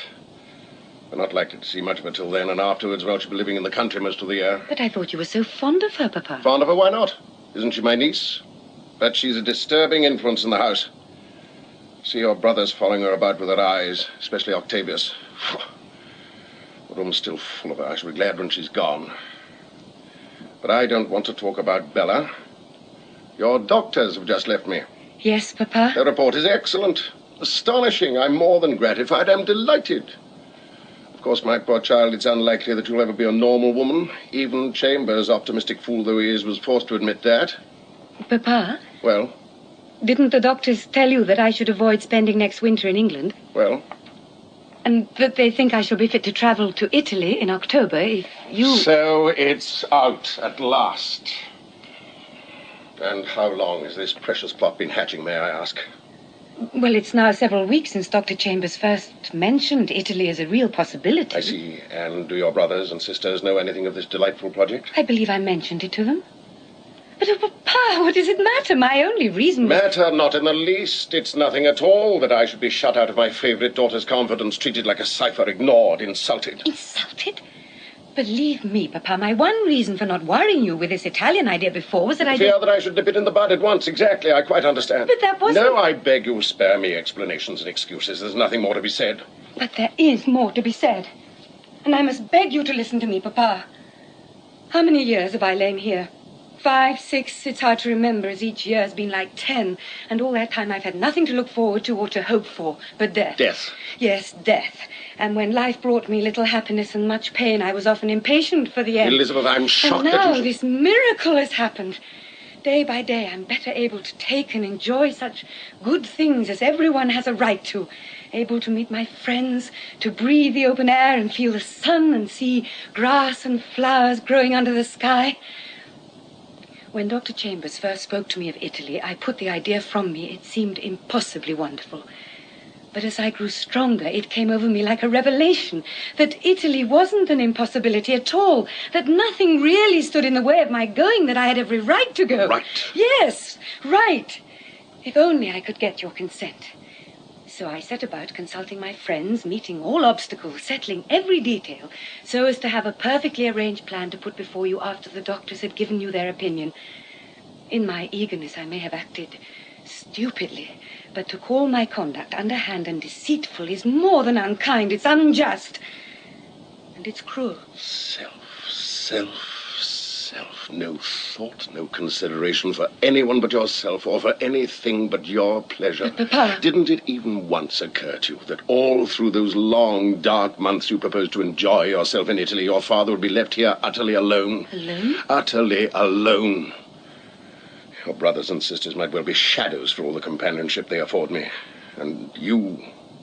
Oh, my child, don't think that I haven't noticed that you, too, now that you're no longer wholly dependent on me, you're slowly drawing away from your father. It's not true. It is true, and in your heart you know it's true. No. New life, new interests, new pleasures, new friends, and little by little I am being pushed into the background. I, who used to be your whole world. I, who love you, Elizabeth. But, Papa... No, there's nothing more to be said. You want my consent for this Italian jaunt. I shall neither give it nor withhold it. You are at liberty to do as you wish. And if you go, I hope you will sometimes spare a thought for your father. Think of him at night, stealing into this room which once held all he loved. Think of him kneeling alone by the empty sofa and imploring the Good Shepherd. Who's that? Come in. If you please, Mr. Browning is called. Oh. That fellow again. I showed Mr. Browning into the drawing room, miss, seeing as you was engaged. Would you like to meet Mr. Browning, Papa? Certainly not. I should have thought you knew by this time I never inflict myself on any of my children's friends. You may show Mr. Browning up, Wilson. Very good, sir. Mr. Browning appears to consider this his second home. I have not seen him since last Wednesday. Indeed. Then I shall leave you to your tete-a-tete. Will you come up, if you please, sir? Mr. Browning. Oh, but how splendid! This is the 4th time you received me standing. If I ever receive you from my sofa again, you may put it down to my bad manners and nothing else. I will, with all my heart, I will. And now tell me, quickly, you've seen them. What do they say? Well, Dr. Ford Waterlow was quite taken out of his grumpy self with astonished delight at my improvement. Say that again. Oh, really? Must I? The whole sentence? I should like to see it in letters of fire burning at me from each of these 4 walls. This is the best moment I've had since I got your note giving me permission to call on you. And Italy. Are both doctors agreed about your wintering there? Yes. And when do they think you'll be fit for travelling? The middle of October. Unless there's a relapse. Relapse, that isn't such a word. October. Extraordinary. For, you know, October suits my own plans to perfection. Your plans? Well, don't you remember my telling you that I had thought of wintering in Italy myself? Well, now I'm quite decided. May I call on you often in Italy? Where do you intend to stay? Why are you laughing? In Italy, I'm afraid you'll need 7-league boots when you call on me. What do you mean?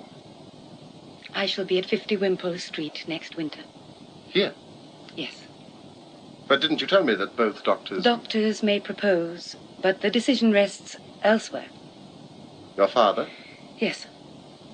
He has vetoed the plan. No, not exactly, but I'm quite sure that it will be impossible for me to go. But didn't the doctors make it clear to him that this move of yours may mean all the difference between life and death? I believe Dr. Ford Waterlow spoke very forcibly. Then, in heaven's name... Oh, it's rather hard to explain to someone who doesn't know all the circumstances. You see, Papa is very devoted to me. Devoted? I don't understand a devotion that demands favours as if they were rights. Demands all and takes all and gives nothing in return. I don't understand a devotion that grudges you any ray of light and glimpse of happiness and doesn't even stop at risking your life to gratify its colossal selfishness. Devotion! Give me good, sound, honest hatred rather than devotion like that. Mr. Browning, you must not speak like that. Forgive me. But I won't be silent any longer. Even before I met you, I knew that sickness wasn't the only shadow of your life. But who was I to step in between you and the man nature, as an ugly jest, chose for your father. Please, Mr. Browning. Must I pretend to know nothing, see nothing, feel nothing? Well, I've done with pretense from today on. It's not just your comfort and happiness which are at stake now. It's your very life. I forbid you to play with your life. And I have the right to forbid you. No.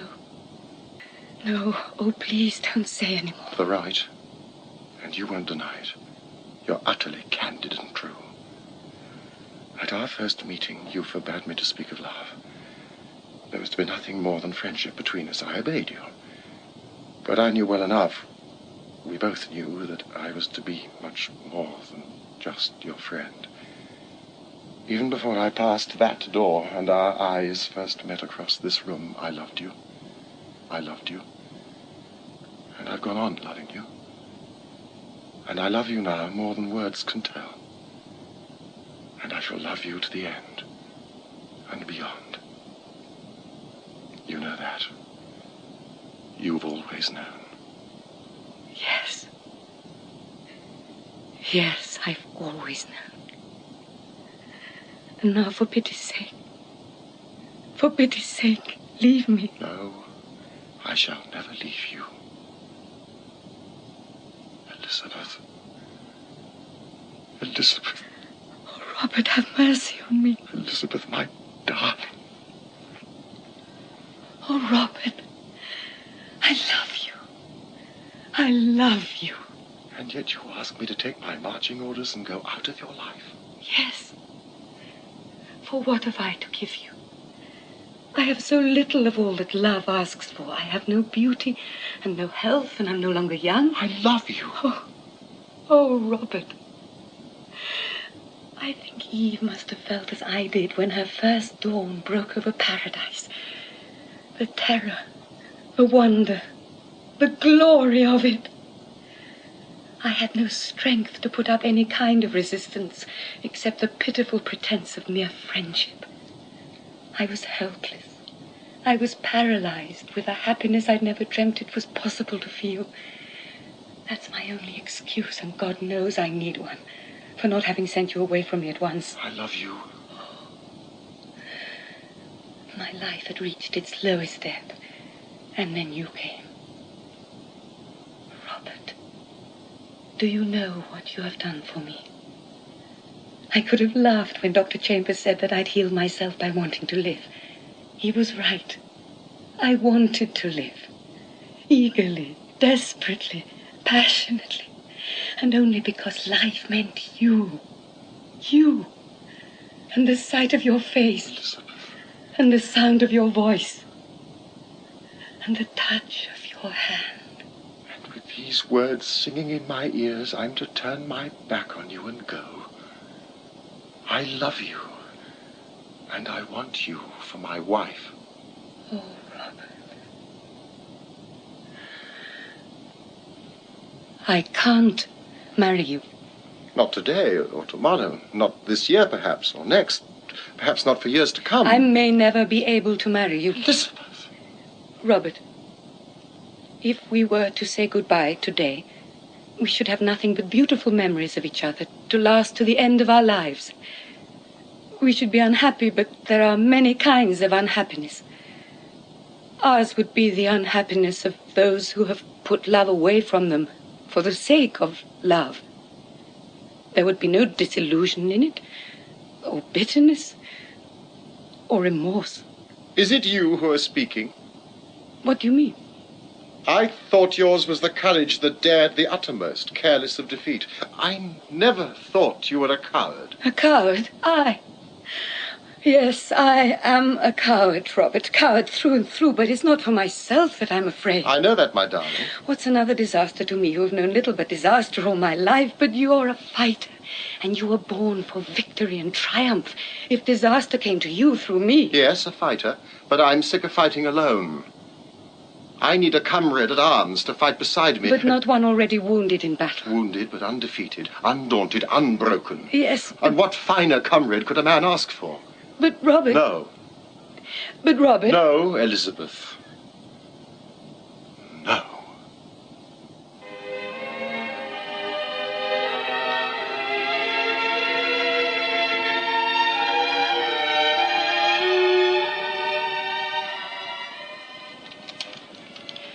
My dear Elizabeth, this is to let you know that we shall be leaving London on Monday the 22nd of this month. I have taken a furnished house at Bookham in Surrey, and we shall spend the winter there.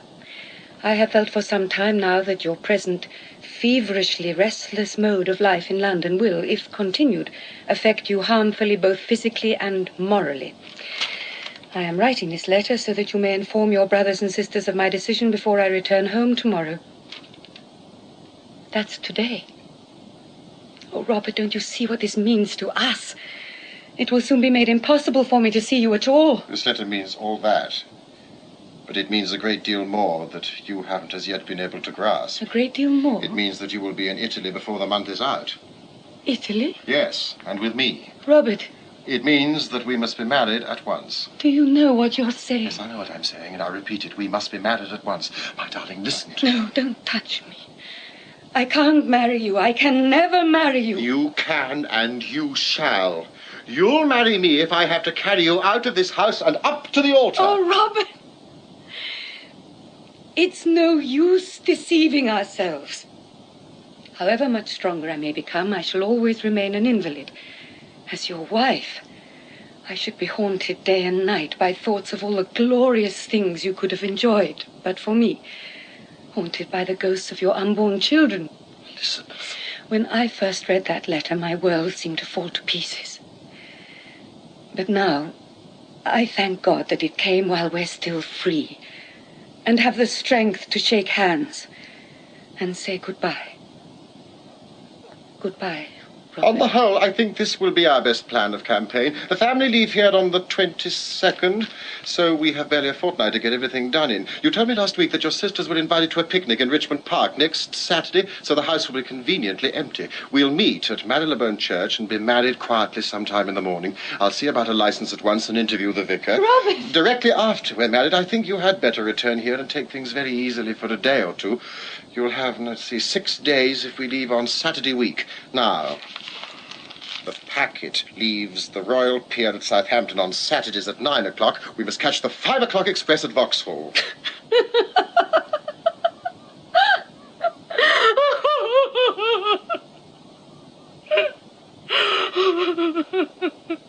Papa, my dearest. Oh, and I always believed Papa was the most overbearing man in the world. And yet you've known me for some time now. But there's one other thing, my darling, that we must settle at once. You can't possibly travel without a maid. Do you think Wilson would be willing to come abroad with us? Robert, have you ever thought that my strength may break down on the journey? Yes? Suppose I were to die on your hands. Are you afraid, Bar? Afraid? You know I would sooner die with you beside me than live 100 lives without you. But how would you feel if I were to die like that? And what would the world say of you? I should be branded as little better than a murderer. And what I should feel, I leave you to imagine. And yet you ask me to come with you? Yes. I am prepared to risk your life, and much more than mine, to get you out of this dreadful house and into the sunshine, and to have you for my wife. You love me like that? I love you like that. Robert, will you give me a little time? Time is short. Yes, I know, but I must have a little time. I can't decide now. I daren't. I feel something must happen soon to show me definitely the way. Give me a few hours. Before I sleep tonight, I'll write and tell you my decision. Please, Robert. You promise that? I promise. Very well. Thank you. Shall I go now? Please. Very well.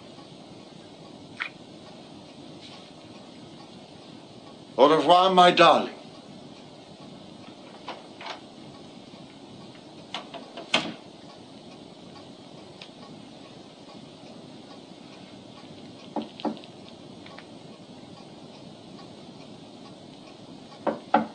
Come in.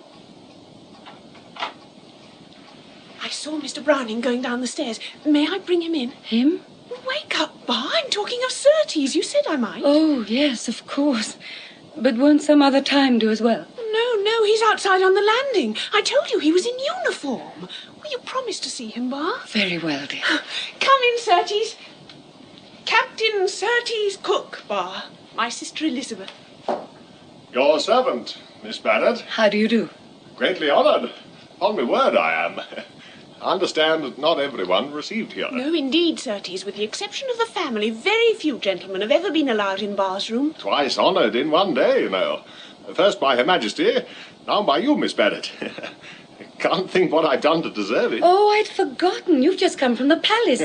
I've never seen the Queen. What is she like? A very little lady, ma'am. But royal, every inch of her. Surtees, you haven't got your sword on. Not etiquette to wear it indoors. Oh, bother etiquette. I want Bar to see you in full war paint. Where did you leave it? In the hall. I'll fetch it. No, but really, Miss Barrett doesn't want... But indeed I do, Captain Cook. I don't think I've ever seen an officer in full war paint before, except at reviews and ceremonies, and that was years ago. Indeed. Miss Barrett. Yes, Captain Cook? I say, Miss Barrett. You want to tell me something about Henrietta? Just so, Miss Barrett, just so. Exactly. You know, Miss Barrett, you know... Yes, Captain Cook, I know. And though I am quite powerless to help, believe me, you have my heartfelt sympathy. Oh, thank you. Thank you, Miss Barrett. More than I deserve. Never was such a girl, you know. Henrietta, I mean. Don't know what I've done to deserve... Here's the sword.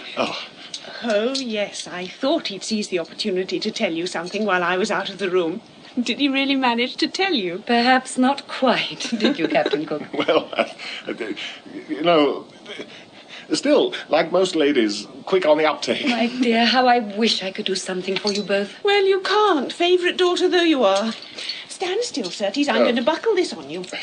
Surtees wants to ask Papa for my hand and all that, quite like the conventional suitor.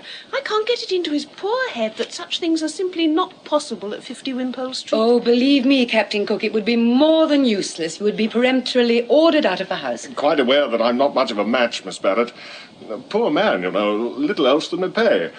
Still, decent family and all that. Should be more than willing, if necessary, to throw up children and take to some money-making business. Oh, but I say, Henrietta, you've got it wrong. Sword hangs from the left hip, you know. Well, it looks very nice all the same, doesn't it, Bar? Papa, you returned home earlier than I expected, Papa. I don't think I have the privilege of this gentleman's acquaintance. Captain Cook, may I introduce my father? Papa, Captain Surtees Cook. Your servant, sir. Captain Cook is a great friend of George and Ockie. Indeed. My sons are very rarely at home at this time of the day. The fact is, just passing the house. Thought I'd look in on the off chance, you know, sir. Finding one of them in and all that. I see.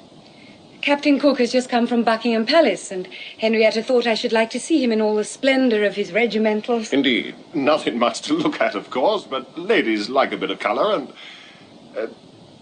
by Jove, must be getting late.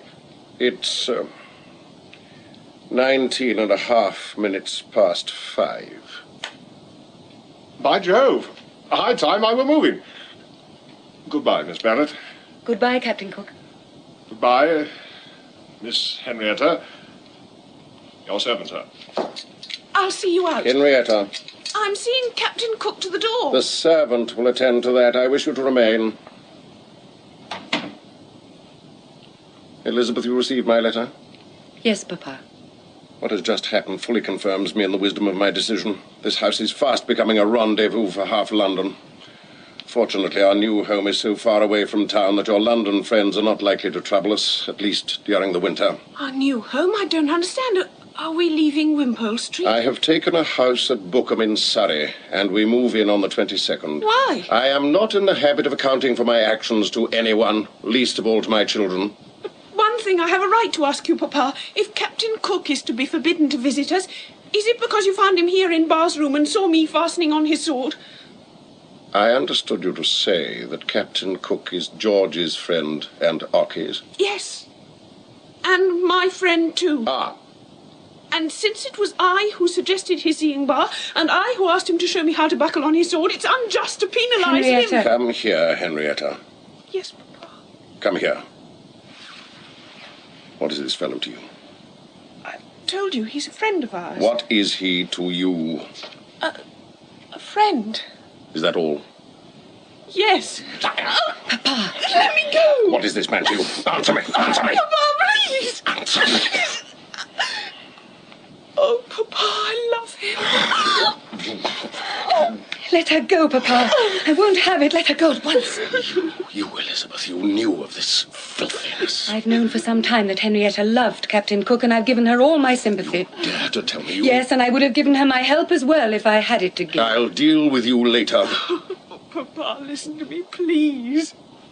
I know I've deceived you, and I'm sorry. I'm sorry, but I couldn't help it. I love him. We love each other.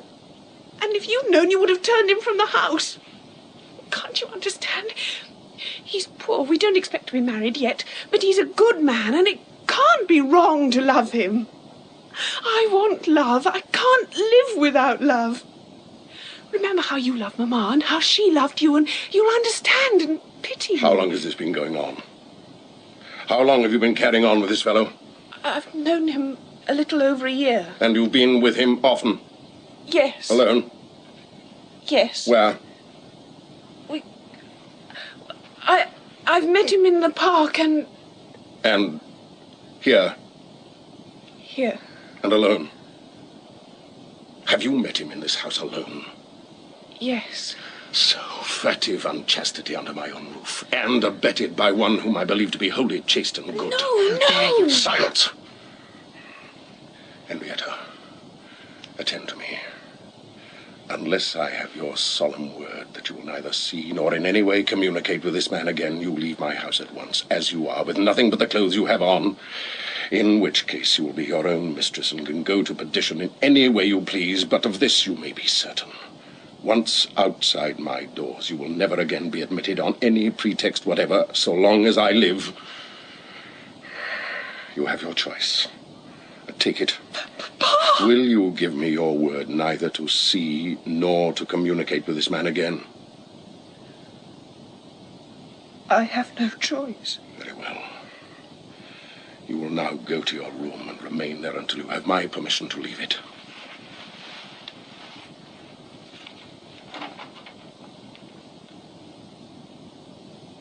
Have you anything to say to me, Elizabeth?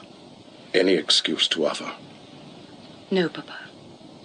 Then I must leave you under my extreme displeasure. You have betrayed my confidence. I can have nothing to do with you until God has softened your heart and you repent of your wickedness and ask for his forgiveness and mine.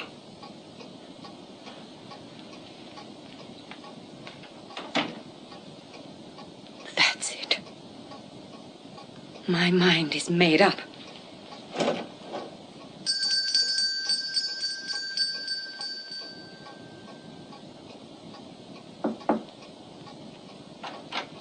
You rang for me, miss? Yes. Shut the door, please. Wilson, are you my friend? Your friend, miss? Yes, my friend. I'm in dire need of friendship and help at the moment. Well, I don't quite understand, Miss Barr. But I'd do anything to help. Would you?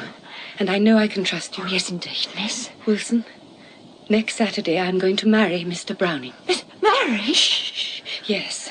Of course, nobody in this house knows, and nobody must know. Oh, Lord, miss, I should think not, indeed. We're to be married secretly at Marylebone Church. Will you come with me? Me, miss? Oh, yes, miss, and gladly. Directly afterwards, I shall return here for a few days. Here, with Mr. Browning? No. Just alone with you. Then on the following Saturday, I shall join Mr. Browning and we're going abroad. We're going to Italy. Will you come with us? To Italy? Yes. Will you come with me? Oh, miss, I can't see how I can help myself. Husband or no husband, you'll never get to Italy without me. Then you'll come. Oh, I'm so glad. I'll tell Mr. Browning I'm writing to him now, and I shall want you to take the letter to the post at once. Go and put on your things. I'll have it finished by the time you're ready.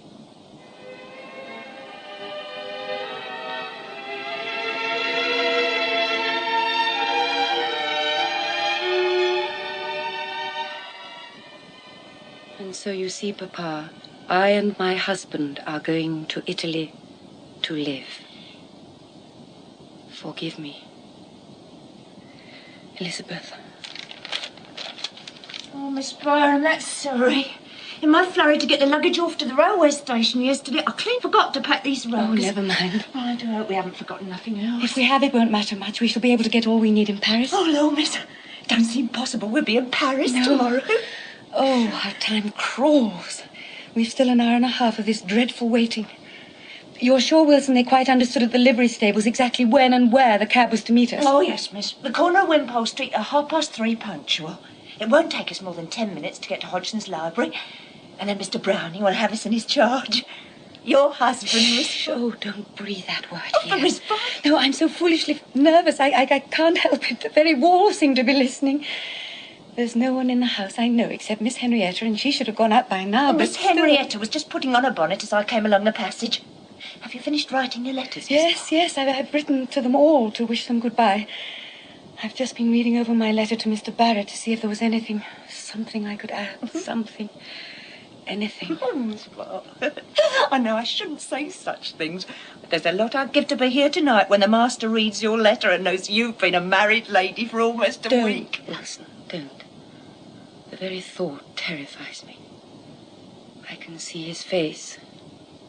I can hear his voice. Thank God we shall be miles and miles away. Wilson, I want to speak to Miss Barr. Very good, miss.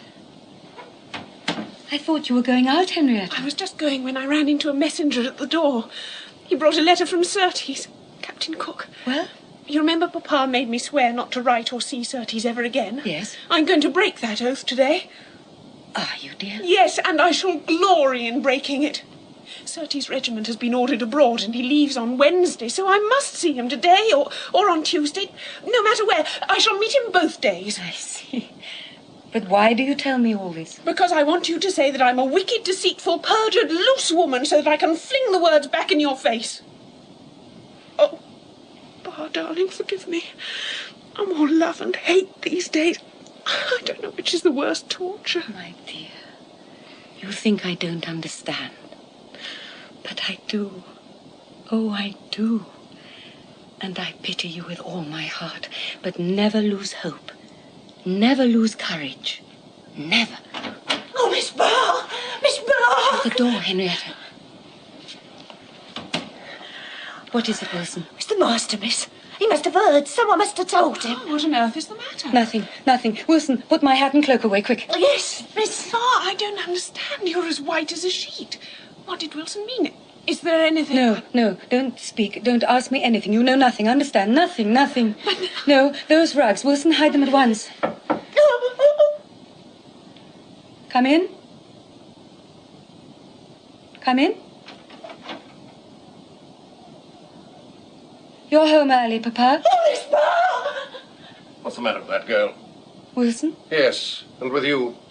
Nothing, Papa. Why a hat, Henrietta? Where have you been? Nowhere. Where are you going? To tea with Aunt Headley. Is that the truth? Yes. Well, you can go. I want to speak to your sister.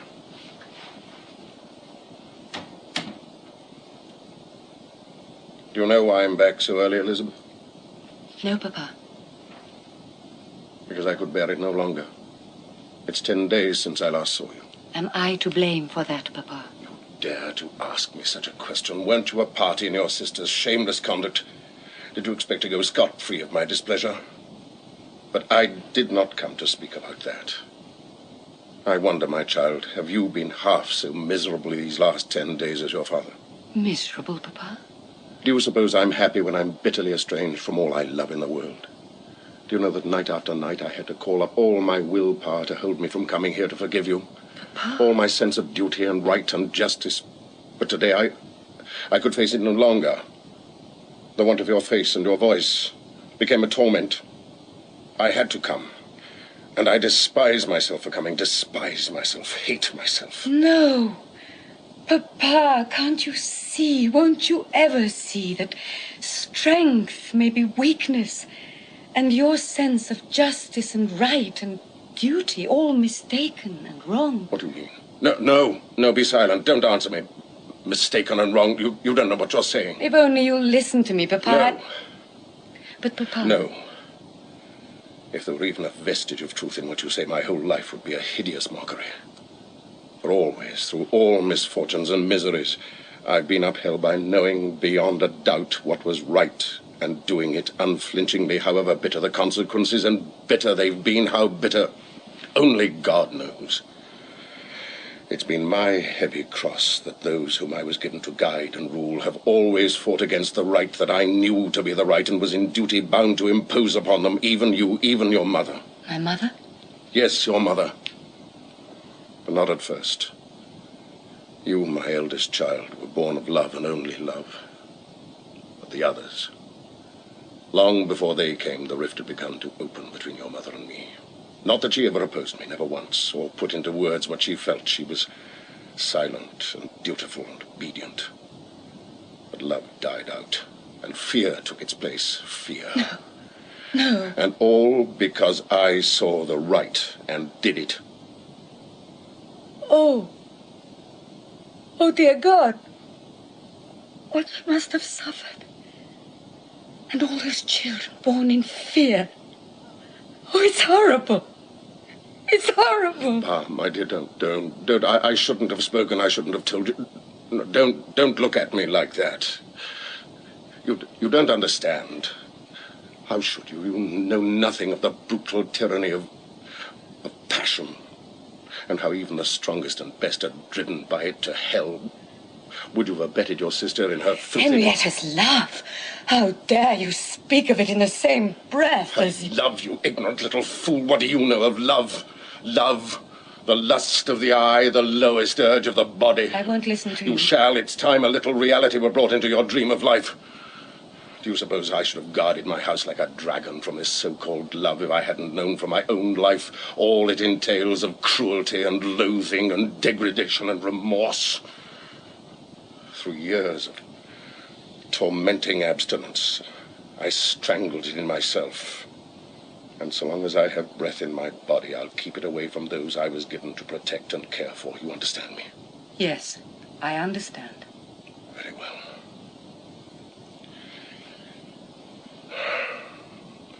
This has been a hateful necessity. I had to speak plainly, lest your very innocence should smirch the purity I'm utterly resolved to maintain in my home. Oh, but for God's sake, my darling, don't let this raise any further barrier between us. I've told you how all these past months I've seemed to feel you slipping little by little away from me. Your love is all I have left to me in the world. You had Mamma's love once. You might have had the love of all your children. Yes, if I'd played the coward's part and taken the easier way. I'd rather be hated by the whole world than gain love like that. Oh, Papa. You don't know how I pity you. Pity? I don't want your pity. But if I should ever lose you or your love, my darling, next week we shall have left this house. In our new home we shall draw close to each other again. There will be nothing, and no one will come between us. My child, my darling, you want me to be happy.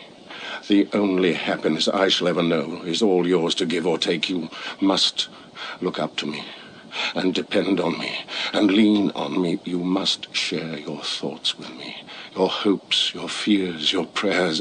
I want all your heart and all your soul. I can't bear it. I can't bear it anymore. Let me go, Papa. Please, let me go. Forgive me, my dear, I was carried away. I'll leave you now. Please. Shall I see you again tonight? Not tonight. I shall pray for you. Pray for me? Tonight. Yes, pray for me tonight. If you will. Good night.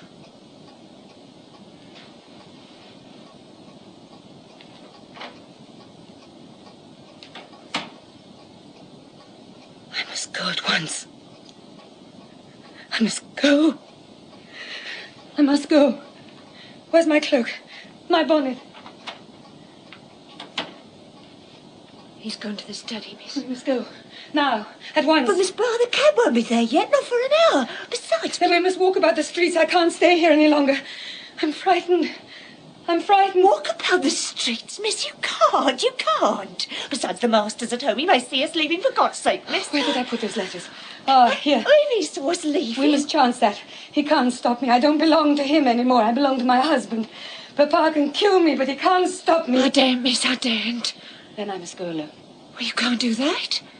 Wilson, things have passed between my father and me, which forced me to leave this house at once. Until today, I've never really known him. He's not like other men. He's dreadfully different. I can't say any more. If you want to draw back, you need never reproach yourself. This, after all, is no affair of yours. But I must go now. I'll fetch my things, miss. Wilson. Yes, miss? See whether the study door is shut. The door's shut and all's quiet. Very well. I'm quite ready. You take the rugs, Wilson. I'd better carry Flush. Come on, boy. Very good, miss. I'll wait for you here. But hurry. Hurry. And don't make a sound.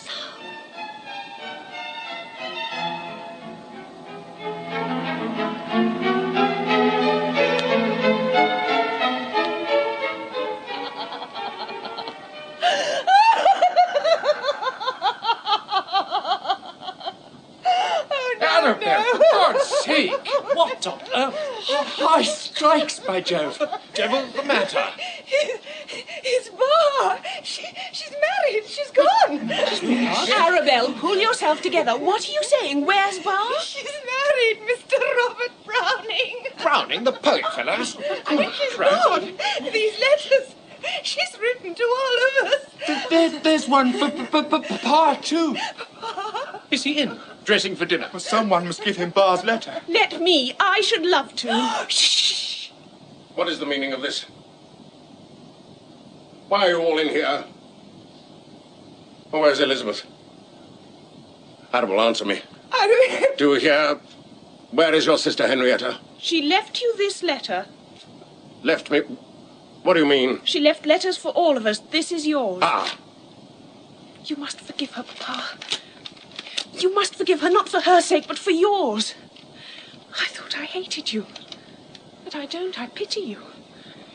And if you've any pity for yourself, forgive her.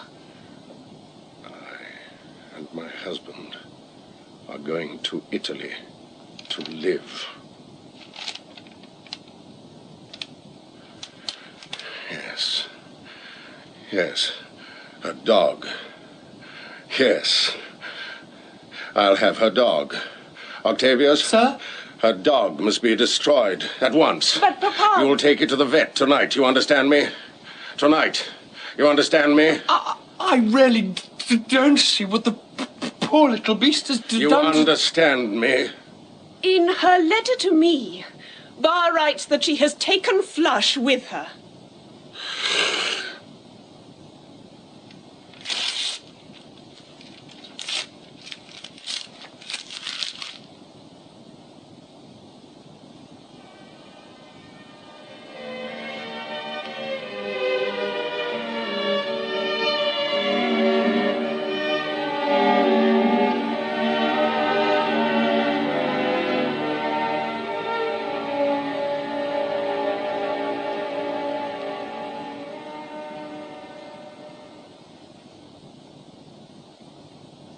In The Ballads of Wimpole Street by Rudolph Bessier, Dorothy Tewton played Elizabeth, Paul Rogers was Mr. Barrett, and Jeremy Brett played the part of Robert Browning.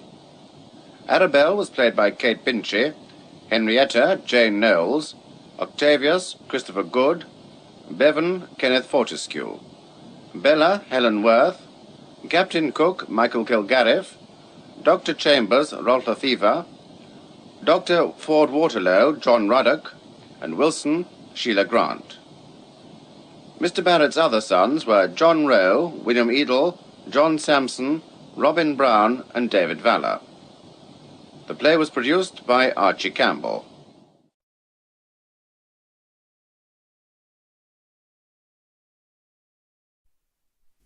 In Wynyard Brown's play, A Question of Fact, the part of Grace Smith is played by Coral Bradner by Martin Jarvis, Rachel Gardner by Jane Knowles, and Arthur Lamb by Maurice Denham.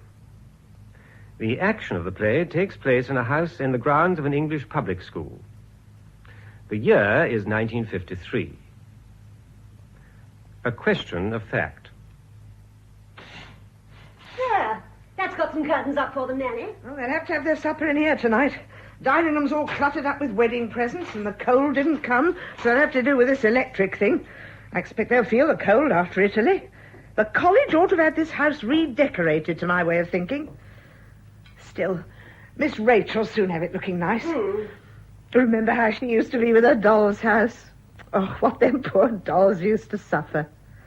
Oh, it's nice to think of her married, isn't it, with a house of her own? Oh, well, let's hope it turns out all right. You know, Mum, you worry too much. You ought to be more like his mother. She's not the interfering type, Mrs. Gardner. I thought that at the wedding. Well, there are reasons for that. Anyway, she's not his mother. Not his mother? Oh, hasn't Rachel told you? I thought everyone knew. No, he's only adopted. Adopted? Well, I never. And there was I thinking I could catch a likeness. Poor Mr. Gardner, though. Just fancy, only adopted. Perhaps you'll understand why we're so anxious when I tell you that he comes from, well, a most unsatisfactory background. Oh, I see. Well, there, Mum, don't you worry. That don't make no difference. My sister-in-law at Clacton, you know, Carrie, she adopted a little boy just the same way. Carrie used to worry about him something dreadful. But do you know, he's been better to her than many sons are, Len has. Yes, I dare say, Nanny, but you see... Of course it's true. You never know with these adopted children. There were some people not far from where I lived when I was with Mrs. Duplessis. They adopted a little girl, and by the age of 5, she was getting pennies out of the lodgers to keep quiet and stop bothering. If they wouldn't, she'd make herself a regular little pest, believe me. Of course, she come of funny stock. Theatrical people her parents was, and then years later it come out in her. She went on the ice. On the what? Ice. Rosemary on ice, that's what she was in last. Beautiful skater she is, too. Oh, funny how things seem to be in the blood. Oh, don't. Now, Mum, they wouldn't have Mr. Gardner as a master at the college here if there was anything wrong with him, now would they? Oh, well, I hope you're right. Do you think you can manage now, Nanny? I don't want to be here when they arrive. Mr. Trafford's coming to fetch me. Oh, what a shame. I was thinking you'd be here just to welcome them. No, it's much better not. Ah, that'll be Mr. Trafford. All right, darling, I'll see you. Good gracious me. That's never them, is it? You trip over it. Oh, dear, I've not started the supper. Oh, well, here you are, dearie. Welcome home. Thank you, Nanny. Leave the bags, darling. We'll take them up after. Hello, Mummy. You've caught me. I didn't mean to be here. How are you, my darling? A bit battered. We racketed about, rather. Oh, no. We were amazed to get a postcard from Naples. Whatever made you rush off down there? Here's Paul. Oh, good evening. Oh, you found all your letters. Oh, well, it's lovely to see you both. Il piacere è di ambi le parti. Oh, it's all right. He does this all the time. It only means the pleasure's mutual. Davvero. How are you, Nanny? Very well, thank you, sir. Welcome home. Oh, thank you. You'll be wanting your supper. I meant to have it all ready for you. Well, how are you both? Did you have a nice time? The weather wasn't too good. Oh, sorry, darling, this is for you. Oh, from your mother, Mrs. P.A. Gardner. It's no use, I don't recognize myself. Well, I must be off. I don't know what's happened to Charles. You weren't meant to find me here, Paul. You mustn't start regretting you've got in-laws who live in the district. If you hadn't lived here, I should never have met Rachel, should I? No, there is that. Oh, blast, they've gone and changed my classroom. Rome was lovely, wasn't it, darling? We so wished we'd been there all the time. The weather cheered up a bit, too. Well, I think I'll just go and get the things upstairs. Don't go till I come back. We must have a drink. Well, thank you so much, Mother, for starting to cope with the house. Rachel, tell me, is all well? Oh, what do you expect? Oh, Rachel, my darling. Why did you have to do it? Why couldn't you have left the whole thing alone? Oh, darling, we had to know. Never have known at all if it hadn't been for you. It's the knowing that does the harm, not the thing itself. We were only thinking of your happiness. Oh, I suppose so. Paul understood that. He thought it perfectly reasonable that your father and I should want to know all we could about his background. Of course he did. He's far too conscientious about the whole thing. That's the trouble. He can't help feeling that perhaps he ought never to have married me. Oh, well, my dear, of course, I must say... It's all very well for you to feel that, but when he does, it's paralyzing. Italy was horrible. Hello, Rachel. You don't mind my coming in through the French windows, do Daddy. you? You're early, aren't you, or am I late as usual? You're late, Charles. Oh, sorry. Well, my dear, how was Italy? Did it come up to your expectations? Italy, well, it was rather cold. Oh. Heavens. Oh, Charles, she's dreadfully unhappy.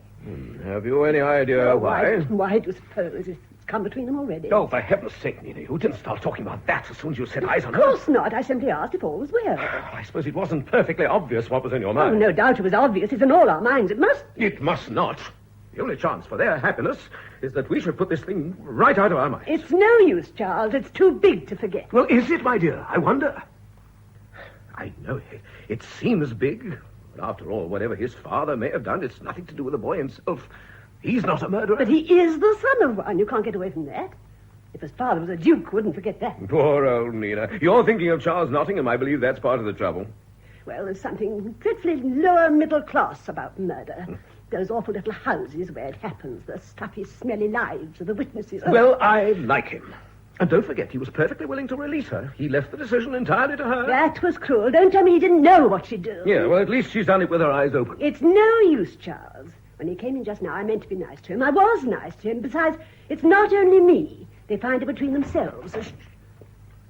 Oh, hello. Paul, how are you? I thought I must just stay and shake hands with you. Now I'll be off. You must have a drink before you go. No, really, old boy. Some other time. There won't be another time quite like this. You don't seem to realize how important you are. You're our first guests. Cigarette. Oh, thank you. Oh, Lord, I hope there is something to drink after all that.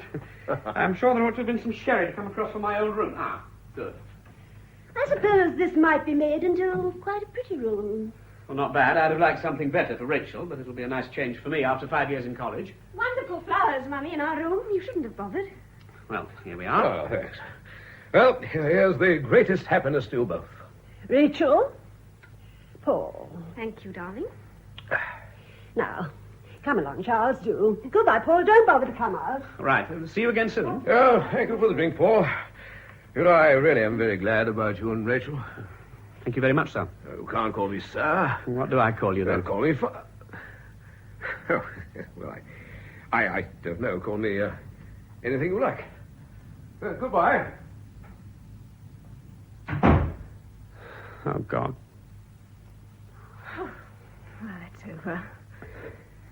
I haven't seen you for ages, darling. How are you? Very well, thank you. How are you?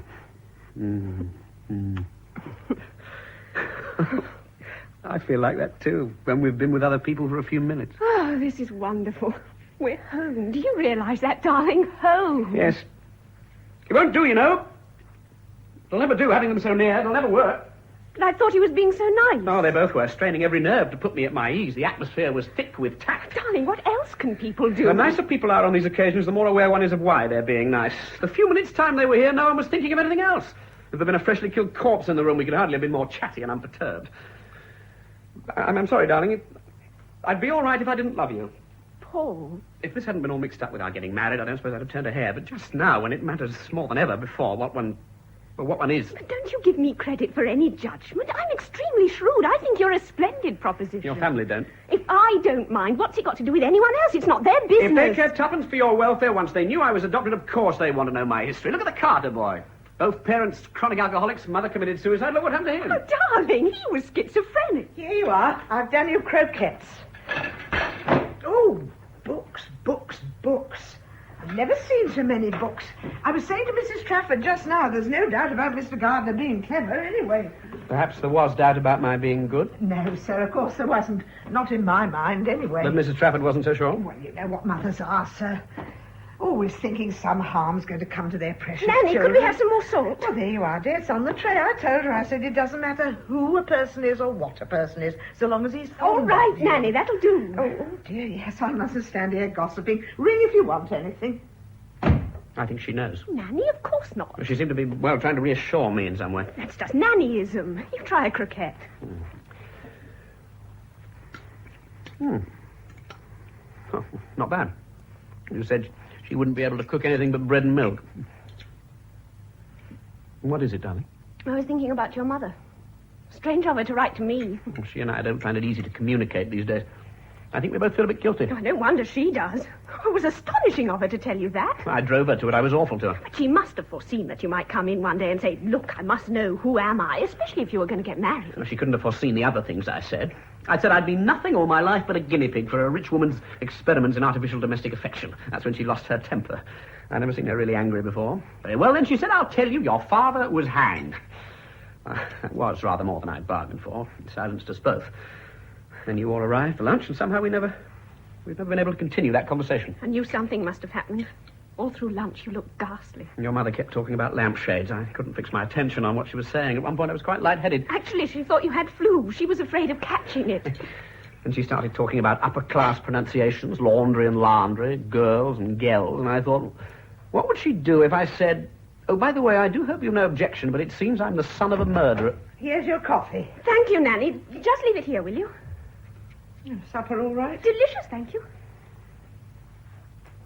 Do you think she heard? No.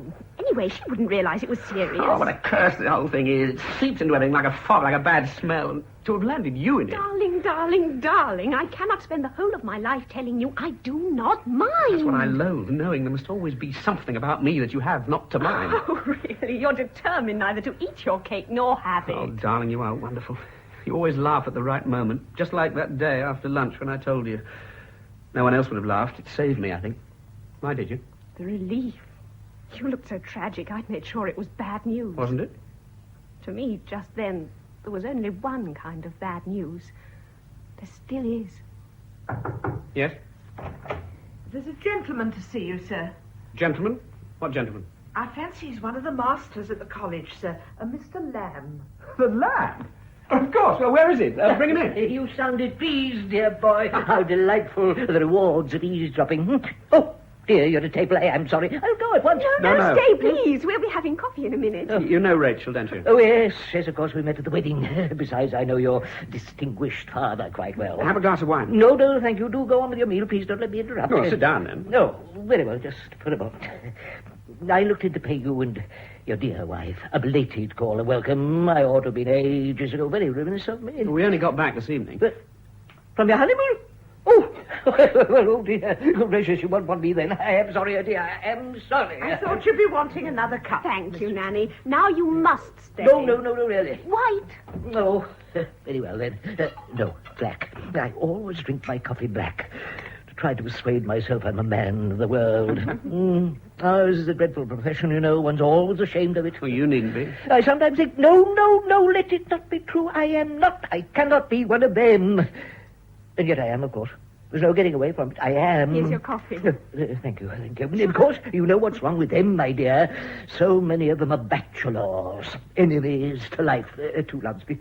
Oh, they swill their beer and tell their smoking room stories, but underneath they're dangerous. They're prim. What a good thing I married you, darling. Since my dear wife died, I've come to realize more and more how much I owe to her.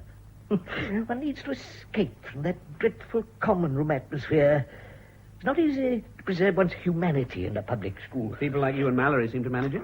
Yes, poor Mallory. What? Oh, of course, you've been away, you wouldn't have heard. What is it? What's happened? I'm afraid he's dreadfully ill. Ill? He went into hospital the week before last for observation. Now they say there's very little hope. A tumour on the brain. Inoperable. I suppose I owe more to him than to any living man. The 2 years I spent in his form changed the world for me. I'm so glad to hear you say that.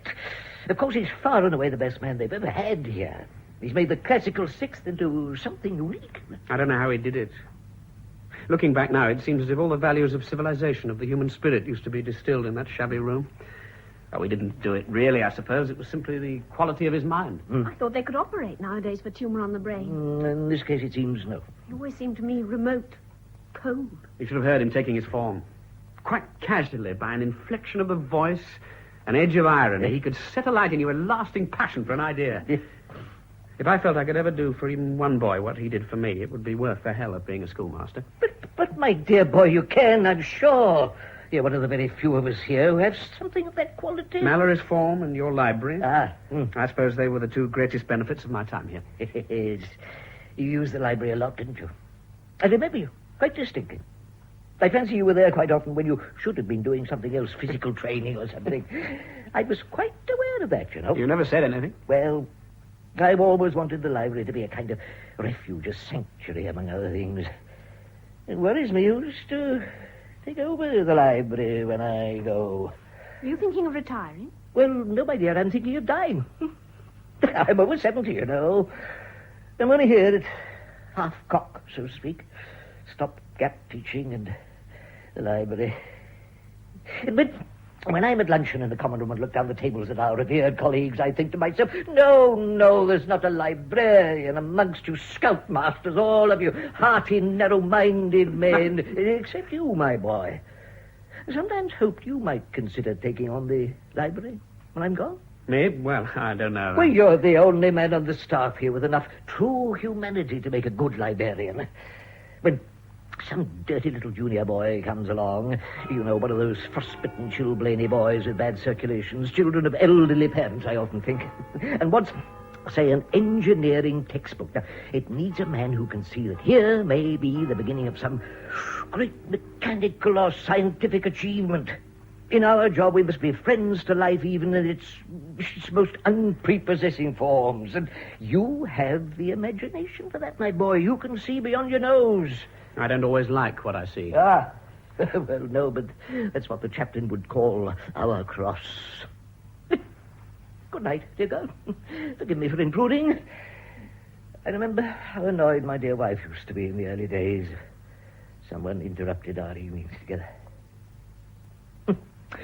How life slips through one's fingers. I came here for a term, you know, and I stayed 40 years. My whole life has been more or less an accident, as it were.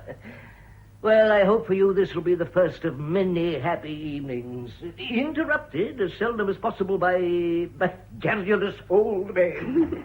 I beg your pardon. I beg your pardon. Not at all, sir. I'll come and see you out. Oh, funny old gentleman, that. Eccentric. Nice, though. Still, you don't want people butting in like that. Oh, dear. I can't get used to it somehow. Used to what? Seems only the other day you were sitting by the nursery fire in your red dressing gown having your bread and milk. Now you're grown up, married, and facing all the horrors of life. Nanny, really? Well, dearie, you never know. Your mother and I was talking about it only this evening. Marriage is a gamble at the best of times. I wish to goodness Mummy wouldn't talk like that. Oh, well, you can't blame her. I told her, I said, I'm sure Mr. Gardner's all right, whatever his parents may have been. You mean to say she told you? Oh, how could she? Oh, come now, you don't mind me knowing, do you? You don't want anyone to know. Oh, I suppose I don't mind so much, but Paul does naturally. You know you can trust me. I won't mention a word. He need never know that I know. Why will people interfere? Oh, I am sorry. I didn't know you'd mind so much. We'll be seeing a lot of him, I expect. His house backs onto our garden. I shan't mind. He's nice. Well, I'll be off to bed as soon as I've finished. Yes, Nanny. Good night. You mustn't tire yourself. Good night, sir. I'm real glad about you, Miss Rachel. I am indeed, sir. Oh, thank you. That's very kind. Good night. It was again, did you notice? Notice what, darling? The way she looked at me, a sort of overacted sympathy. Oh, don't keep on about it. It's such a bore. Oh, I'm sorry. The last thing I want to do is to bore you. Oh, darling, don't. What's wrong? Tell me.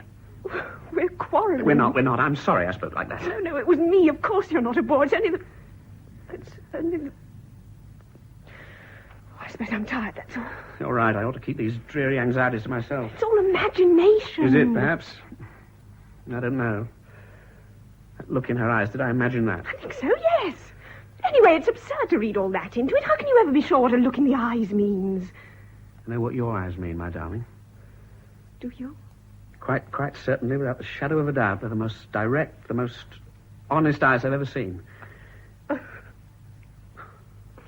Darling, what's the matter? I'm lying to you. She does know.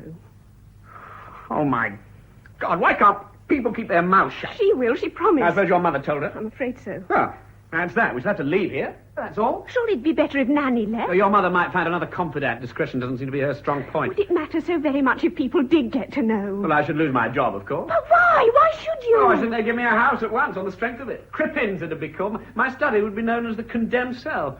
If I sent for a boy to see me, it would be known as taking the drop. Poor darling, don't. Now, you've advised me often enough to take it lightly, make a joke of it. Well, that's the form the joke will take. Your cigarettes are upstairs on the dressing table. Are they? Oh, thanks. Paul, we can't go on like this. I couldn't agree more.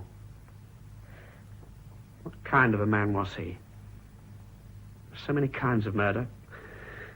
Calculated, callous murders for money, slow, cruel poisonings, savage, brutal attacks from rage or fear, sexual murders, insane murders. Oh, I suppose there are even a few respectable murders you could sympathize with, but not to know the details when it's the details that count. It was outrageous of her not to tell me more. But she doesn't know any more. They always try to sever all connection, don't they, to give the child every chance. Every chance to imagine freely what seeds of violence and filth he carries in it. Need you think about that? I never do. Can you honestly say that it's never crossed your mind, even for a moment, what is he like? What has he in him? Cruelty, perhaps? Vice? Madness? No, you haven't. What about that first evening in Venice when I lost my temper with that American? Didn't you wonder then? No, I thought I'd be blasted out of existence. It was like a lightning flash. I didn't have time to wonder anything. I did. That's what this thing does. One begins to wonder what one's own feelings and actions mean. I become a stranger to myself. But not to me. You're not a stranger to me. Oh, yes, I'm that too. No, not to me. I love you. I know what you are. So don't. That sort of talk means nothing. Nothing. Oh, nothing.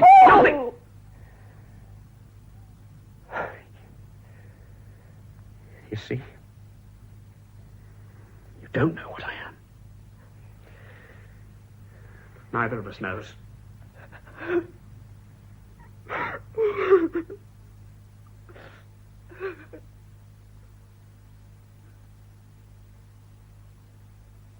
All right, Nanny. Now stand back and let's see how it looks now. The trouble with you is you're quite a different shape from the captain of the second 11. He'll be missing his catches in this get-up. Playing Cassandra, not cricket. Turn round, would you?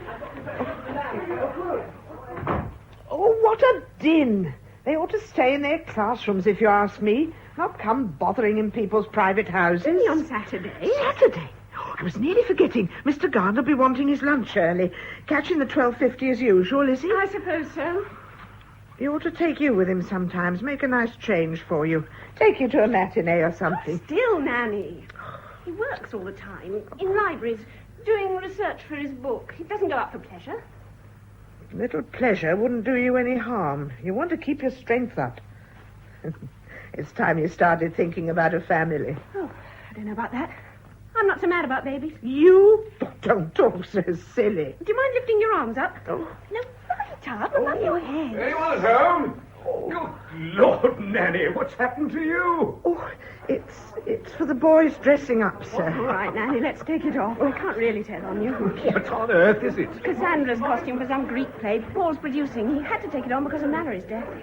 Oh, there they are again. Oh, I'm really sick of it. Excuse me, sir. Appalling thing about that fellow Mallory. Quite young, wasn't he? 50-something, that's all. Where's Mummy?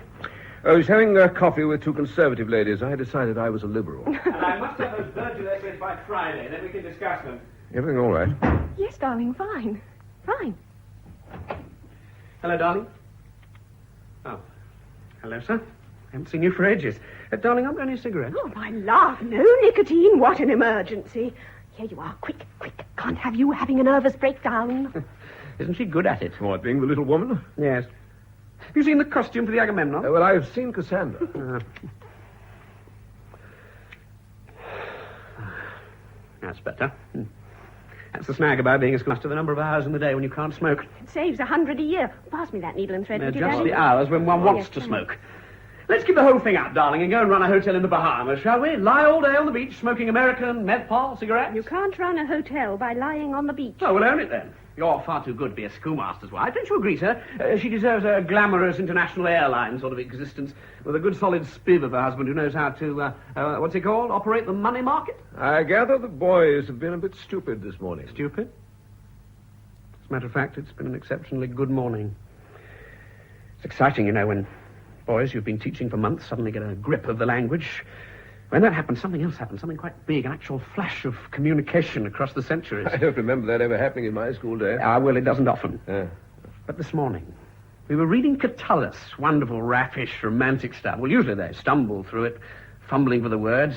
Might be a government white paper for all the fun they get. But this morning, one of them suddenly started translating it with real irony and point. Irony?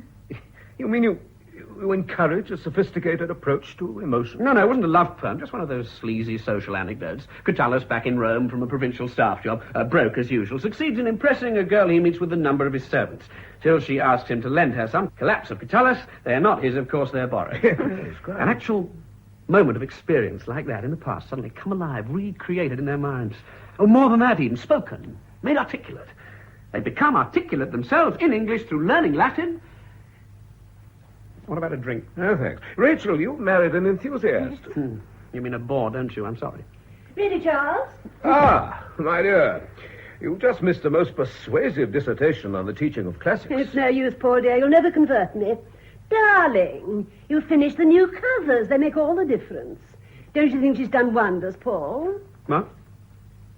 Yes, of course, she's worked much too hard. Come in. Oh, there's a boy. Oh, I beg your pardon. Am I intruding? No, come in. You know my mother and father, don't you? Yeah, indeed I do, yes. There's a boy waiting for you out in the hall. Worsley Field House. Oh, blast. He's not meant to come now. Oh, dear, my daily woman made me a shopping list till I left it behind. I find it quite impossible to reconstruct its probable contents, as I don't think her mind and mine quite work the same way. Let me see now. What was it I came for? Oh, yes, of course, to congratulate you, my dear. On what? Well, the news about Paul. News? What news? Well, perhaps I'm anticipating like the newspapers, but about the 6th. The 6th? Oh, you don't mean... But he hasn't told you? No. Oh, dear, now I suppose I shouldn't have mentioned it. But what is it? Well, simply that there's a rumour that the headmaster has offered him the classical 6th next term. Mallory's fault? Oh, how wonderful. Splendid rumour, I must say. Oh, I do hope it's true. He'd have told you, surely. Well, I expect it's only just happened. Oh, perhaps the rumour should be amended. The headmaster intends to offer Gardner the classical 6th. I had no idea the headmaster thought so highly of Paul. I'm sorry about this. I'd better have a look at the boy's work now he's brought it. Darling, you must just tell us, is it true about you having Mallory's form? Oh, I seem to have made a slight blunder, dear boy. I came to congratulate you on something that apparently hasn't happened. There's a rumour you've been offered the classical 6th. Oh, is it? It's not true, then? Oh, yes, it's quite true. Darling, how wonderful. I am glad. Well, that's splendid news. Congratulations, Paul, dear. I'm delighted. It was nice to be offered it, yes. You haven't turned it down. Well, not yet, no, but I shall. Oh, my dear boy, you can't. No one but you could follow Mallory. It's almost a kind of... inheritance? Well, exactly. I happen to know what you thought of Mallory. I should have supposed you'd feel... I'm quite aware of all that, Arthur. But besides, there's yourself to think of. Turn it down and you'll stagnate for 20 years in the upper 5th. Oh, dear me, no, I shan't be here. Darling, I'm sorry. This has been rather sprung on me. Have you been offered a job at another school? No. I've come to the conclusion I ought to give up schoolmastering. I'm not really suited to it. You... stuff and nonsense. I beg your pardon, dear boy, but really... What do you think of doing instead? I don't know.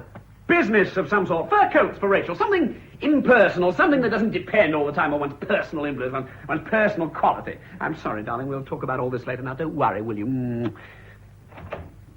Perhaps all I want is a job where I can smoke all the time. Oh, dear. I'm afraid that was my fault. No, he's been feeling, I don't know, unsettled lately.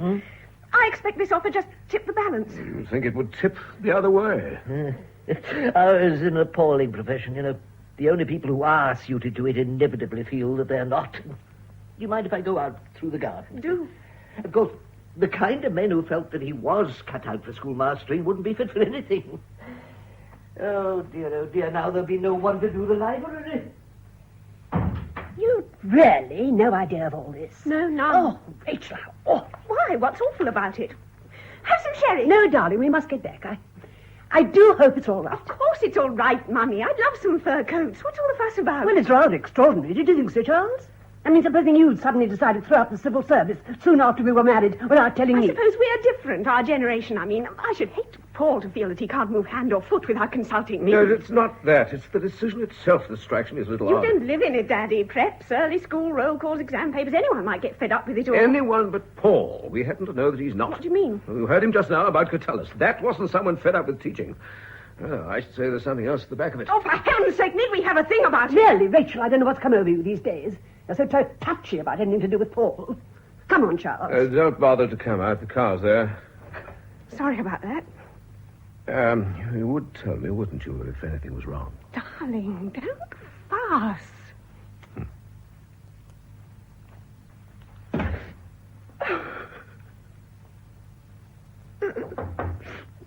Come in. I believe I left my shopping here. Did you? There. There it is. Oh, why, my dear girl. Well, that was a shock to you just now, wasn't it? I wish I'd never mentioned the wretched business. I can't understand it. What's the matter with him? No, I don't know. Oh, well, I suppose I do, but I thought it was all right now. I don't want to seem to pry, my dear, but is it perhaps some private trouble between you? No? Oh, well. Arthur, I'm sorry. It's to do with something Paul doesn't want talked about. Then, of course, you mustn't. Forgive me, dear. Affection, I'm afraid, makes busybodies of us all. No, Arthur, please, come back. I've got to talk to somebody. I can't just sit and watch while he lets it ruin his whole life. Of course he ought not to leave here. We all know that. Look, how can you help if you don't know? Oh, it can't do any harm, can it, Arthur? For me to talk to you, can it? Can it? No, my dear girl, but you must do as you think best. I shouldn't like to influence you in any way. I don't seem to have any judgment left. It's all so intangible. It all goes on in his mind. As a rather ancient historian, there's one thing perhaps I should be justified in saying. I am a man, and I don't regard anything human as not my business. Did you know Paul was adopted? But of course, my dear, I think we knew that when he was a boy here. But surely that's No, of course not. But now, well, something rather unpleasant's happened. Paul found out that his father was hanged for murder. Oh, poor boy. Yes. But, dear me, so extraordinarily interesting. Was it a well-known murder? Should I have read about it in the papers at the time? Do you always read the murders? Well, of course. Murder is, after all, one of the poles of human experience. Not quite so interesting as suicide, perhaps, but still, yes, it is, I suppose, the ultimate sin. I don't know why one should be ashamed of being interested in that. What was the story? We don't know. Paul's tried to find out, but it's not so easy. The courts won't grant permission to look at the records unless there's money involved. Anyway, not knowing has become a sort of obsession with him. You know he goes up to London every Saturday. Yes, his book sounds most interesting. No book. He's searching through the files of newspapers to find out about himself. Oh. Ah! No, it's bound to happen sooner or later. No, get up. Paul, I'm sorry. Don't worry, darling. It doesn't matter in the least. Now, Arthur, you know why I'm leaving. No, I don't. Why on earth need it affect your position here? Well, I'm afraid I shouldn't care to hang on to my job by conceding a serious disqualification. But it's not. Though I agree some foolish people might think so. Foolish? Does heredity count for nothing? But I wouldn't say that, but... Who's your father? My father? Oh, well, my father happened to be a country clergyman, but... You see, everything you've been saying is perfectly true, of course, but to generate it's the particular details that make the difference. Your lunch is ready, sir. Better be quick if you're going to catch the 12:50 train. Well, thank you, Nanny. I ought to have told you I'm not going. Not going? Well, I've been running my legs off to get it ready. Oh, well, never mind. It's all cold except the potato. Very wise, dear boy. Leave it alone for a bit. Look, it's a lovely day. Take Rachel on the river. I'm sure you'll both come to see the thing in proper perspective. You won't blame her for having told me, will you? I'm glad she did. I must say I shall regard you now with even greater affection and, if I may say so, interest than I have in the past. Yes, certainly. A scandal in one's life, you know, can be a most humanizing influence. Can prevent a man becoming censorious. But not that you'd ever be that, I think. Would you? You really didn't mind. It makes no difference. We're leaving. You pay no attention to what he said. He's a dear, kind old thing. That's about all it amounts to, eh? But just now when you decided not to go to London... I wasn't going anyway. But... You mean... you know? Yes. Oh, my darling, I am glad. Is it very terrible? No, not at all, really. It's not gruesome, if that's what you mean. I just stumbled on it in the course of my reading. Last Saturday? Yes. There was a child, 10 months old, Paul Arthur. My names and the dates seemed to fit. 1920. There was even a photograph of me. Not recognizable, I may say, with my mother. What was she like? Oh, all right, except that the clothes of that period were so ghastly, they made every woman look like a murderess. But she wasn't, was she? No, one's enough in the family. He was one of those people who pose as having been squadron leaders, wing commanders, or what have you. At least they always seem to choose the Air Force nowadays, and it used to be the Army. Captain Ronald Smith, DSO, MC, Ron to his friends. Good old Ron. Actually, he'd never been near a commissioned rank, and Batman to sum him over to base hospital. He spent most of the war emptying slops. A suitable occupation. In civil life, he'd been in domestic service with a pretty shady record, excellent references, no doubt, all bogus, the kind of undesirable manservant you don't want to get in your house. This'll please your mother, won't it? Go on, darling. Well, after the war, he started an employment agency for ex-officers. And that's what he was at when he married my mother. She seems to have been a dupe like the rest. Well, of course, it couldn't last. Eventually, he bumped up against a woman who'd been a ward maid at the same base hospital. She threatened to expose him. He killed her with an old service revolver that he'd bought, second-hand, and carried about with him as a sort of stage property, insignia of the officer class. It was probably the only shot he'd ever fired in his life. Through the back of the head, bang, bang. Late one night, up on the golf links, he'd been trying to get her to keep quiet, and when he saw he'd failed, as she turned to walk away, he shot her. I'm sorry, I shouldn't have told you so abruptly. Oh, it's not that. But you've known all this for a week, ever since last Saturday. I had to settle this thing myself. I had to get clear in my own mind what we ought to do before I involve you in it. But none of this affects us, does it? At the trial, there was defense of insanity. But, darling, surely if he'd been... Oh, it failed, of course. Legally, he was sane enough, but medically, with such a history, there's not much doubt about it. He was a psychopath. Well? Well, for a start, we ought to think twice about having children. I think you might have told me. Why did you have to pretend it was because of the state of the world and so on? All those things are true. Oh, it makes such nonsense of all our talk. I tried so hard to see your point of view, and you were just acting. An inherited talent, no doubt. Paul, this mustn't come between us. It never has. Nonsense, it always has. Then it's your fault, not mine. You can't ever leave it alone. You let your imagination play over it all the time till it becomes a morbid obsession. Oh, you could only forget it. I suppose you'd like me to forget my mother, too. Your mother? My imagination plays, as you call it, over her. She may still be alive. No reason to think she isn't. She seems to have been quite fond of him. And she doesn't seem to have realized fully what he was till after the baby was born, when she found herself up to the neck in a murder trial. Oh, she gave evidence for the defense. It didn't amount to much. Ron always liked tea in the evenings. No, he was hardly ever out late. Oh, yes, I should have noticed, Mud. Ron was always so particular about his shoes. A few weeks later, I suppose, he was hanged. And she was left holding the baby. My imagination plays over that, not unnaturally, I should have thought. She must be 60 now, growing a little tired of earning her own living, feeling a little lonely, I dare say, as old age draws on, wondering sometimes. Don't you think what's become of her son? Or are these the sort of speculations you consider morbid? Darling, no, I didn't mean that. I do understand, and I want to help. Listen, I've had an idea. What? Well, of course, you may not want to go as far as that, but couldn't we find her? Oh, yes. Of course, I've put that in hand already. I've got an inquiry agent onto it. I'm expecting a report any day now. I see. What's the matter? Nothing, darling. That's fine. Bye.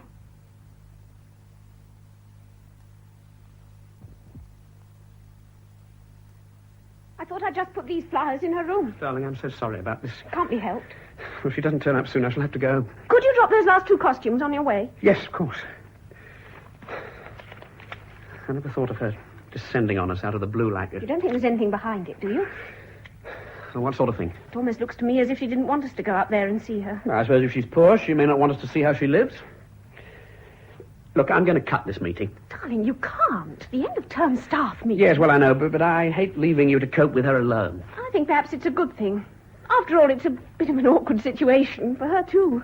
At least I can make her feel I'm not hostile. And what if you are? No. Whatever she's like, one can hardly not be sorry for her. I can just break the ice a bit before you come. Well, if that's what you really feel. I'll just wait another 5 minutes. How do you feel? Excited? Guilty, for some reason, as if I were going to be court-martialed. I think I'm a little frightened, too. It's absurd. Nothing to be afraid of, is there? Truth, perhaps. Responsibility, or I don't know. I feel as if something that had threatened me for years in dreams was suddenly here, in the room. Alive. But not visible yet. It's all nonsense, of course. I wish we had more money. What use would money be? Well, for heaven's sake, we can't have her to live with us. What? Well, it may be absurd, but she must be about retiring age. I may have to support her. Even on my salary here, I can't afford 2 establishments. And when we've left here... We really are leaving, then? It's been settled for weeks. But he gave you till the end of the term to decide. No man with a bad psychopathic heredity ought to be a schoolmaster. There's not the smallest reason to suppose that you're in the least like him. No, you and I have got to take a chance on that. But the people who send their sons to school here, why should they? I don't think you need worry about your mum. She's probably saved a bit. Buyers in these big shops earn quite a lot. You don't know that she is a buyer. She may be an ordinary assistant, the elderly one with bad feet at the glove counter. You have got a taste for the macabre. No, that's not macabre. It's sentimental. I wonder how much bond there is between parents and children, apart from habit. I don't think there's any reason to suppose we shall like her at all. Never mind, darling. We can cope. You're being so good about all this. You do know I'm grateful. You don't have to say things like that. I don't do things for you out of kindness. This is our life, and we lead it. That's all. I'll go and get those costumes. Oh, Lord, here's your mother coming up the garden. Oh, cope with her, will you, darling? Just for a moment. Shan't be a second. Rachel? Good afternoon. Rachel won't be long, and I'm afraid I'm just going out. I only looked in for a moment. I met Nanny out shopping this morning. She said your mother was coming to stay. I wonder if you'd like to bring her over to lunch tomorrow. Well, thank you very much, but do you really think it's a good plan? I've no idea what she's like. Then it's true. It's not Mrs. Gardner. Nanny said so, but I couldn't believe it. Oh, I see. And I must say, I couldn't believe the invitation. Well, I think you might have consulted us before taking a step like this. The step, as you call it, was taken by my mother. I simply wrote suggesting we should look her up during the holidays. This morning we had a telegram. She's invited herself here for the night. I'd no idea you even knew who she was. I shall never understand the etiquette of married life. Does one have to get the permission of one's in-laws to get in touch with one's own mother? Really, Paul, that's a most unnecessary attitude. I don't think we better start describing each other's attitudes. Have you no thought for Rachel at all? That is a question I find it hard to answer politely. I'm sorry, Paul.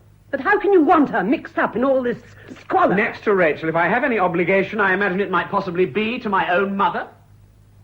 Judging by the accounts of the trial, she probably needs all the help she can get. Then you know the whole story now? We do. How long have you known? Here are the costumes, darling. Sorry I've been so long. Rachel, I'm horrified at what Paul's just told me.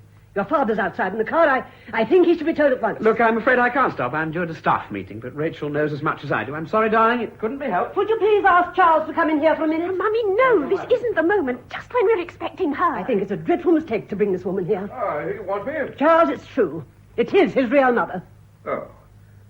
It's my dear, you look worried. Don't you want to meet your mother-in-law? I do, as a matter of fact, very much. Oh, how can you? You know nothing about her. We do know a certain amount, as a matter of fact. What's her name? Smith, Mrs. Smith. Oh, really? No, it's genuine. Paul's father's name was Smith. Why did you ever let Paul get in touch with her? It was my idea. I wanted him to find her. You wanted him to? It's only natural he should feel some responsibility. There are ways of doing these things. He could have sent her money through solicitors or something, couldn't he, Charles? Well, It's such a mistake to let her know where you are. Once you get mixed up with her, you'll probably never get rid of her. She'll be pestering you and sponging on you for the rest of her days. He wasn't only thinking of money. There are other kinds of responsibility to one's mother, surely. I always knew a marriage of this sort would lead to trouble. You can't pretend you and Paul are happy together. Oh, Nina. No, Charles. What's the use of pretending? You're both so on edge. It grows worse, not better. That's exactly the reason why I want her to come. I want to force this whole thing out into the open. Oh, Rachel, dear, I'm not heartless about this woman. No doubt her life has been very tragic. Then why do you keep calling her this woman? She's Paul's mother. And your mother's only thinking of you, my dear. The lady's here, Miss Rachel. I mean, Mr. Paul's... You know, Mrs. Smith. Oh, Lord, Nina, for heaven's sake, let's get No, away. Charles, wait. No, please, do go. I'd much better see her alone. You'll only embarrass her. Where is she, Nanny? Seeing about the car. She asked which was the best hotel. Well, I didn't know what to say. Well, here she is. Oh, I'm so sorry. I've just been settling where my secretary should go. We decided the Blue Boar. Was that sensible? Yes. Yes, it's about the best, I think. You're Rachel, I suppose. How do you do? Hello. Oh, I do think it's kind of you to have me like this on the spur of the moment. I was coming down to look at this business in Bristol, and I thought, well, as I'm practically passing their door... Wouldn't your secretary like... I dare say we can manage to put her out. We don't want her here, do we? Oh, she'll be all right. I have to bring her on these long journeys. It saves so much time. She takes dictation while I drive. I'm afraid Paul's out at the moment. This is my father and mother. Oh, how do you do? How do you do? How do you do? Well, this is quite an occasion, isn't it? Oh, you know who I am. Oh, well, that makes it all much cozier. Well, my dear, I am glad to meet you. That's one hurdle over anyway. Hello. Well, I thought coming down in the car, 10 to 1, the wife will be the snag. But you're not, I can see that. You've not had time to tell. 30 years in the retail dress trade, dear. You get to know a good deal about women. Doesn't take me long to sum up a customer. Oh, no, seriously. Well, take your wife now. The moment she came into the shop, I'd know she'd want everything sent on approval. You're right, she always does. Well, shops always used to send things on approval. Now it's always personal shoppers only and all that nonsense. I know. There's no need to tell me. We'll send you things on approval. I'll make a special point of it. Oh, well, it's very kind of you, but of course it rather depends on what sort of clothes. Well, I know exactly the sort you like. Country clothes from Knightsbridge. You leave it to me. I know exactly what you want. Well, that's very kind. Makes great difference to have someone who understands one's requirements. Well, Rachel, we'll be off now. No, Mummy, do stay. But I no, thought... it doesn't matter now. I'd rather you stayed. Oh, very well. Did you have a good trip down? Oh, yes, lovely. I must congratulate you, Mrs. Smith. How did you know my wife always wants things on approval? It must be second sight. Well, that's the secret of all business, really. Retail business, anyway. Knowing what the other person thinks, feels, or wants. Oh, it's the secret of living, you might say. I gather you actually own this shop, do you? 5. Yes, I've got branches in Manchester, Liverpool, Leeds, Birmingham, and Harrogate. And if this Bristol deal goes through, it'll be 6. Good heavens. Well, it's not bad in 30 years, starting from scratch, behind the counter. I haven't a penny, you know. And all done by, not kindness, I'm afraid, but by noticing people. Knowing just that much more about people than they know about themselves. Here's Paul. Oh?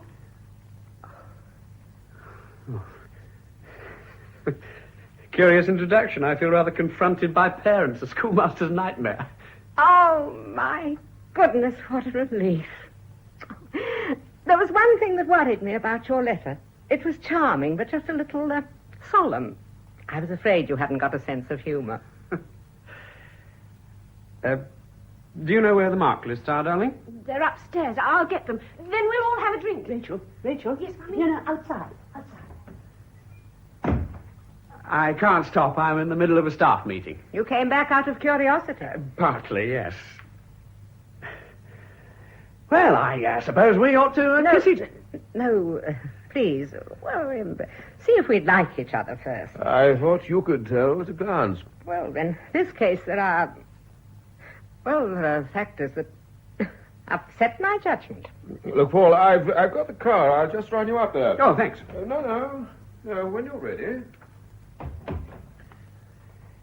Well, here we are.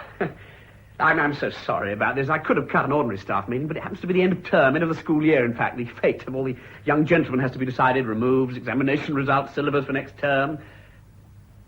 I can't very well not be there. What? Oh, I'm afraid I haven't heard a word you said. Well, only that I'm sorry to have to rush off like this. It's no way to meet one's mother for the first time. Oh, not the first time, dear. We have met before, you know. Yes. Of course, upset. One forgets. We knew each other quite well once. I must have been quite a different person. Yes, you were. Quite a different person. Here they are, darling. You ought to go. I'll be back as soon as I can. Make yourself at home, won't you? Really at home. See you later. Everything all right? Yes, fine.